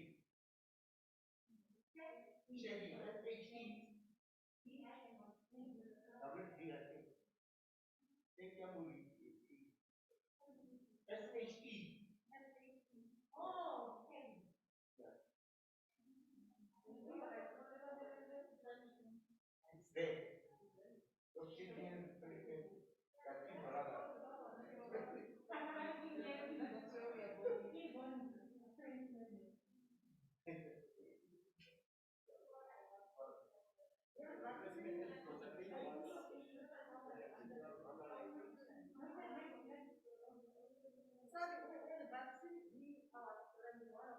Again, a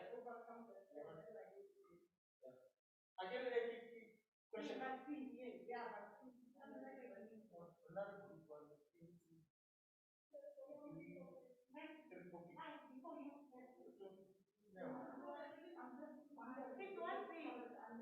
It was dealing with implementation.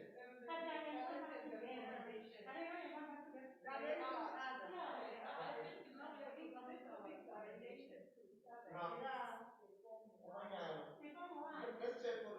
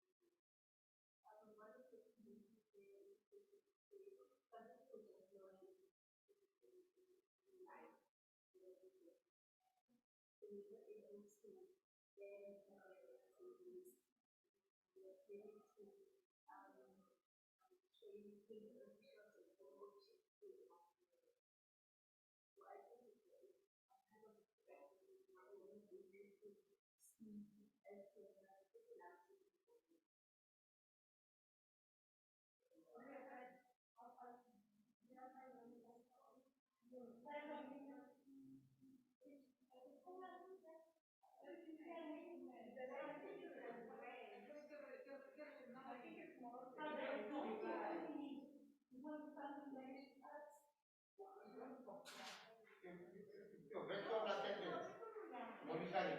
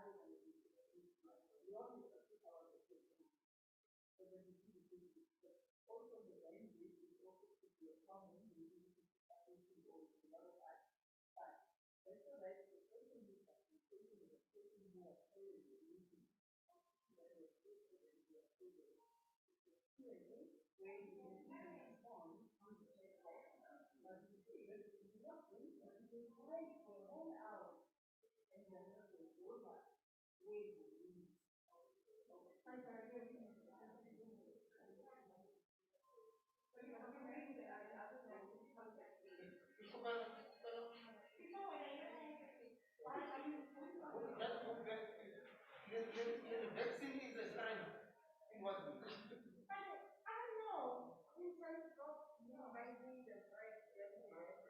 No, given the situation that there was no vaccine. Yeah, there was no vaccine before. Remember the president was saying this apartheid allocation of vaccine must stop.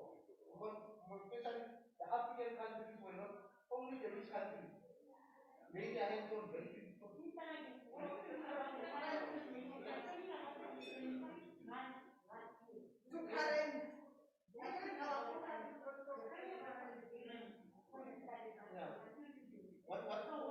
It was not there.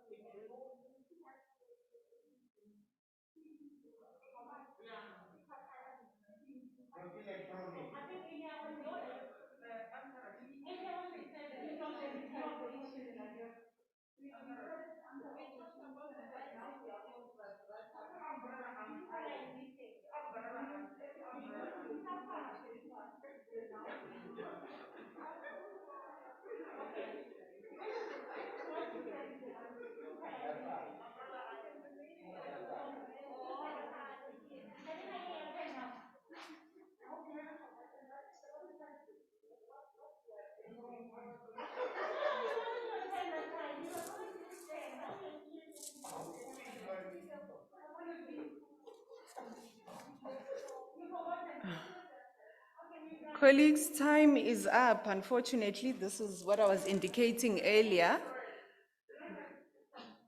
May I request that group 3, which is outside, to come back inside so that we can start with the group presentations?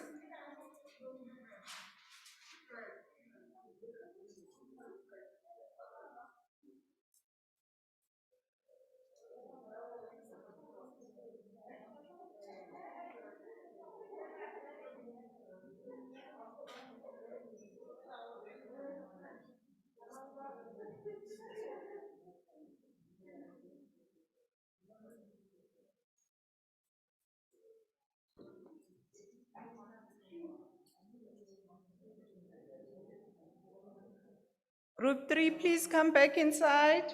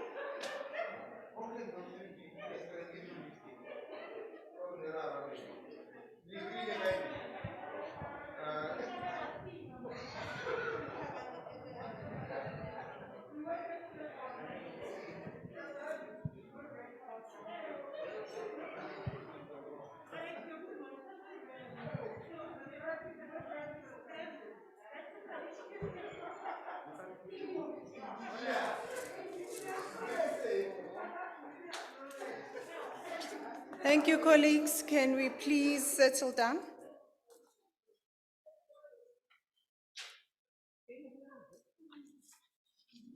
Okay, we will proceed with group 1. I'm hoping they have already nominated who's going to be presenting on their behalf or giving us feedback on how they currently navigating the COVID-19 pandemic, working from home, organizational resilience. So what I'm going to ask for each group is that the person that has been selected would come up, introduce themselves, introduce the topic, and then give us the feedback. We will take a few comments from other groups if they want to add on this topic, depending on how much time we still have. Remember, we still have one more speaker after the group discussions, and that's the order we're going to follow. So we're going to start with group 1. If the representative of group 1 could come up. Thank you. Let's welcome them, colleagues. You've done so well.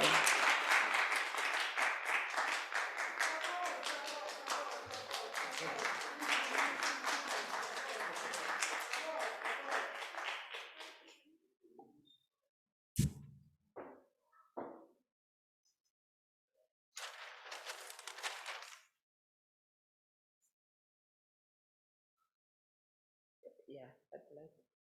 Afternoon, colleagues.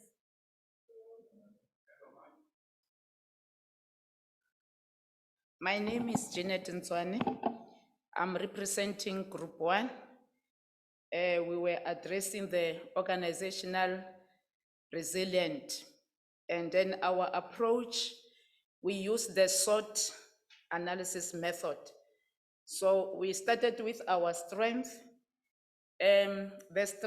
Our strength during this COVID-19 is that there were policy framework that our government issued to all of us. And then the other strength is that there was a communication in terms of circulars. And again, there is a vaccine. Initially, there was no vaccine, but current situation, most of our people have been vaccinated. Those are our strength. And the other strength that we were having, or we are having, is that we are using the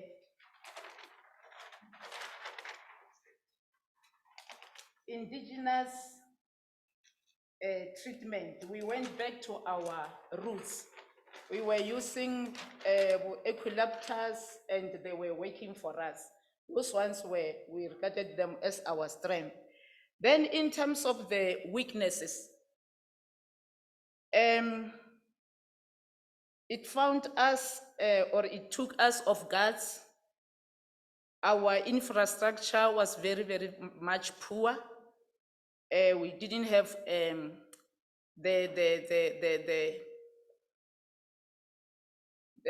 healthy servers. When one is busy doing the job, our servers were up and down. So that was the challenge in terms of ICT. And the other weaknesses that we have realized is the accountability. No one will be accountable for, like, we had to work from home, and then one you will think is doing the job at work, only to find that the work was not done.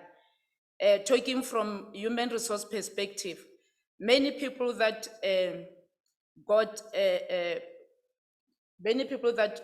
retirement during that period, they didn't get their payment on time because people were not there to process their payment. And in terms of death, beneficiaries were not able to can claim their benefits on time. So, and when you check with accountability, one will say is because I was at the lockdown, or I was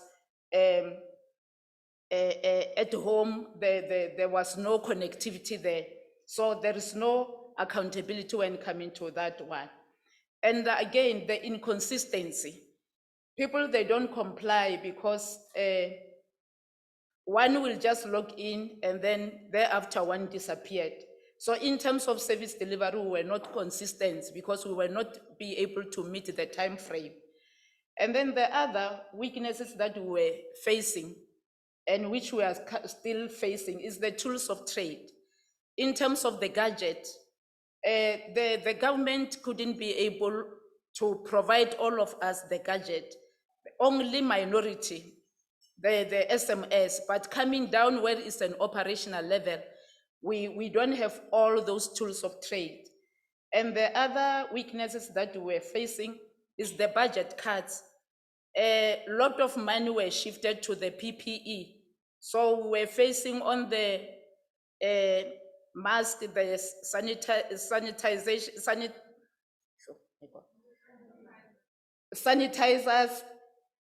I nearly said sanitary towels, sanitizers and so forth. So there was a lot of budget cuts. That was our weaknesses because they shifted everything. And you will agree with me, colleagues, when we are saying the budget cut, because even 2020, we didn't get our general adjustment. We are still fighting, and unfortunately, we don't get anything. So it affected a lot of us, because that is where we get a little bit of something better than yesterday. Then the other weaknesses is the absenteeism. Some they are saying they are comorbidities. When you look for the attachment, you worked with somebody for quite 20 years. It's only that we knew last year that this person is having comorbidities, a diabetic, is a high blood, what. So it's a chronic. That is where we knew our people. We were not knowing. And remember, these people were working with those conditions. But coming the name COVID, no one could work. So it costed us a lot. Then coming to the other weakness is the lack of mentoring. We are having subordinates, we are having interns. They are the ones, those who had to exit last year, and they're the ones who came this year. So it's difficult for us to mentor those people because of the rotation. And then the last one is the resistant to change. You know, COVID came with this name, which is threatening us so much. So when you are saying one had to come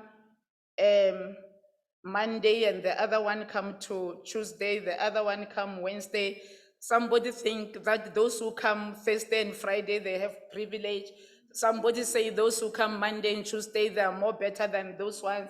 So there was this resistance to change, and it was cutting across from the bottom to up, or from up to bottom. So it costed us a lot.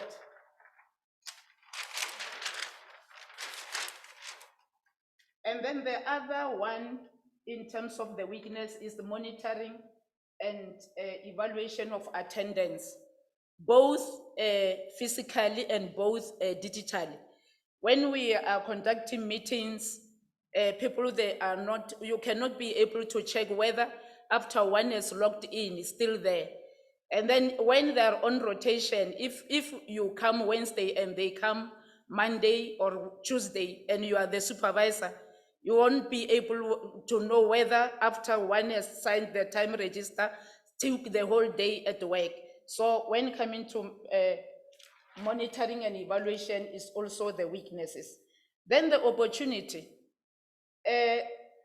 Regardless of those challenges, we found the opportunity during this COVID-19, more especially coming to the digitalization.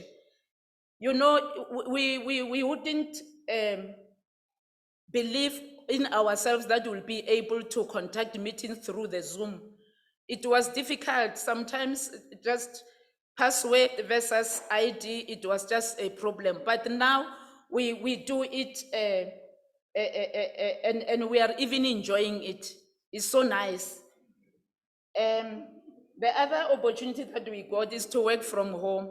You know, we used to knock off after hours, around 7, around 8, because we are still in the office. But now we work from home and it's so nice. This is the opportunity.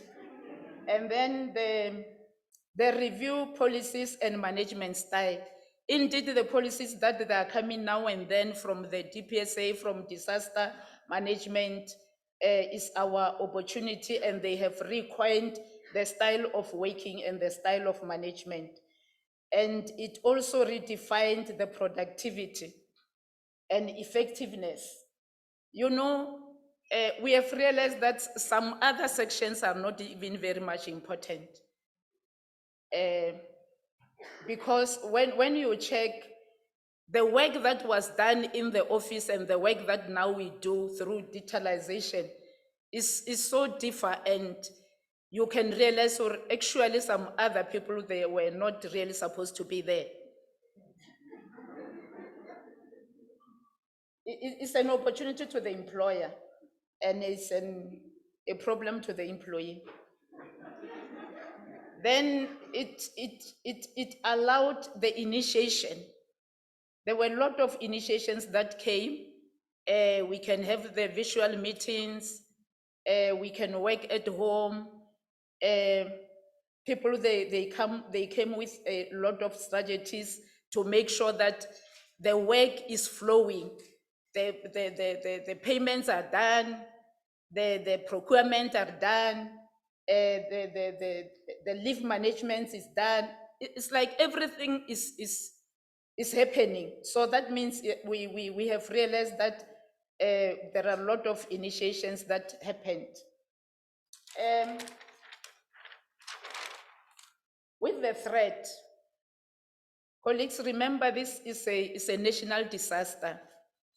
And it came when we didn't even think about it. Actually, it caught us off guard. And then it causes a lot of death, which makes people to have this, what we call the post-stress. When you hear that your colleagues has passed on, and then this person you were sharing the office, or this person was next to your office, it really is something that cost us a lot in terms of post-stress. And then some people, they did resign because they were fear that this thing is coming and they won't survive. And then the other threat is that there was a slow intervention from our government in terms of providing the vaccine to vaccinate the people. And then the other thing is that the threat is that we are facing, or we are foreseeing, that there will be a job shedding. Like I've already indicated, that we have realized that some other offices, you can see that, but actually this was not really important to be there. So it's coming as a threat. Or after we got digitalization very right, some of us, we may lose our job because job shedding is around the corner, or the retrenchment. I think from group 1, this is all what we were having. Thank you.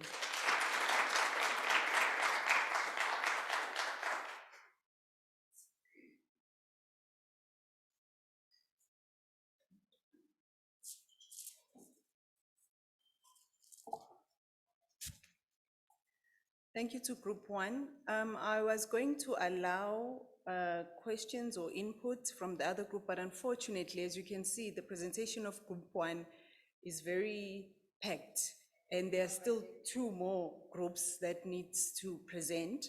So I'm not going to allow any questions or recommendations. I'm just going to thank the group, and based on what they've said, I'm glad that they've embraced the change of virtual meetings. I'm assuming we no longer have to remind them to mute the mic when they are on Zoom. But well done, Group 1. Let's give them another round of applause.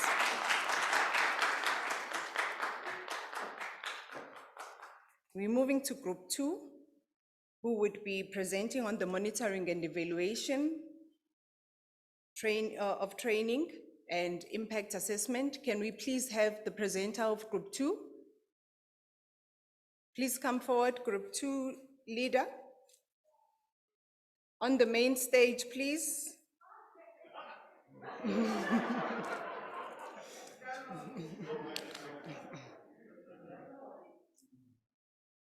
Let's welcome them with a warm welcome of a round of applause, please.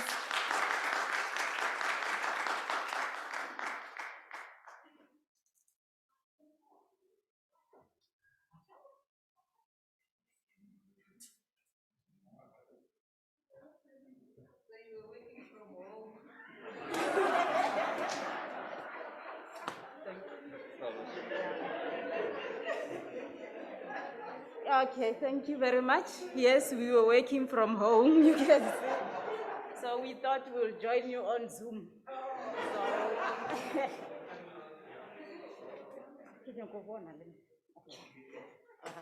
Thank you very much. My name is Dora. I'm representing Group 2. We were given a challenging topic on monitoring and evaluation.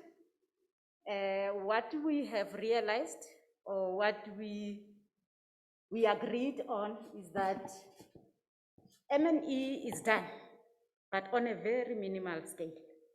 And in most departments, it has a unit dedicated to do the monitoring and evaluation. But we all agree that as HRD, we need to monitor and evaluate our training, right? So we are doing it, like I said, on a minimal scale. We do questionnaires for the attendees where they give us feedback, and sometimes the Q&A where we get direct feedback from the attendees. And then the other thing that we are doing is to make sure that we do all those proper processes of inviting and getting confirmation and making sure that supervisors are aware of the training that will be conducted. And we make sure that our delegates sign course attendance registration forms prior training, just to make sure that we don't incur fruitless expenditure, and just to make sure that they are also committed to training, right? And then the other thing that we do service level agreements, where it's the department and an external training provider. We make sure that all terms and conditions and everything are outlined clearly on the service level agreement. And what we are also doing, we are doing on-site visits to check compliance and provide support. This is done more especially at the health sector, wherein our clinicians will be taught or will be trained on a specific topic or a specific skill. Then they are expected to perform that particular skill. And the other thing that is being done there is the nurse mentoring program, where they are supported throughout what they would have learned. Right. Those are some of the things that we said we are doing. I got it.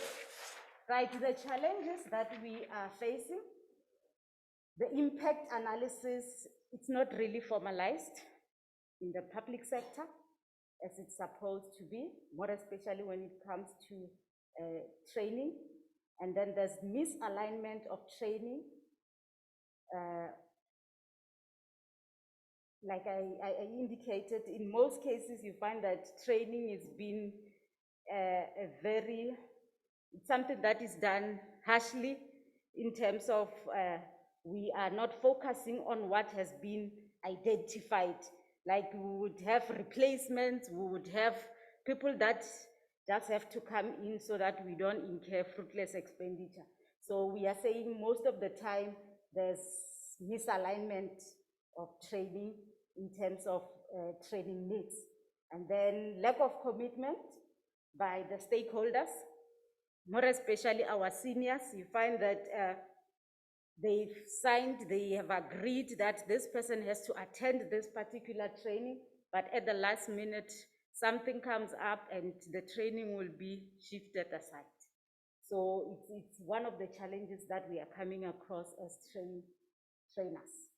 Right, what we are recommending is that let's have a standardized impact analysis tool, and let's also capacitate trainers on crafting or either customizing the tools to their own departments, because in most cases, our activities will direct the type of tool that we might need. So let's have a standard one, but let's also be given an opportunity to customize it as per our activities in various departments. But yeah, all right. And then the other one, we are saying, let's adhere to the training cycle model, because just to avoid what I've indicated when I started that side, to say sometimes our training is done in a harsh manner, in such a way that you find that there's misalignment. So if we adhere, we start with our training needs assessment and we follow just like that up to the end, we might ensure that the training that is offered is of good quality and improve performance. Right. The other thing that I didn't We talked about it, but okay, let me not talk about it because I'm not, we didn't write it here. It's fine. Thanks.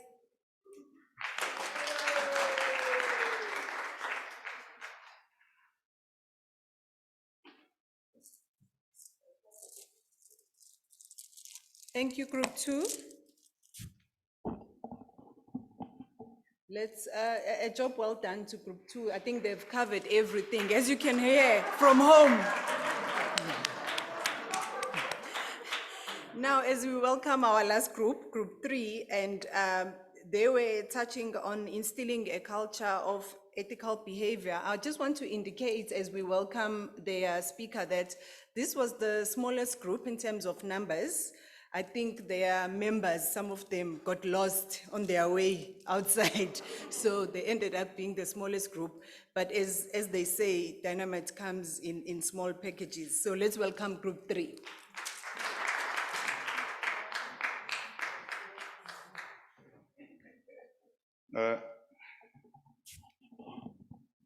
Thank you very much. My name is Sfularo Rasfat. I'm from the Department of Transport and Community Safety.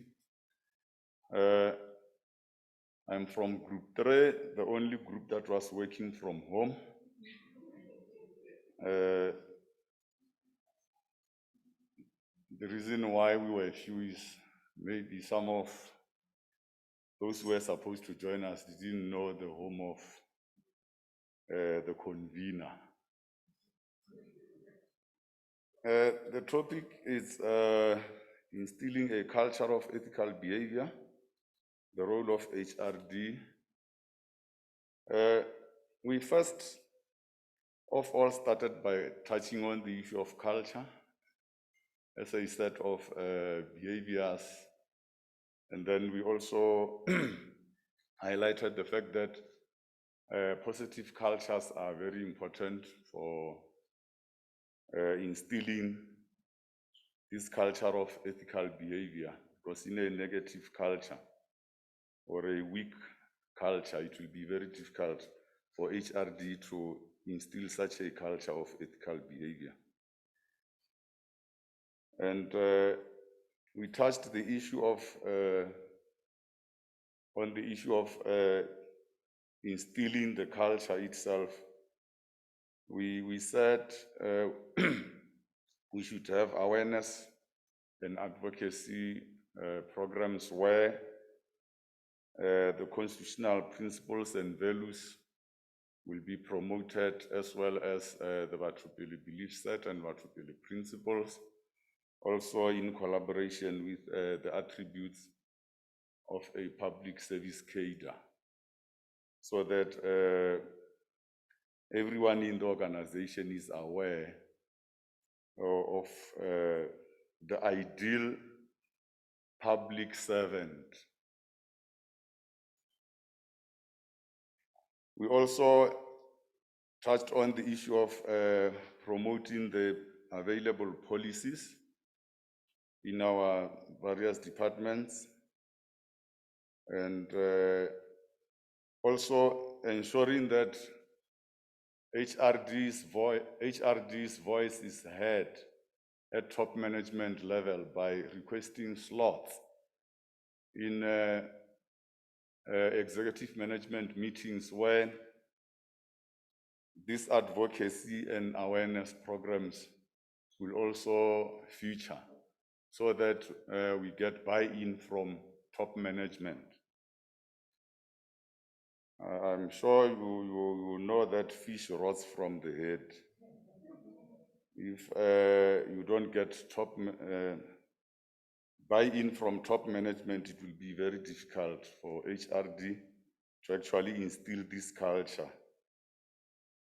And then we also touched on the issue of induction programs for new recruits, as well as beneficiaries of developmental programs, being your interns and your learners, and also reorientation and the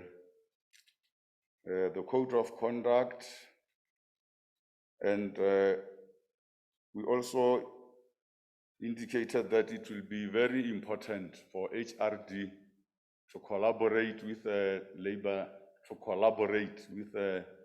labor relations, so that employees and everyone else is aware of all this that I have mentioned, your constitutional principles and values, the code of conduct, the PLE principles, the policies of the organizations, and they are also made aware of the consequences of deviation from those policies, principles, and yes, so that everyone is aware that you have this, and then if you do not comply, this will be the consequences. Thank you very much.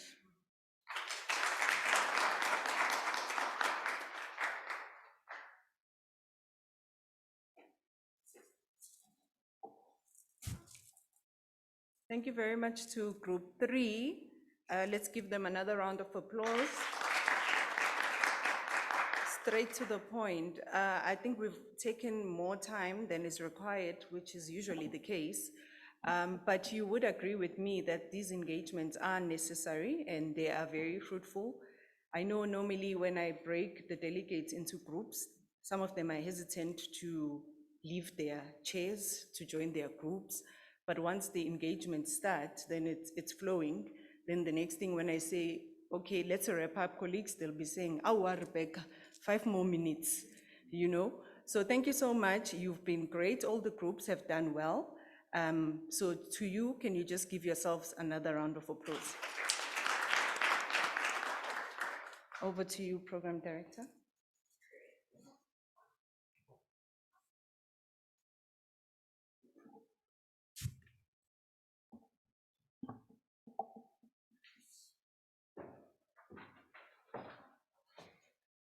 Another good round of applause to yourselves.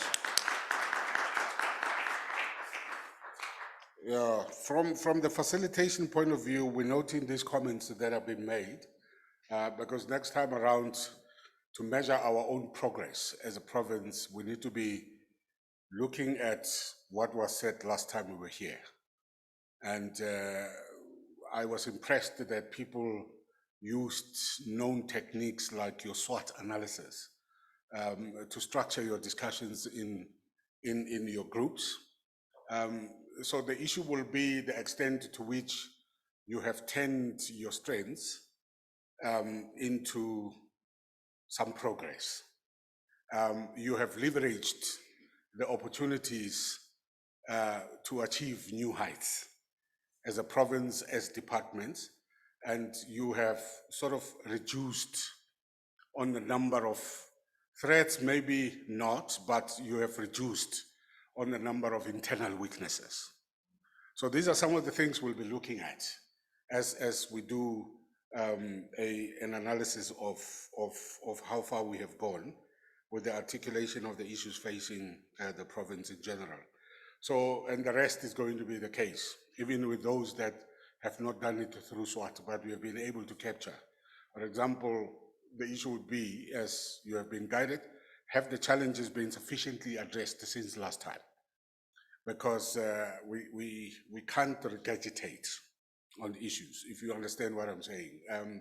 Just in terms of repeating the problems, it means the problem is refusing to go away, and if that is the case, what could be the reasons for that?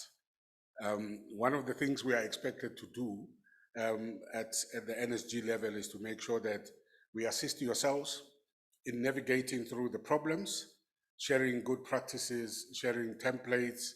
As someone was saying in Group 1, the importance of sharing templates and the tools of the trade on how to navigate some of the tricky questions that are facing you in your departments. The idea being, let's maybe come to new problems instead of harping on the old ones that have been there. So that is the approach we will take with time. It doesn't have to be the case that we wait until the next convention of the PSTF, but in the interim between the conferences, we might be wanting to just to send a communique that says we would appreciate feedback since the last engagement at the last conference in terms of what we are doing. So we are impressing upon the coordinators in the province to look at these issues that have been tabulated very seriously, so that those that would require external support, you must mobilize that external support to try and assist you. You would have realized that across the across the presentations that have been made, a common thread in those presentations has been the question of leveraging. And leveraging means that you identify external opportunities and use those opportunities to advance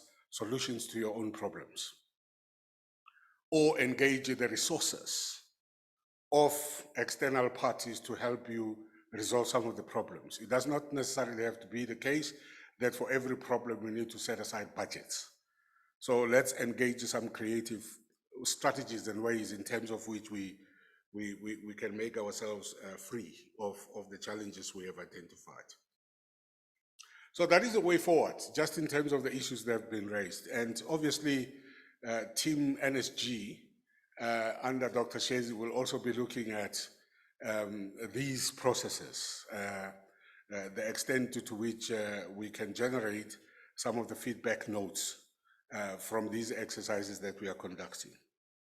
And then in terms of the next step of the program, we will take Dr. Letsoalo again from the Office of the Premier, who will be sharing with us the report on HRD matters broadly in the province. And it's my pleasure to welcome Dr. Letsoalo to the stage.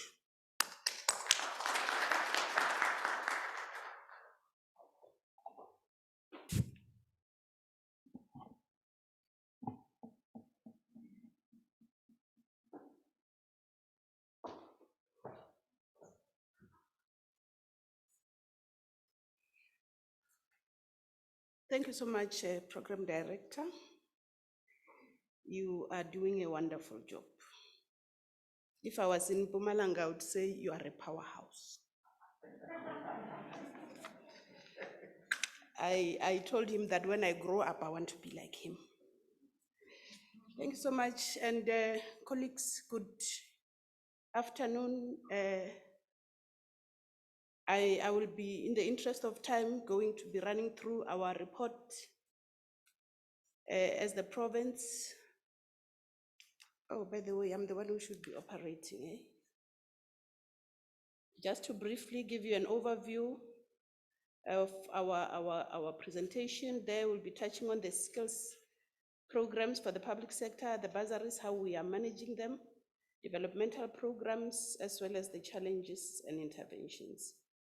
Just as an overview, the sub-branch that is handling the skills development for the province, it's headed by a chief director, which is myself, and responsible for both private and public sector skills development. The coordination, of course, of implementation of all the programs across the provincial government of Limpopo, it's centered in that sub-branch. And we are actually coordinating centrally programs like your induction, SMS capacity building programs, and many other developmental programs. As we continue, we all know, we've been hearing also from the presentations that were made that the COVID-19 pandemic has in a way affected how we implement our programs, our capacity building programs. And of course, in this seminar, we have learned that we take it as an opportunity. We take it that we have to actually understand that we'll never go back to normal. It has to continue to be business as it is now. And then what one needs to indicate is that as a province, we have actually benchmarked in order to improve how we are running our administration. We are currently in the process of implementing shared service center model for the purpose of centralizing actually even our bursaries as well as skills development in general. As an achievement, we can indicate that we have developed standard operating procedures. The aim there is just to make coordination to be simpler, to be easier, because as we coordinate different departments, when reporting doesn't come in a systematic way, it becomes a challenge and it causes unnecessary delays. With regard to HRD structures, let me indicate that we have our Provincial Skills Development Forum in place and currently reviewing the terms of references so that the chairpersonship and many other structures can be changed. We also have our Provincial HRD Council that is in place. The HRD Forum is also in place, although since COVID-19, it needs to be resuscitated a bit so that we can be able on our own, interdepartmentally be able to share the best practices.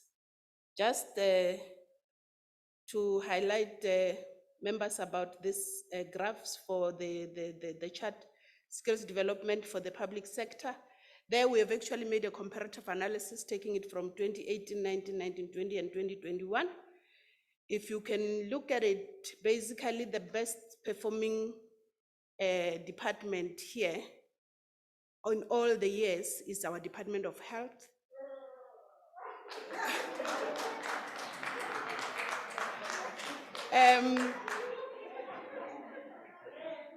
Like Mr.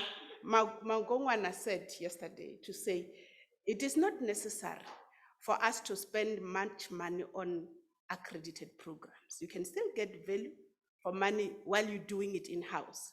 So the department is basically focusing on its core functions, doing most of the training, in-service training internally. And basically that's the best. We actually are uploading the department. And then going to the element of bursary, how we are managing it, we are saying that, remember we've got two categories for the employed and the unemployed. So as the province, from all the departments, I would say that we are doing very well with regard to empowering our youth, mostly those who are unemployed. And then we are actually going down with regard to absorbing, especially those who are unemployed. And then also with the intake, our intake is also down there. The reason being that now the other organizations are now currently funding most of the bursaries, as well as the other institutions. Going to developmental programs, with regard to internships, there remember we have got departments budgeting and funding their own interns. If we can check there, we are not doing well when it comes to the year 2020-2021. We are a bit down, basically because, with regard to trainings as well, because of the fact that the budget has been redirected to deal with the pandemic that we are currently facing. And then with regard to WIL, the workplace integrated learning, we are doing very well. That on its own says to us that we, in terms of partnership with our sitters, our engagement with them, they are yielding fruits because we have actually done very well there. And then with regard to our 18.1 learnerships, because these are our own people, we haven't done much. And then whereas the 18.2 there, we have done better because there we're talking our youth mostly. And then with apprenticeship there, we are also not doing well, considering the fact that our target for the NDP for Vision 2030, we are left with about less than 10 years. So with that performance as a province, we indeed need to improve. There we're giving a highlight of our skills development programs as funded by sitters. I will just quickly run through and indicate that basically these are meant for youth empowerment. As a province, we have managed actually to secure that amount of 63 million from all the sitters in the past 3 financial years to date. That is just a graph. With regard to challenges and way forward, like I've indicated, the challenge of insufficient or lack of funding. I know that even my colleague there from Group 1 has indicated that as a challenge to say, we didn't do much with regard to training, basically because the funds are redirected. And what we need to do is just to motivate for reprioritization of HRD so that it can be positioned accordingly, and also to do much with regard to sourcing funds from external institutions. And then also the pandemic there, although we have accepted the fact that we must take it as an opportunity, but looking back in terms of implementation of our WSP, it has actually affected us. And what we need to be doing moving forward is to introduce or to strengthen more the issue of e-learning. And then as much as we are having sitters participating in our PSDFs, we are saying not all of them are active. We need to strengthen our collaboration with them. Let me, Program Director, close by Bruce Lee's quote that once I slow down, because I think I have reached my peak, then my skills will also go down. Thank you so much.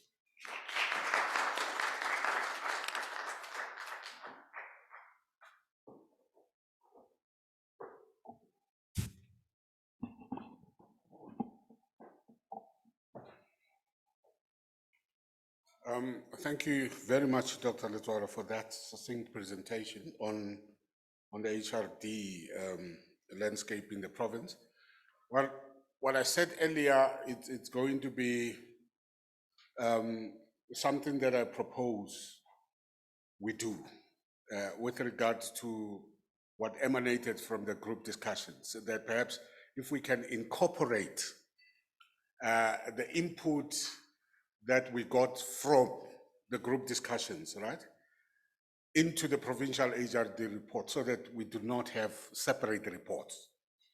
To the extent possible. I don't know what the processes are currently in terms of your own strategy, Dr. Shezi, but my sense is that instead of having these reports as separate reports, I'm seeing opportunities of synergies that one can fit into the other, so that we can cross-reference some of the issues that are mentioned in the HRD report to the issues that came from the group discussion.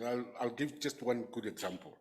Dr. Letwala makes a point about going out to mobilize additional sources of revenue through strategic partnering. It's the same question that came, generally speaking, in the discussions from the group. So I'm saying, instead of commenting on the same question in separate reports, there are possibilities of cross-referencing, and there are possibilities of drawing synergies from both processes and incorporating them into a single report. But whichever way, I will be interested just to get a sense of whether these issues have been covered. The machinations around how we go about doing it, obviously the team will brainstorm around it, and let's take it from there. All right. I'm not instructing the team's colleagues, I'm just throwing some ideas.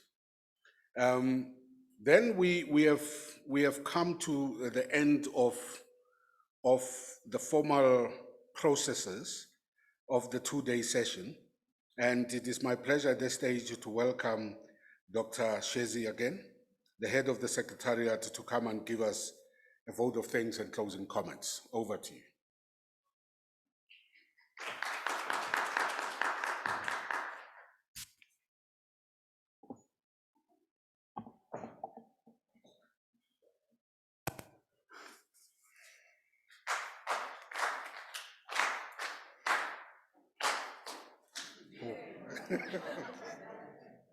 There was a warm welcome.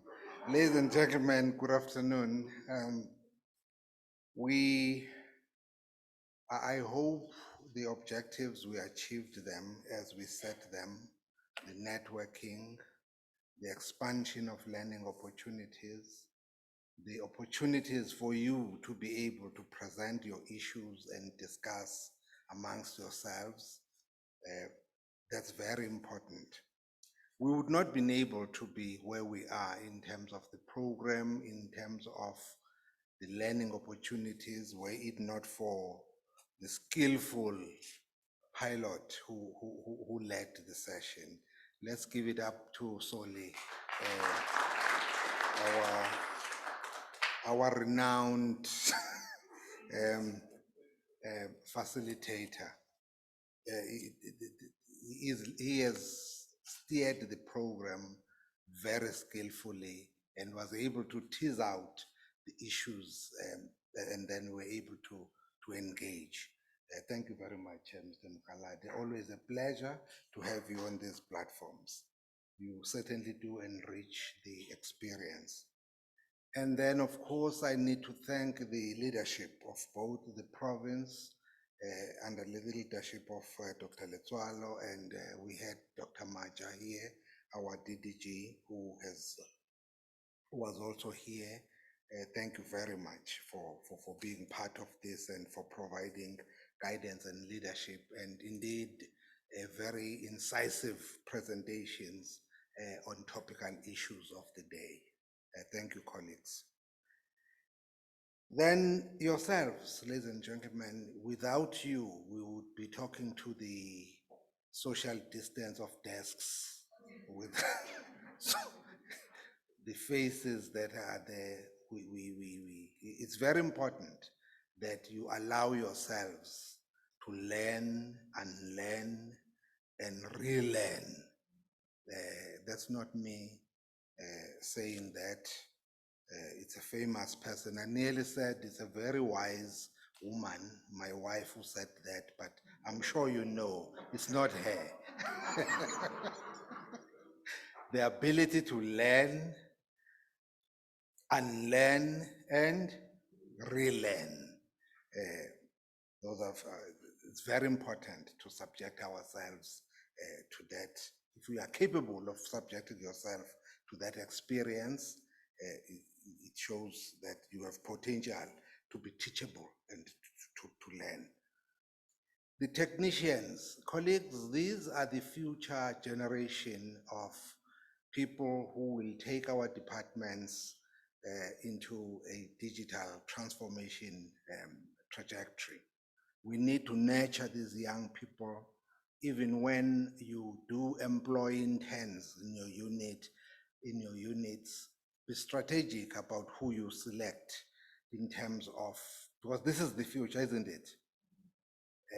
We thank the technicians who guided us, who were able to make sure that the program proceeds without a glitch. And it is strategic that we begin to recruit young men and women who have technical, who are techno savvy, so that the departments are able to be taken into the future in terms of digital transformation.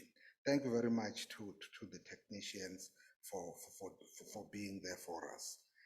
And then, of course, the sponsor representative. This is a sponsored session, sponsored by the EU, European Union. We would want to thank Austiejo from the NSG, who represents the sponsor in these processes, ensuring that the logistics are handled properly as they should. Thank you very much. The Secretariat, I work with men and women who are very diligent.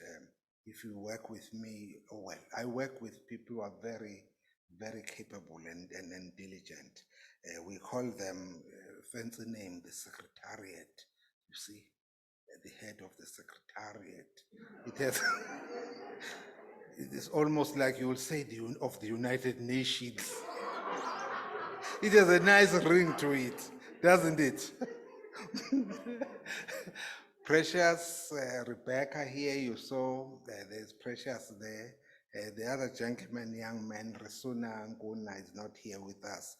These are men and women who form what we call the Secretariat. And I work with them. Thank you very much.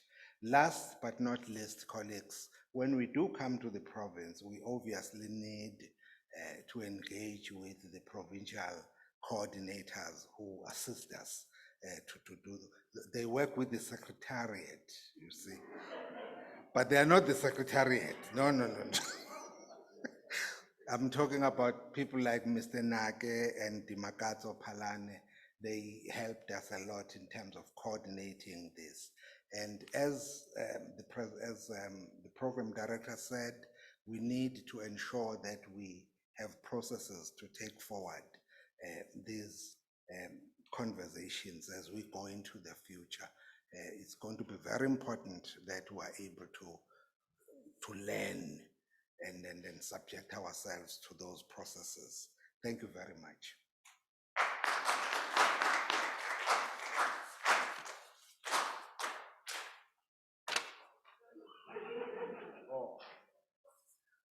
Well, lastly, on behalf of the NSG, I would want to present this to Mr. Soli Mukhalade.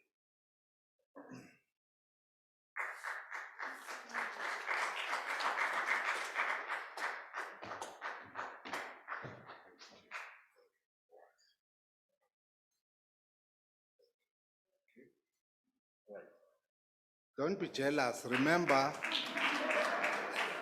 Remember, we presented to yourselves yesterday cups, didn't we? Yes. So we also did present something. I do know some of you did present themselves additional to that of the remaining cups.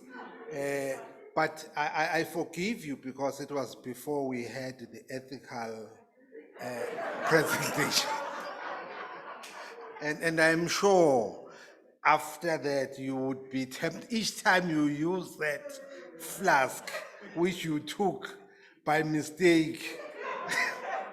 Think of the ethical issues, and when we do come to the province, just drop it in the car and then your conscience will be clean. Thank you.